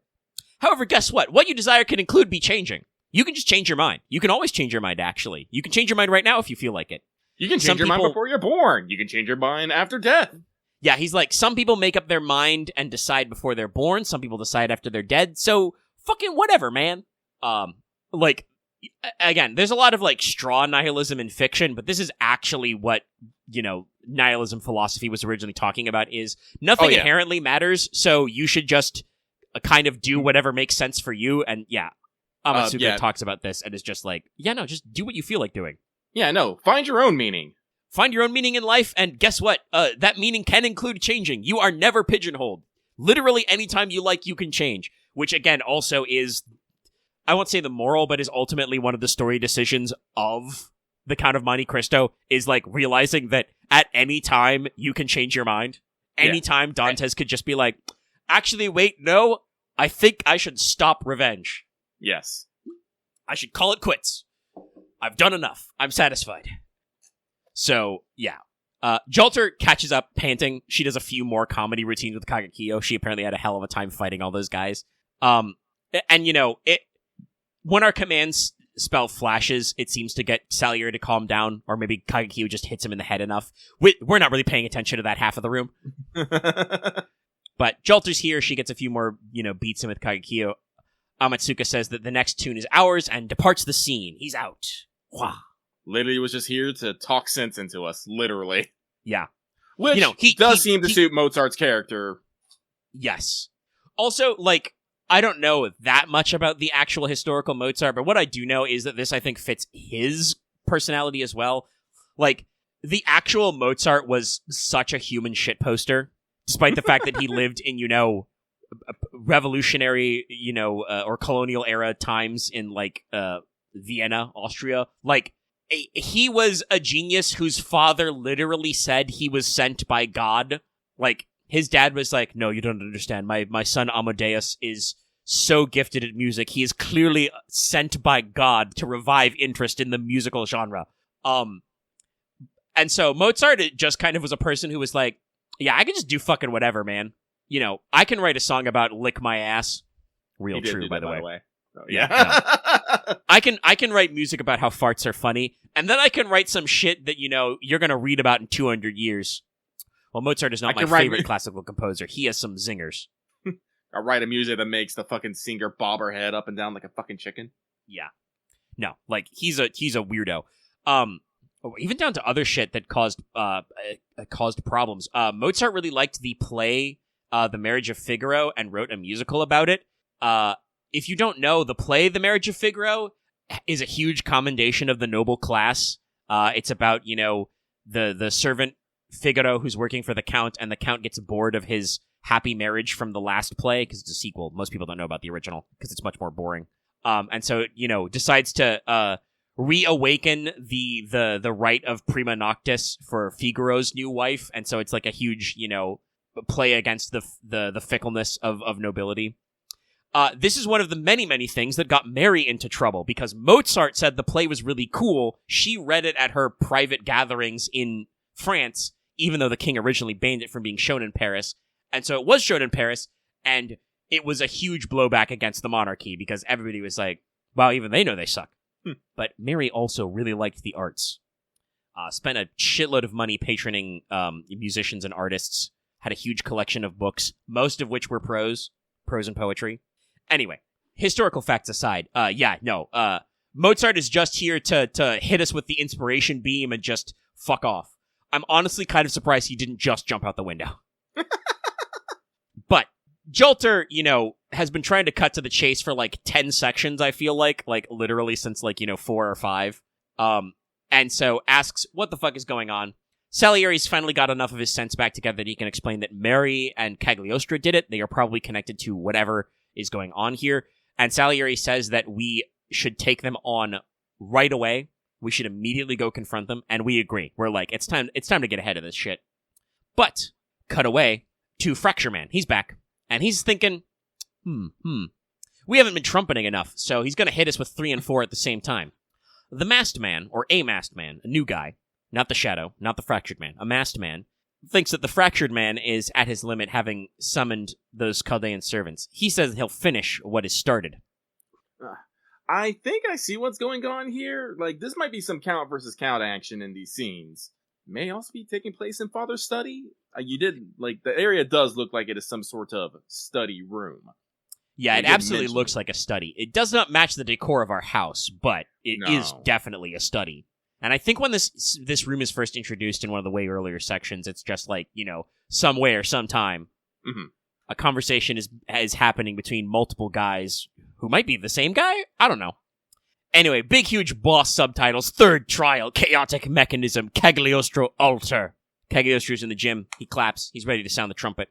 And we get 2 trumpet blasts this time.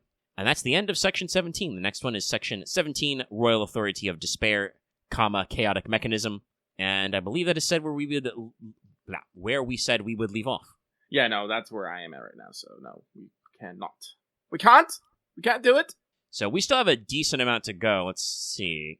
Even before Lucky runs through and add his notes, Section 17 is at page 29 of 48. Oh, God. There's a lot to think and talk about in this one. Especially because there's kind of like a weird murder mystery horror vibe, but also not. It's a whole thing. But that ends our id recap for the day. I am very confident that Lucky will be able to wrap up by next week. Woo! And honestly, it's funny to think that, I think that, you only just start to really get... I mean, I think the story is intended to be the inciting incident where your family dies, is killed, as like the inciting incident to really suck you in. But that also really fucks you up. So I feel like you don't actually start like taking action in the scenario around like until around the Mary date. Mm-hmm. And that's when you start to like really pick up the action, because that leads into Trials 3 and 4. So I'm very interested to see what Lucky has to say and how he feels about some of these characters and interactions upcoming. Mm-hmm. But no, overall, id, very interesting. Big Jolter stonks, big Salieri stonks. Honestly, I think Kagekyo had some pretty good stonks as well, but we definitely get a better look at what Yoshitsune is probably like through this. Yeah. Yeah, sorry, I'm squinting my eyes and kind of like reading. It's like, yeah, we're definitely in this is probably the rising action in probably the like end of Act 2, the switch to the next act. I don't know if it's like a 4-act or a 5-act structure, but there's definitely like different peaks and valleys here. I will say to Lucky that, as you can see from the fact that we're encountering 3 and 4 at the same time, we do not necessarily have to do literally 7 trials one at a time. So no, it's not like a 7-step story. No, my bet is we're going to do 5 and 6 at the same time and then also have 7. We can't descale now, really.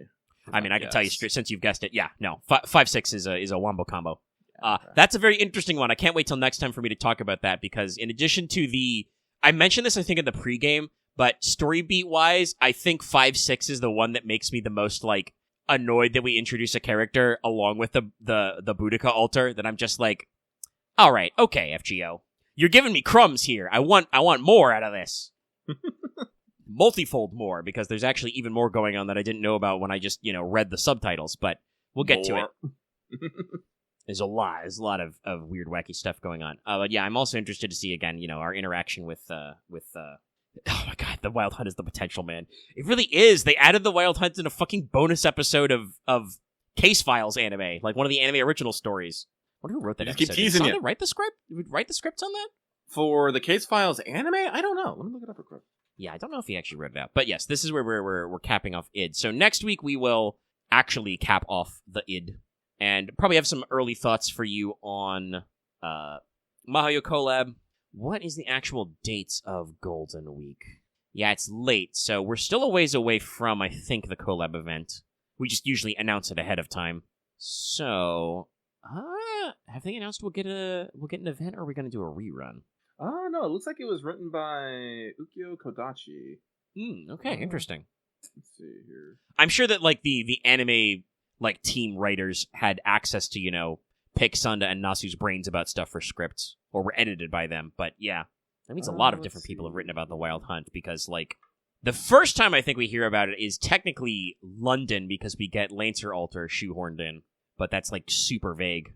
Who's the London author, chat?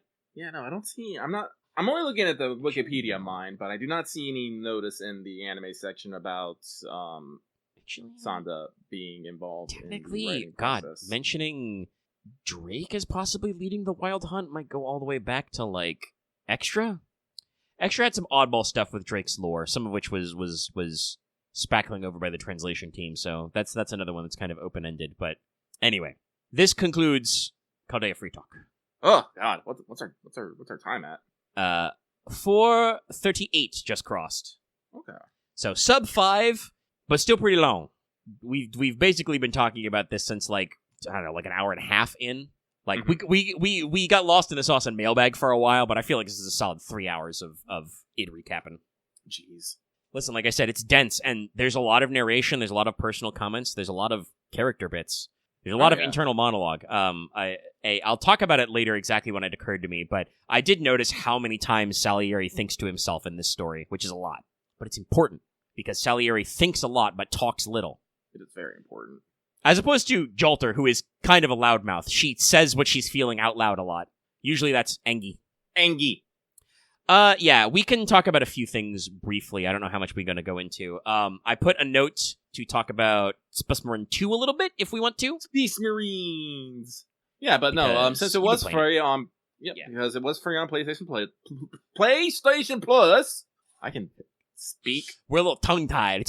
It's been sorry, I almost said 3 hours. That's wrong. It's been 4 hours. Almost 5.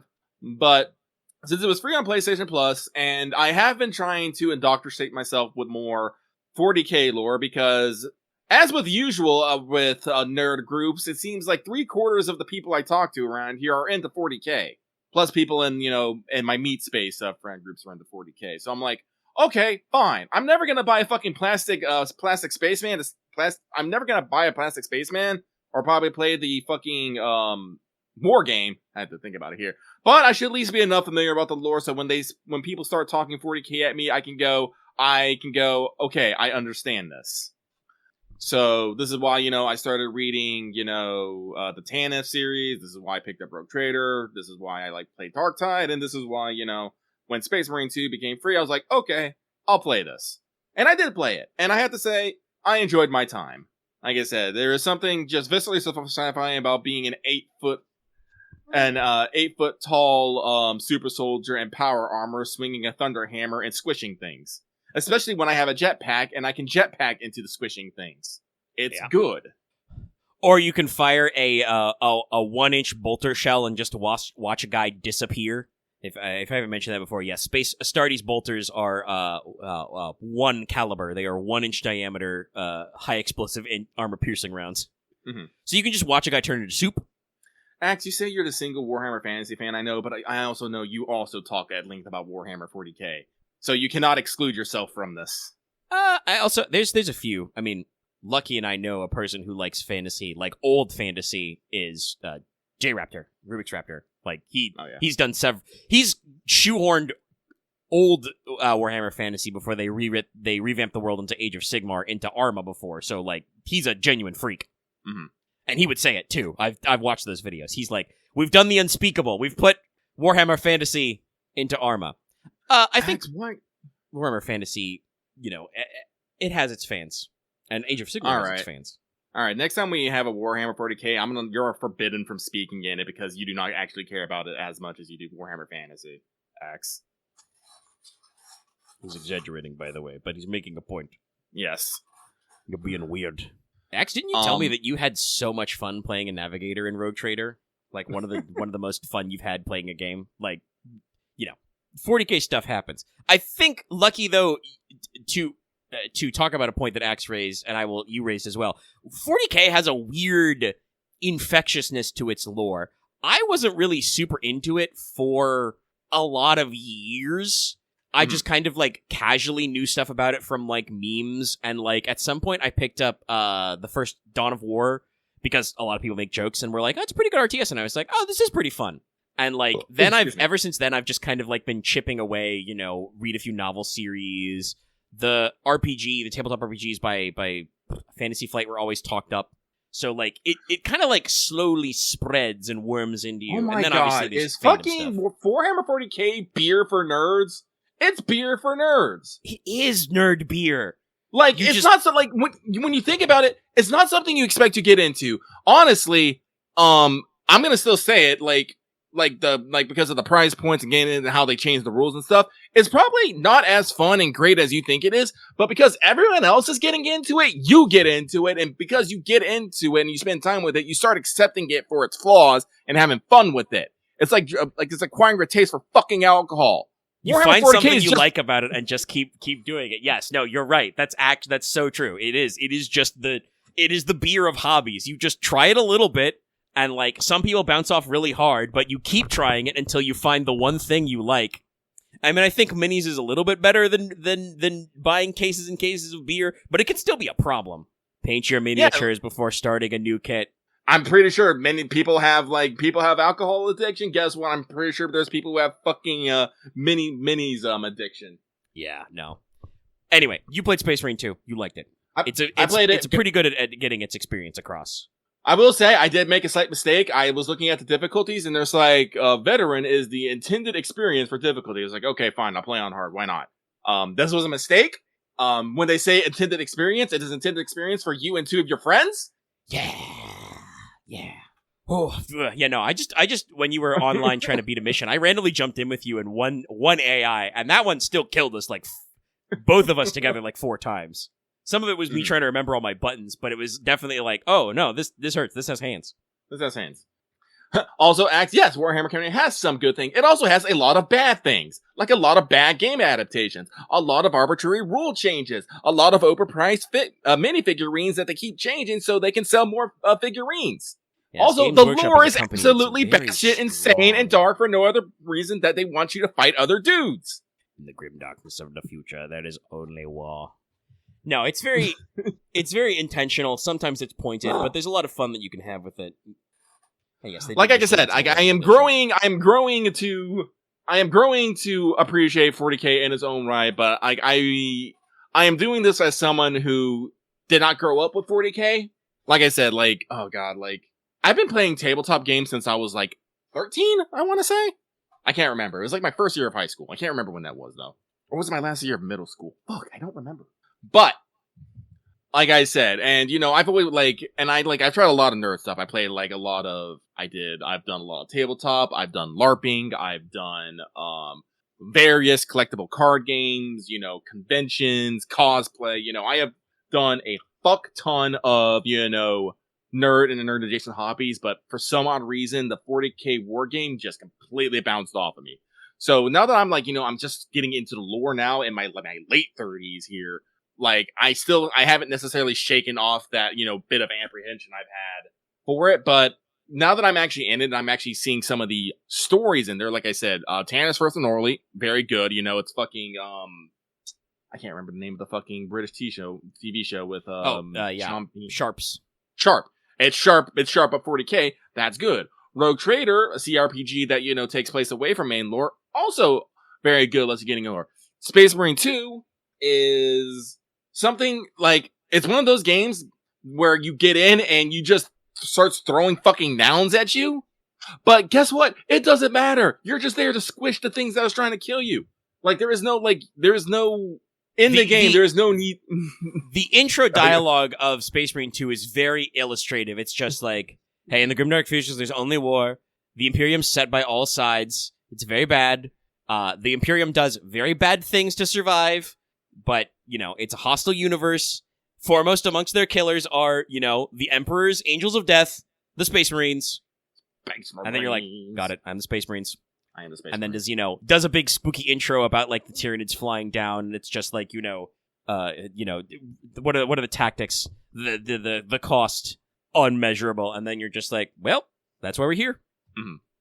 So they're very honestly, I think Space Marine 2 is a very good way of approaching the lore, where it's just kind of vibey. They'll just say proper nouns to you, and they do not explain them. So if you know, but if you don't know, you can just kind of get a read. Because, how, the characters react. You can tell the Thousand Sons are bad guys because all the Space Marines who are your bros are the traitor Marines. Traitors! Is this what Marcus promised you? As you rip their fucking arms apart.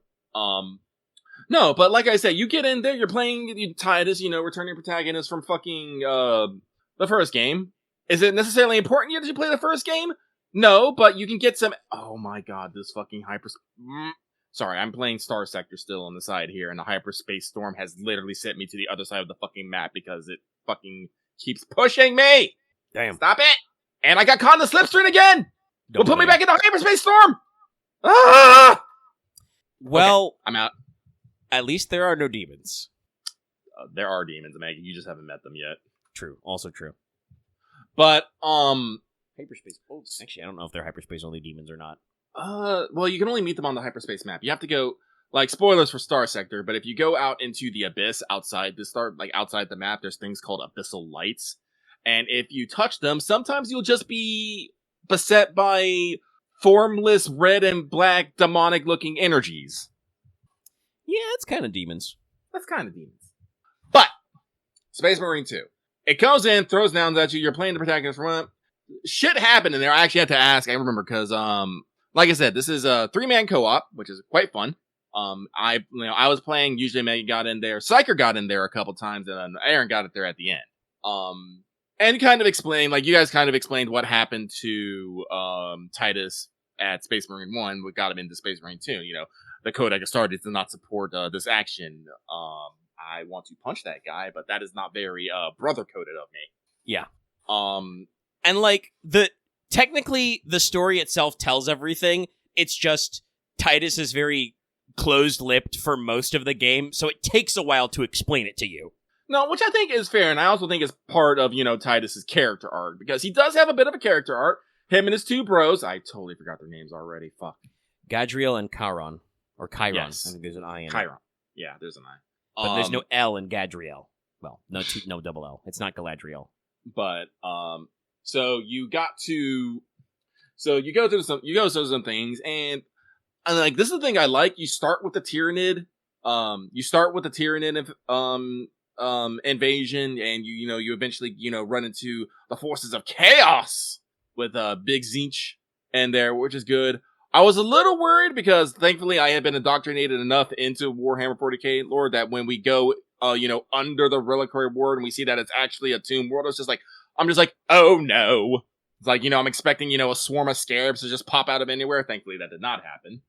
Yeah, it's what I didn't want to say that at the time, but it was definitely like, I wanted to be like, and the funny thing is, Lucky, the Necrons don't actually show up in the campaign. You just look at their weird pyramids and go, aww. No, fuck. Which I honestly think thought was pretty good, personally. No, I think that's definitely intentional by the game designers. They they pepper in stuff that if you know, you're like, oh, wait a minute. Yeah, no. And I did know, which personally, at that moment, made me actually happy. Made me feel like, okay, I'm actually starting to understand 40k, which I thought was important for me. But yes, no, we got through the campaign. It, like I said, we did it in like 3 sessions of like 2 to 3 hours, 2 to 4 hours each, I want to say. Yeah, the actual campaign's like only 5 or 6 hours tops. Yeah, and so now we've unlocked the PvE mode because they have the whole, once you get done with the campaign, you have a whole, progression system where there is PvP. Gesundheit. Excuse me. Haven't tried it out, but there is more PvE where you can basically just keep running missions, with specific classes and, builds and levels and stuff, which I think is very fun for for maintaining interest in the game, especially since they keep coming out with, more updates and DLC. I think Seeker said that they're coming out with, the next one, next month or something? Yeah, I think they're officially in their second season. Yeah, Seeker's been really into it. Yeah. He's been power leveling the new Tech Marine class they added on too long ago. But yeah, no, they are clearly committed for a while, Saber and Relic, to producing more content for this. I think they've announced that they're doing a second season. It's 40k, so the real life thing of, hey, look at all the different models and the different paint kits you can purchase, that becomes series of cosmetic DLCs you can acquire in-game. Funny you should mention to get all your appropriate heraldry and colors for Space Marines. You can also unlock a lot of it in base game. Mm-hmm. And then, there are new content updates with, more missions and stuff that are later. Mm-hmm. So I have been trying a few of those. Unfortunately, this has mean I have not been putting any time into Expedition 33, so we're gonna have to crank it back. But no, I think Space Marine 2 is actually quite fun. Like I said, I don't feel like... This is one of those things I'm always worried about Space Marine lore, because there is a lot of lore to Space Marine, to 40k. All the fucking chapters and the factions and all that stuff is just mind-boggling. When I went to go, customize my character, they're like, yes, you can, pick a chapter color. We have, the original founding, second foundings. And I'm just all like, which ones are the guys who likes having jetpacks? Who likes assault, assault Space Marines? I went on the 40k wiki and I'm just like, yeah. I mean, you basically experienced, I think, what every person who starts to get into 40k even a little bit experiences, which is there's about as many different types of Space Marine chapters as there are flavors of ice cream. I posit you don't know all the flavors of ice cream in the world. Because if you go to your local ice cream purveyor and you open up that frozen foods aisle and you look inside, you're going to see some new shit. You're going to see some new shit. No, but by the way, you have some flavors that you like. You see something and you're like, ooh, I'll try this. Or, you have the classics. I think I can say that, the Ultramarines are probably vanilla. The Blood Angels can be strawberry. I don't know who's chocolate in this circumstance. It might be the Imperial Fists. They're also pretty normal. But then you get weird flavors hey, you want to be an extra weird guy? You could be a Carcharodon, who are shark themed. Shark themed. Yeah, I think they even have, because Space Marines can have, random genetic mutations because their gene seed's not perfect. I think they even have shark teeth, which is really weird. That's really weird. I don't know why they do that, but that's 40k. Sometimes they just do shit. Or they just do shit. And like you said, you want to go fast? White Scars. You want to be sneaky but also possibly fly? Raven Guard. Basically, Yeah, you want to. Hey, do you want to fight on your terms and circumvent enemies? That's the Raven Guard. So I went Raven Guard. That's gonna be the faction I rep from now on. Just letting everyone know. But So like, it's definitely to the point. Like, I don't know how much I'm gonna play Space Marine 2 on my own. Like I said, it might be one of those things of just like where I'm feeling like, man, I need to go smash something. Pop open fucking Space Marine 2, play a few of those operations, or maybe I want to go do something with the boys. Yeah, no, like I've had Space Marine 2 since it launched, which is like a couple of calendar years ago now. But like outside of beating the campaign, which I did, solo on normal, I like played one PvE mission and maybe like one PvP match just to see what they were like, and like didn't get back into it. And I was like, I'll play through the rest of that stuff when I've got some homies. And now it was free on PS Plus. Lucky picked it up, and it's like, okay, well now we got a full squad. Yeah, no, it's great. We can play whatever. So definitely one of those things that like if people are like, hey, you want a Space Marine 2, you want a SM2, I'll be all like, yeah, let's go. Yeah. Definitely that, and a little bit of marathon, but also just working on stuff has sucked away my gaming for the week. So no, I did not. I did, boot up E33. I did wander around the area and beat a couple of mini bosses, but I haven't made a lot of progress in it. So hopefully in the upcoming weeks I can lock it in a little. I have, plenty of stuff to go with through it. I just need the free time because we're like crunching id, and then I wrote a wanted script, and then I gotta shoot that. I've completely skipped Cryo Archive this weekend, basically. I haven't been getting enough good shit. Oh.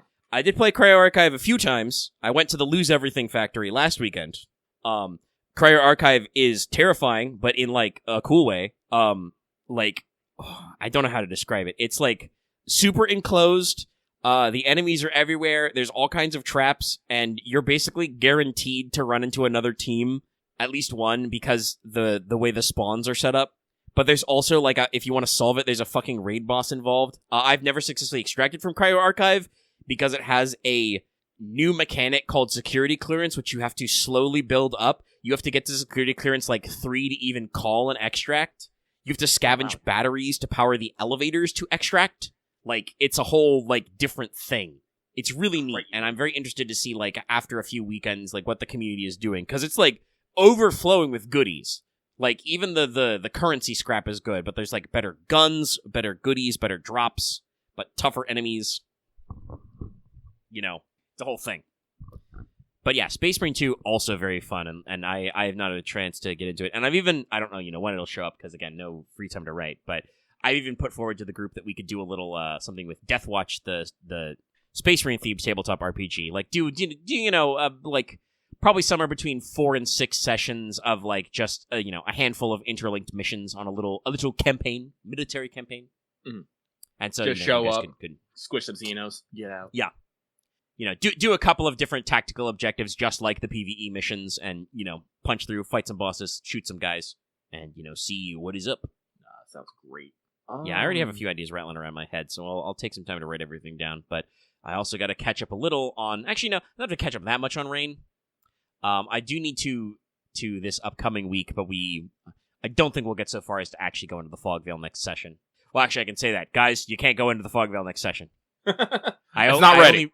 I only wrote up to checking out the Shadow Pass again. I didn't actually get to the part because I need to do a little deep dive to write about the different factions you're going to meet. So you can't go back to the Shadow Port yet. But that's okay because I have other stuff I'm gonna give you guys option to check out.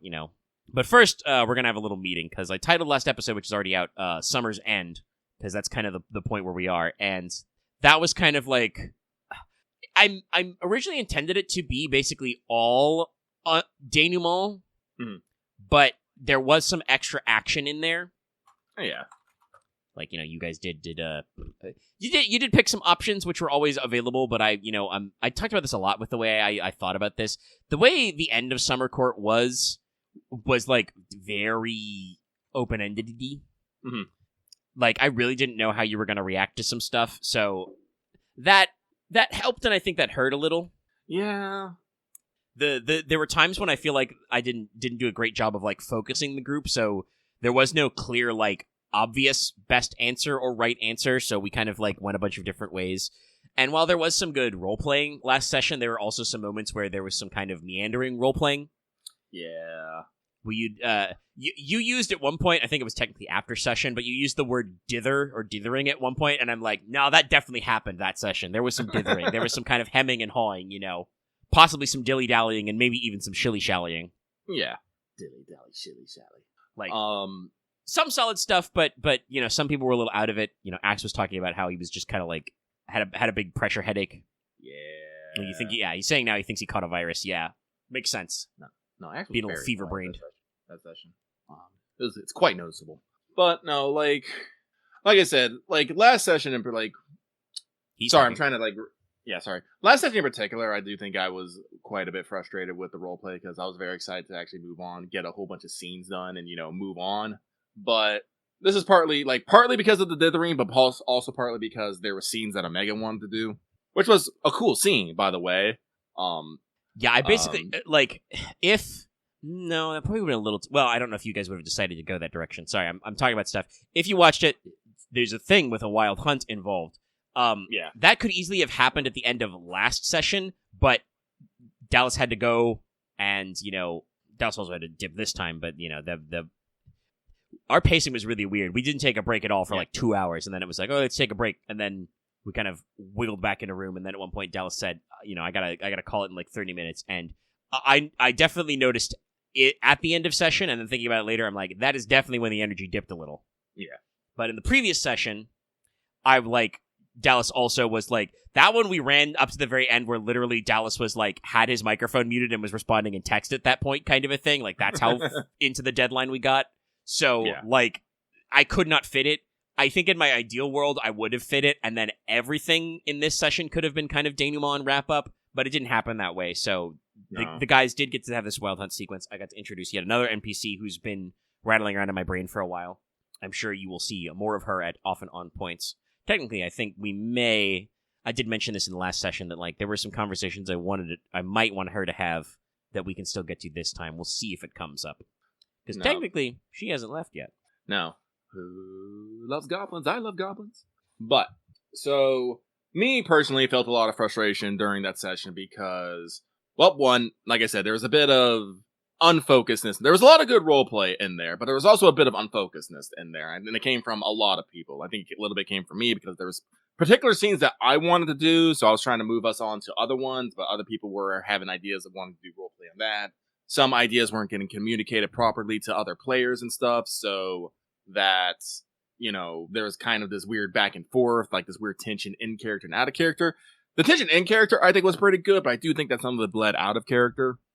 Yeah, I did talk about this in retrospect. I was like, I think the concept of the scene with Nico in his room was good, but also, it turned into something that unfortunately happens a little too, maybe not too frequently, but happens frequently enough where, you guys just got catty with each other and kind of argued in circles for a little bit, and it's good character building stuff, but it really didn't need to happen at the time.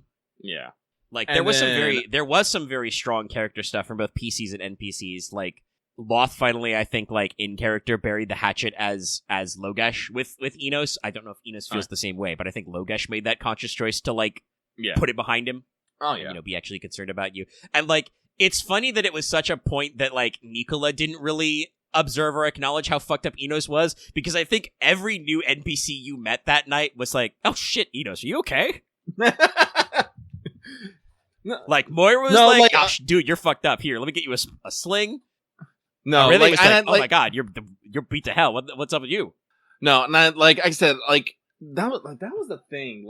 I really, leaned into Enos being injured and stuff because Enos is really fucking injured. We talked about this. Enos has the most damage on a character that has at once throughout this campaign. He started the session with 5 killing on his arm, which 5 killing means it was useless. He could not lift his arm. Cannot use that arm. And 2 on his chest. So he is probably covered in blood, mangled, clothes ripped and stuff. And so I tried to affect I'm in a lot of pain, guys. This really hurts, but we got to do stuff. And so yes, I will say that me personally, as the player, not necessarily as Enos, saw Dallas, treating, Lady White, who, survived her poison and just had 1 killing with utmost delicacy and care, and, just kind of looked over Enos and just went, oh, he's not dead, and went back to it. I was just kind of like, what? Yeah, I definitely feel like, I mean, it's funny, but I don't know. Comedy wasn't the beat we were going for, right? Yes. Like, in a different session, I think that would have registered, but we were all, like, very serious and shaken from, being in this attack. And, like, Dallas didn't, like, that, and that's, like, out of character versus in character, right? Out of character, you all knew that the Fairy Queen showed up and fucking teleported him away.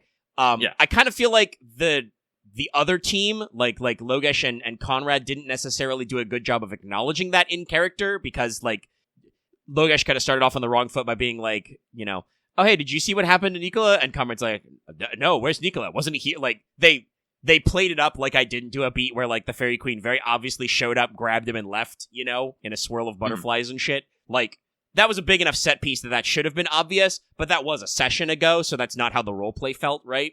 Mm-hmm. But, so, out of character, everybody knew that Nicola got teleported by the Fairy Queen, who is a very scary, serious lady that we take very seriously. So, there is that. I mean, I did mention that, like when I think when Logesh said something, I was like, I mean, you saw her, she was here, but it's still guys... like that still didn't change, like, you don't change your mind on a dime, Mm-hmm. No, but another little point of frustration for me. This was both a Lucky and Eno's thing, but the whole situation of how we got into the Wild Hunt irritated me a little bit. It was, like, definitely one of those things of, like, I feel like we're pushing this narrative because Omega particularly wants to do this scene, which is, his want as, the master and creator of this session, but I feel like we could have had a bit more pushback on that, and we should have. Unfortunately, this was also part of the session where my mind was kind of a bit fuckled from, like, this, and everyone else was kind of a bit fuckled, so we just kind of let the session, I mean, not the session, but the scene happen? Yeah, happen.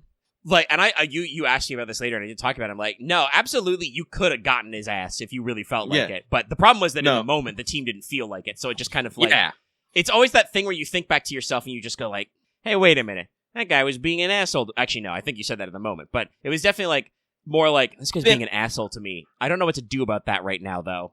And I'm like, well, like I said, you absolutely could have called his ass out, but...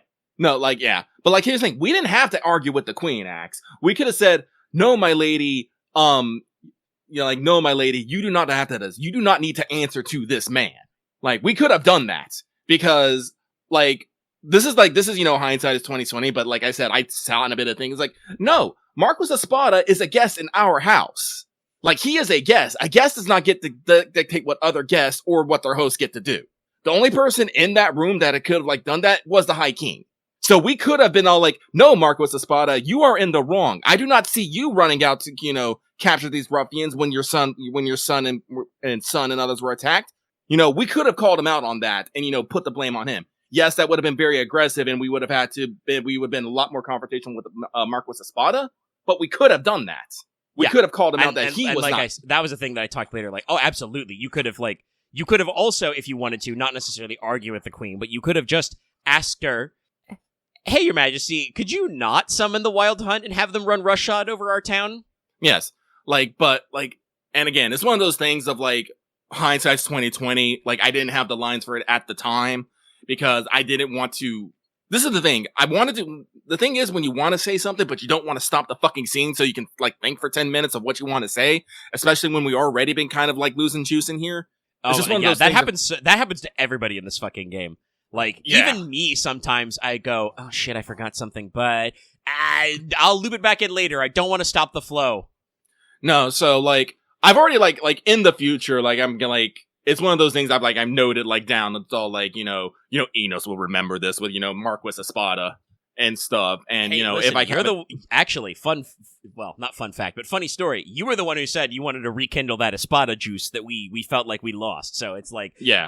I kind of feel like ever since you said that, in my mind, I have been propping up Marquis Espada as, like, not a villain, but as, like, an annoying guy.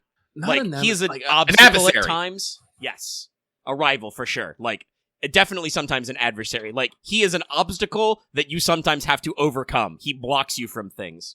No, and it's like one of those, in that moment, like, I've already said, like, I talked about it, Enos is gonna stop being, like, so concerned about politeness and, courtesy. I don't have graces. I use theatrics, so I'm literally just gonna go through with fucking, panache and personality. Be melodramatic.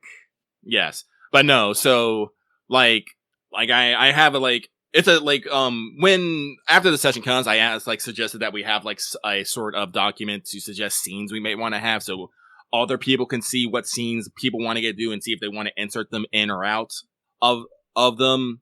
And Aaron thought that was a pretty good idea, and he actually wrote up a document. We've added like a few here and there, which I think is good. I'll have to make sure to remember to read it. But yeah, that was something that like I think before even Aaron made a document about it, and you said you were just gonna like list scenes that you were gonna do, and I was like, that sounds like a good idea. Anytime anybody wants to do that, actually, you can go ahead and like let me know ahead of time so I can pace the session. And then Aaron was like you said, he was like, let's make a document actually, so we can all like collaborate and check. No, and I think it's good. So I will probably remind people to check the document before, session starts, and you remind people to put things on the document so we don't have people going, oh, I didn't know, or, we're not. Yeah, just like when we talk about, leaving notes in the dramatis and stuff. Yeah, we'll probably have to remind everyone, like, directly beforehand. Poor calendar. Also, like, just in general, this is a thing that I've been thinking about myself, and I have talked with Axe a little bit, because he's talked about how, in addition to being sick, obviously, last week, he's, sometimes playing rain stresses him out. Not all the time, but sometimes. Yeah. And certainly, more moments. But, like, I think in the overall level, I kind of feel, I don't want to say that Summer Court was a mistake, but I definitely feel like it ended up being too much of, like, a, all-encompassing plot, not whole, but, like a singularity of the plot that sucked up a lot of time before and during into something that every character did kind of have their moment to shine, but also it was kind of restrictive, so it did kind of feel like you guys couldn't always set out on your own to do your own stuff for like a whole month. And I'm like, no, I definitely feel like, because I know Aaron was talking about like, you also used a phrase after the session about, getting people to kind of stay in their lane, not as like a, stick to your zone kind of a thing, but more like, no, I think everyone you guys going should, in the same direction.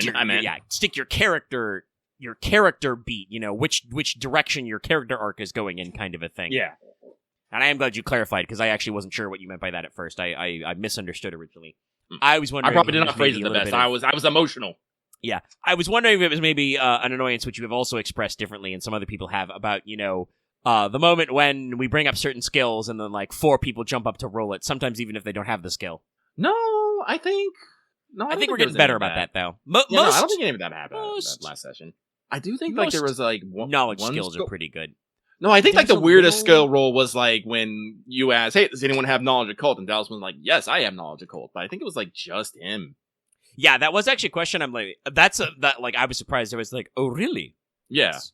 And we did have a little discussion about what I mean by knowledge occult, and it's like, because lore obviously can handle kind of like folklore and general stuff, but occult is actually supposed to be like esoteric, practices, things which are folkloric in nature, but are kind of deeper mysteries, regimented, that sort of thing. Body of study. Axe, I don't know if I could say you were in your lane, Axe, because like I said, last session you were just out of it. I don't fault you for this. You had a bad headache. Like you could not bring your all to bear, and no one should fault you for that. Yeah, but it also meant that, yeah. But we cannot say that you were like necessarily fully contributing to pushing the narrative forward. Like you tried, you honestly tried. Like yeah, but, and there was definitely some moments where you played to your character's strengths, where like you were the first one to be like, "Hey, can I roll knowledge monster about this? Can I roll sorcery about that?" Like you remembered your knowledge skills when I wasn't calling for them, but there are other times when it was definitely like you didn't say it in so many words, but I could tell it was like I do not have the brain power to put the words together I want to say. Like there was a moment that's in the session where Axe as Leslock ends alone in a group with like the High King, the Lord Marshal, Lord Espada, Duchess Cheval, and I'm just like, do not worry, Axe. You do not have to roleplay this conversation. I understand that you are not feeling your best. You will not be able to do what you want to do with this scene. I do not want to hang you out to dry like that. We will move on. We acknowledge that you have an opportunity to talk to them and get out of there. Yeah. Like, so that's the thing I definitely need to be better about catching with the players, and I'm trying to be better about catching of just like, No, I think I had other irritations I think I had with Axe that session. Oh yeah, no, I remember them. There was two. But they were all both in the same scene. So it was that. It's when Axe tried to, pass the buck to Ina. Well, not Axe, I should say. Leslock tried to pass the buck to Enos, but he couldn't see anything because there was a giant black field, so he couldn't see anything. And I'm just like, okay, nice, cool, great, cool. And the second one is, like I said, this is me making assumptions and whatnot, but, my feelings are my feelings, is when Leslock, was explaining things, but then, didn't explain the mysterious men and just kind of looked to Enos, but didn't say anything. I kind of had the feeling like, oh, because Axe knows that I'm not going to actually tell him anything, he's not going to actually ask in character because he probably thinks it's a waste of time. So now this fact that Leslock knows is just going to hang over Enos' head. Cool.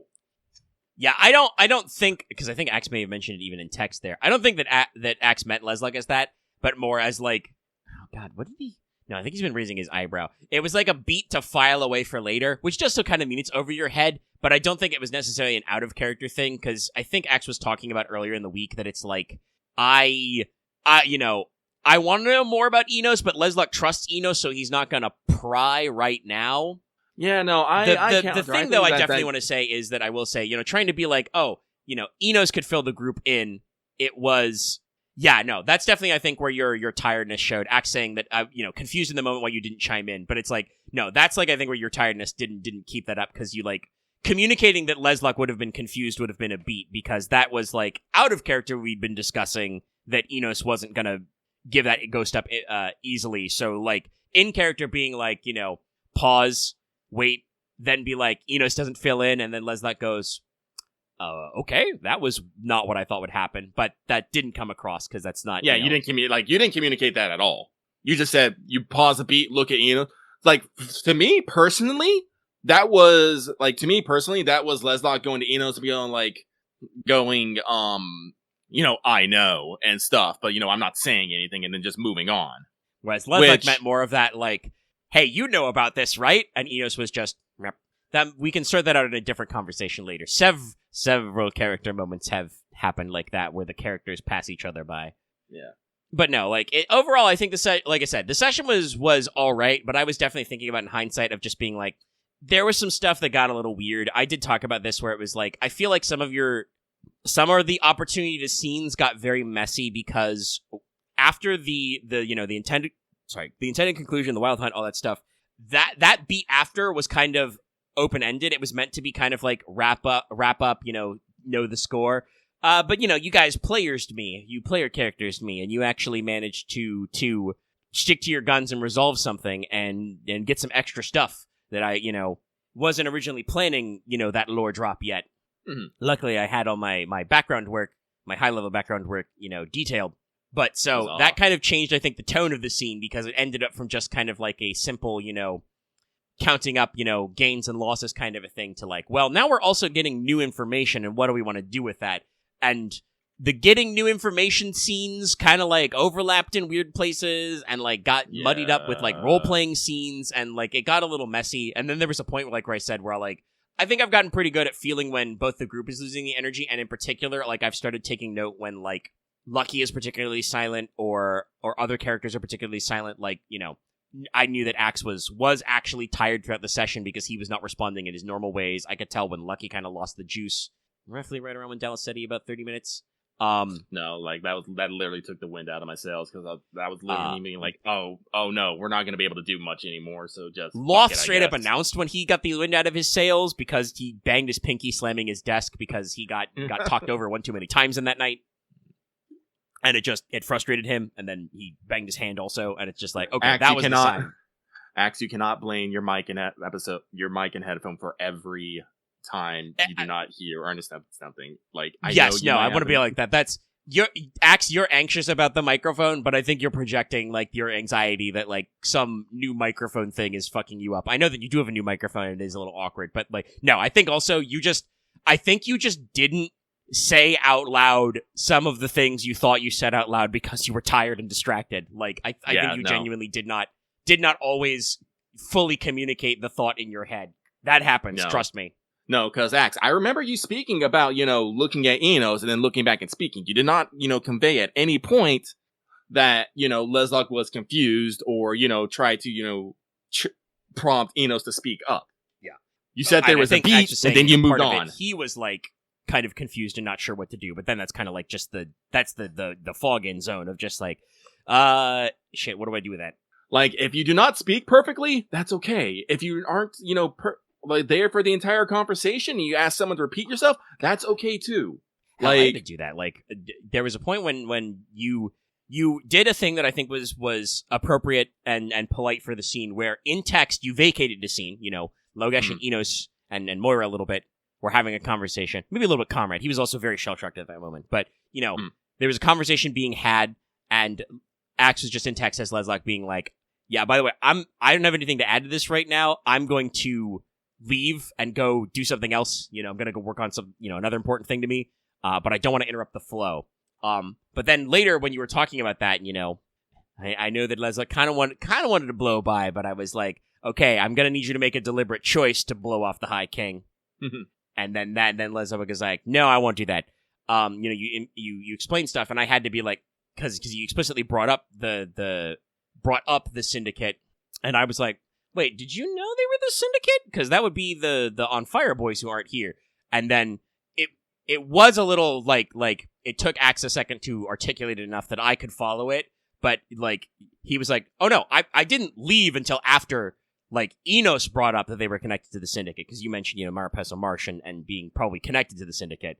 And I was just like, "Oh right, yeah, you were close enough to hear that. I wouldn't have made you roll hearing to pick up on that. So yeah, you caught that. Okay, we're on the same page. Like you can be like unsure and have to be like, wait, run that back to me." God knows you guys can ask me to repeat stuff. I know you guys don't. No. I think the team sometimes feels like they don't want to do that. No, I don't think I've ever felt shy about asking someone to repeat something or to clarify something or to explain a character action. Like, it is a bit rules lawyer of me, but I will absolutely be all like, "Excuse me, you have what on your character sheet? What does that do? Can you repeat what you just said? Like, do you know about that?" I am 100% that person. No, you are very good at that. Like, I also have that, especially the "do you know about that?" Like, that is something that I am so about. I mean, I can't tell you not to feel ashamed about it, because like I can't tell you to unfeel feelings, but like I will tell you, don't worry about it. Like I said, every motherfucker in this game has done that.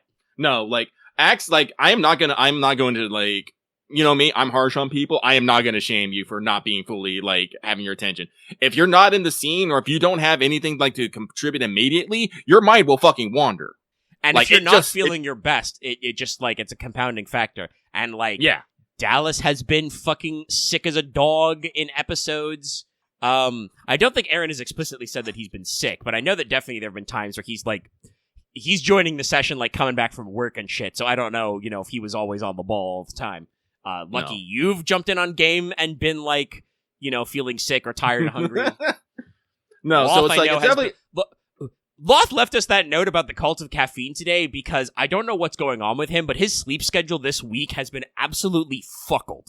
Like, our boy has been sleeping such weird hours and like going to work. He talked about to me, I don't know if he told you this story, like, but he talked about me on Fail Portrayal before we got started, that he was so tired at work, he started nodding off while mopping. He was mopping the floors and started to nod off like a cartoon. Wow. I hope there's not a guy trying to snuff behind him. That's how you get killed. Yeah, no. But, like, he's been real fucked up. So, like, no. The people are absolutely not on their ball. Hell, I have run game days, and I have told you guys, I've been like, guys, I'm being destroyed by my allergies. I'm going to do my best. But if I'm a little slow, I'm sorry. No, so, like I said, like, if you, like, fuck off for, like, the entire session, no, yeah, I'll be fucking mad about that if you don't put it in your game. But if you're just, like, miss a line or something, or you're, like, you're delayed in your reaction, it's just like, oh, he was distracted by something. Like, hell, I get distracted by something when I'm, like, trying to, like, because, like I said, I multitask when we tabletop, because guess what? I can't focus 100% on something. And if I do, it fucks me up. That's my, my ADD at work. I have to usually be doing something else. Right now, I'm doing this talking, I'm playing Star Sector. It's like, that's how it works. I've discussed it, like, at times. I used to not like that as much, but I think after, like, working with you guys so long, I'm just like, no, it's, if it's not actively your moment, it's good. Just so long as I, like, like, slurp up. No, and I know you planned on playing games on the side last time, but I think you were just sick, and it didn't work. That's how it is sometimes. But, you get, you feel it off. I started this conversation, like 10 minutes ago by saying, I think I'm not going to do another Summer Court again in this. I want to do not more linear, but I definitely want to do, like, smaller, more localized nodes where you guys do stuff and then move on to the next doing stuff, as opposed to like 4 weeks of being geographically isolated and kind of sort of doing different things, but kind of sort of doing the same stuff, you know? And I definitely like have talked like, about like what Conrad's festivals and lane stuff, was, and not like and a it was, month-long party or something. Yeah, no. But definitely like when we were talking about staying in the lane, and later Aaron was kind of like, fighting his inner demons and was like doubting. He's like, I don't know what Conrad's role was. And I'm like, well, I personally think of Conrad as like, not only obviously like the team's investigator and tracker. Like, I think he is the one with the most established, like, actually going out and tracking people down. The Marquis can like, spy on them with his mind powers, his special moves. But like, actually like tracking people, going out into the woods, following tracks and stuff, looking for people. That's Conrad. That's, what he did as Wargman. And you guys kind of talked him out of that because he also he was the previous record holder for, I think, the most amount of damage we had because he got very beat up as Wargman. But, you worked on that. But the other thing is that I've always thought of Conrad as like our most physically fit. Logesh is getting up there in his body score, but like definitely like Conrad has always been the guy who's actually had some points and shit, like, running, athletics, I think also like picking up stuff and like lots of endurance and vigor. So like when I had that conversation, I just had kind of like that little bit of like me self-doubt moment where I was like, oh, I haven't really asked you guys to do any feats of strength lately. That's kind of my bad. That's kind of a thing. When I think of your characters, that's a thing I associate with people. So I'm like, we need to do more adventures. I need to get back to the adventuring phase. No, and I not think that like we're, again, not that social intrigue is like dead, but it's like it should be smaller, localized bites. Yeah, no, we should like go to a new town and maybe find a little mystery in there that we can solve as a treat before moving on. Yeah, not and like there's still I think a little bit of like the gazetteer type to it. Like we've been talking a lot about Celticy. That's not all written yet, but I'm structuring in my head. Like that's going to be in several parts. One of which will just be going to Marquette, Marquette, but with a Q. Which is, the capital of Akunar. It's Oro's host city, and it's like, well, that's a cool place. We should talk about that and, like, show off what the culture is like, If you guys want to buy some shit, buy some supplies before your journey, or, like, see what the local flavor is like. That'll be that. But other than just being like, you guys just turning to me, much like in character, you would turn to a tour guide and go, hey, what's cool here? And we just run down the list. That doesn't have to be super deep. You'll also probably take a detour to that mine to kill some rock guys. Give you a little combat spice in there. But, like, from there, then there'll be, the Alchemical College, which will probably be feeling much more investigation-y because you guys are going to be like, well, Enos, anyway, is going to be like, I think there's an ancient mystery here. I'm getting to the bottom of this. And, we'll drag the rest of the guys along, possibly kicking and screaming. Like I said, we're either going to find something really cool or we're going to be banned from the Alchemical College for life. Nicola will hate me forever. But then there'll be, I think, like an opportunity where, like, I want to spin that off into because the Marquis has to, well, not has to, but has been given the objective to go forth and find, ancient temples of Fornaxia and juice up his sword. And then also, you guys got to go down into the deep dark desert and find the necropolis and, that stuff. Get a little venture-y. But also, we'll see how the desert stuff is, because I think there's different vibes in the desert. But that's probably like 4-ish beats. Yeah. But yeah, like I said, much more adventurous. Even the Fogvale stuff, I think, is going to be like much more straightforward. That one you guys have also been talking about of like we need to dither less on that, and we need to just lock in and what's the phrase? Yeah, I think the way we said it is like lock in and focus on using company actions. That's the word I'm looking for. Sorry, we've been doing this very long. There was also a side conversation, but even when I like closed my eyes to not look at that, it was tough. It's almost 1:30 and we started at like 7. It's over 5 hours now, so we'll probably wrap up soon. Yeah. But yeah, like I always think a lot about Rain and like kind of our highs and lows, and it's like the main thing is I think you guys want more time to pass. You want to accomplish more with the large scale calendar. But also, you want physically time to pass so we can move through travel stuff. And we have goals we want to accomplish. We can't do that until time starts moving.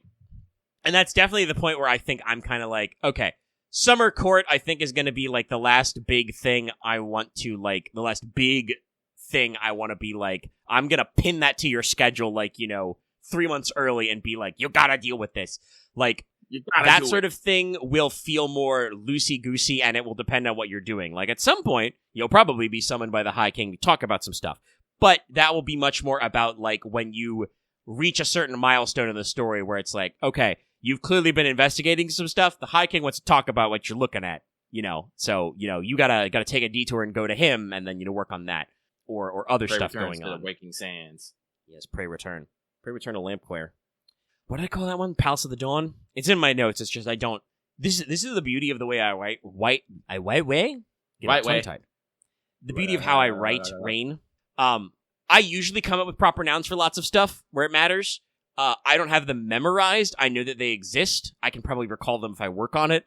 But if I don't need it right now, it's just kind of general and vague, and that's kind of how I stack up the plot as well. No, I'm, as always, excited. Things are moving in interesting directions. Next session, tomorrow even, today, by the time you're listening to this, hang on, I need to destroy Robin. No, I will not destroy Robin. Every time I destroy Robin, it makes him only stronger. I have to tolerate it. But like I said, I think next session we will finally get the denouement of Summer Court, wrap up everything. Probably, like I said, we probably won't get...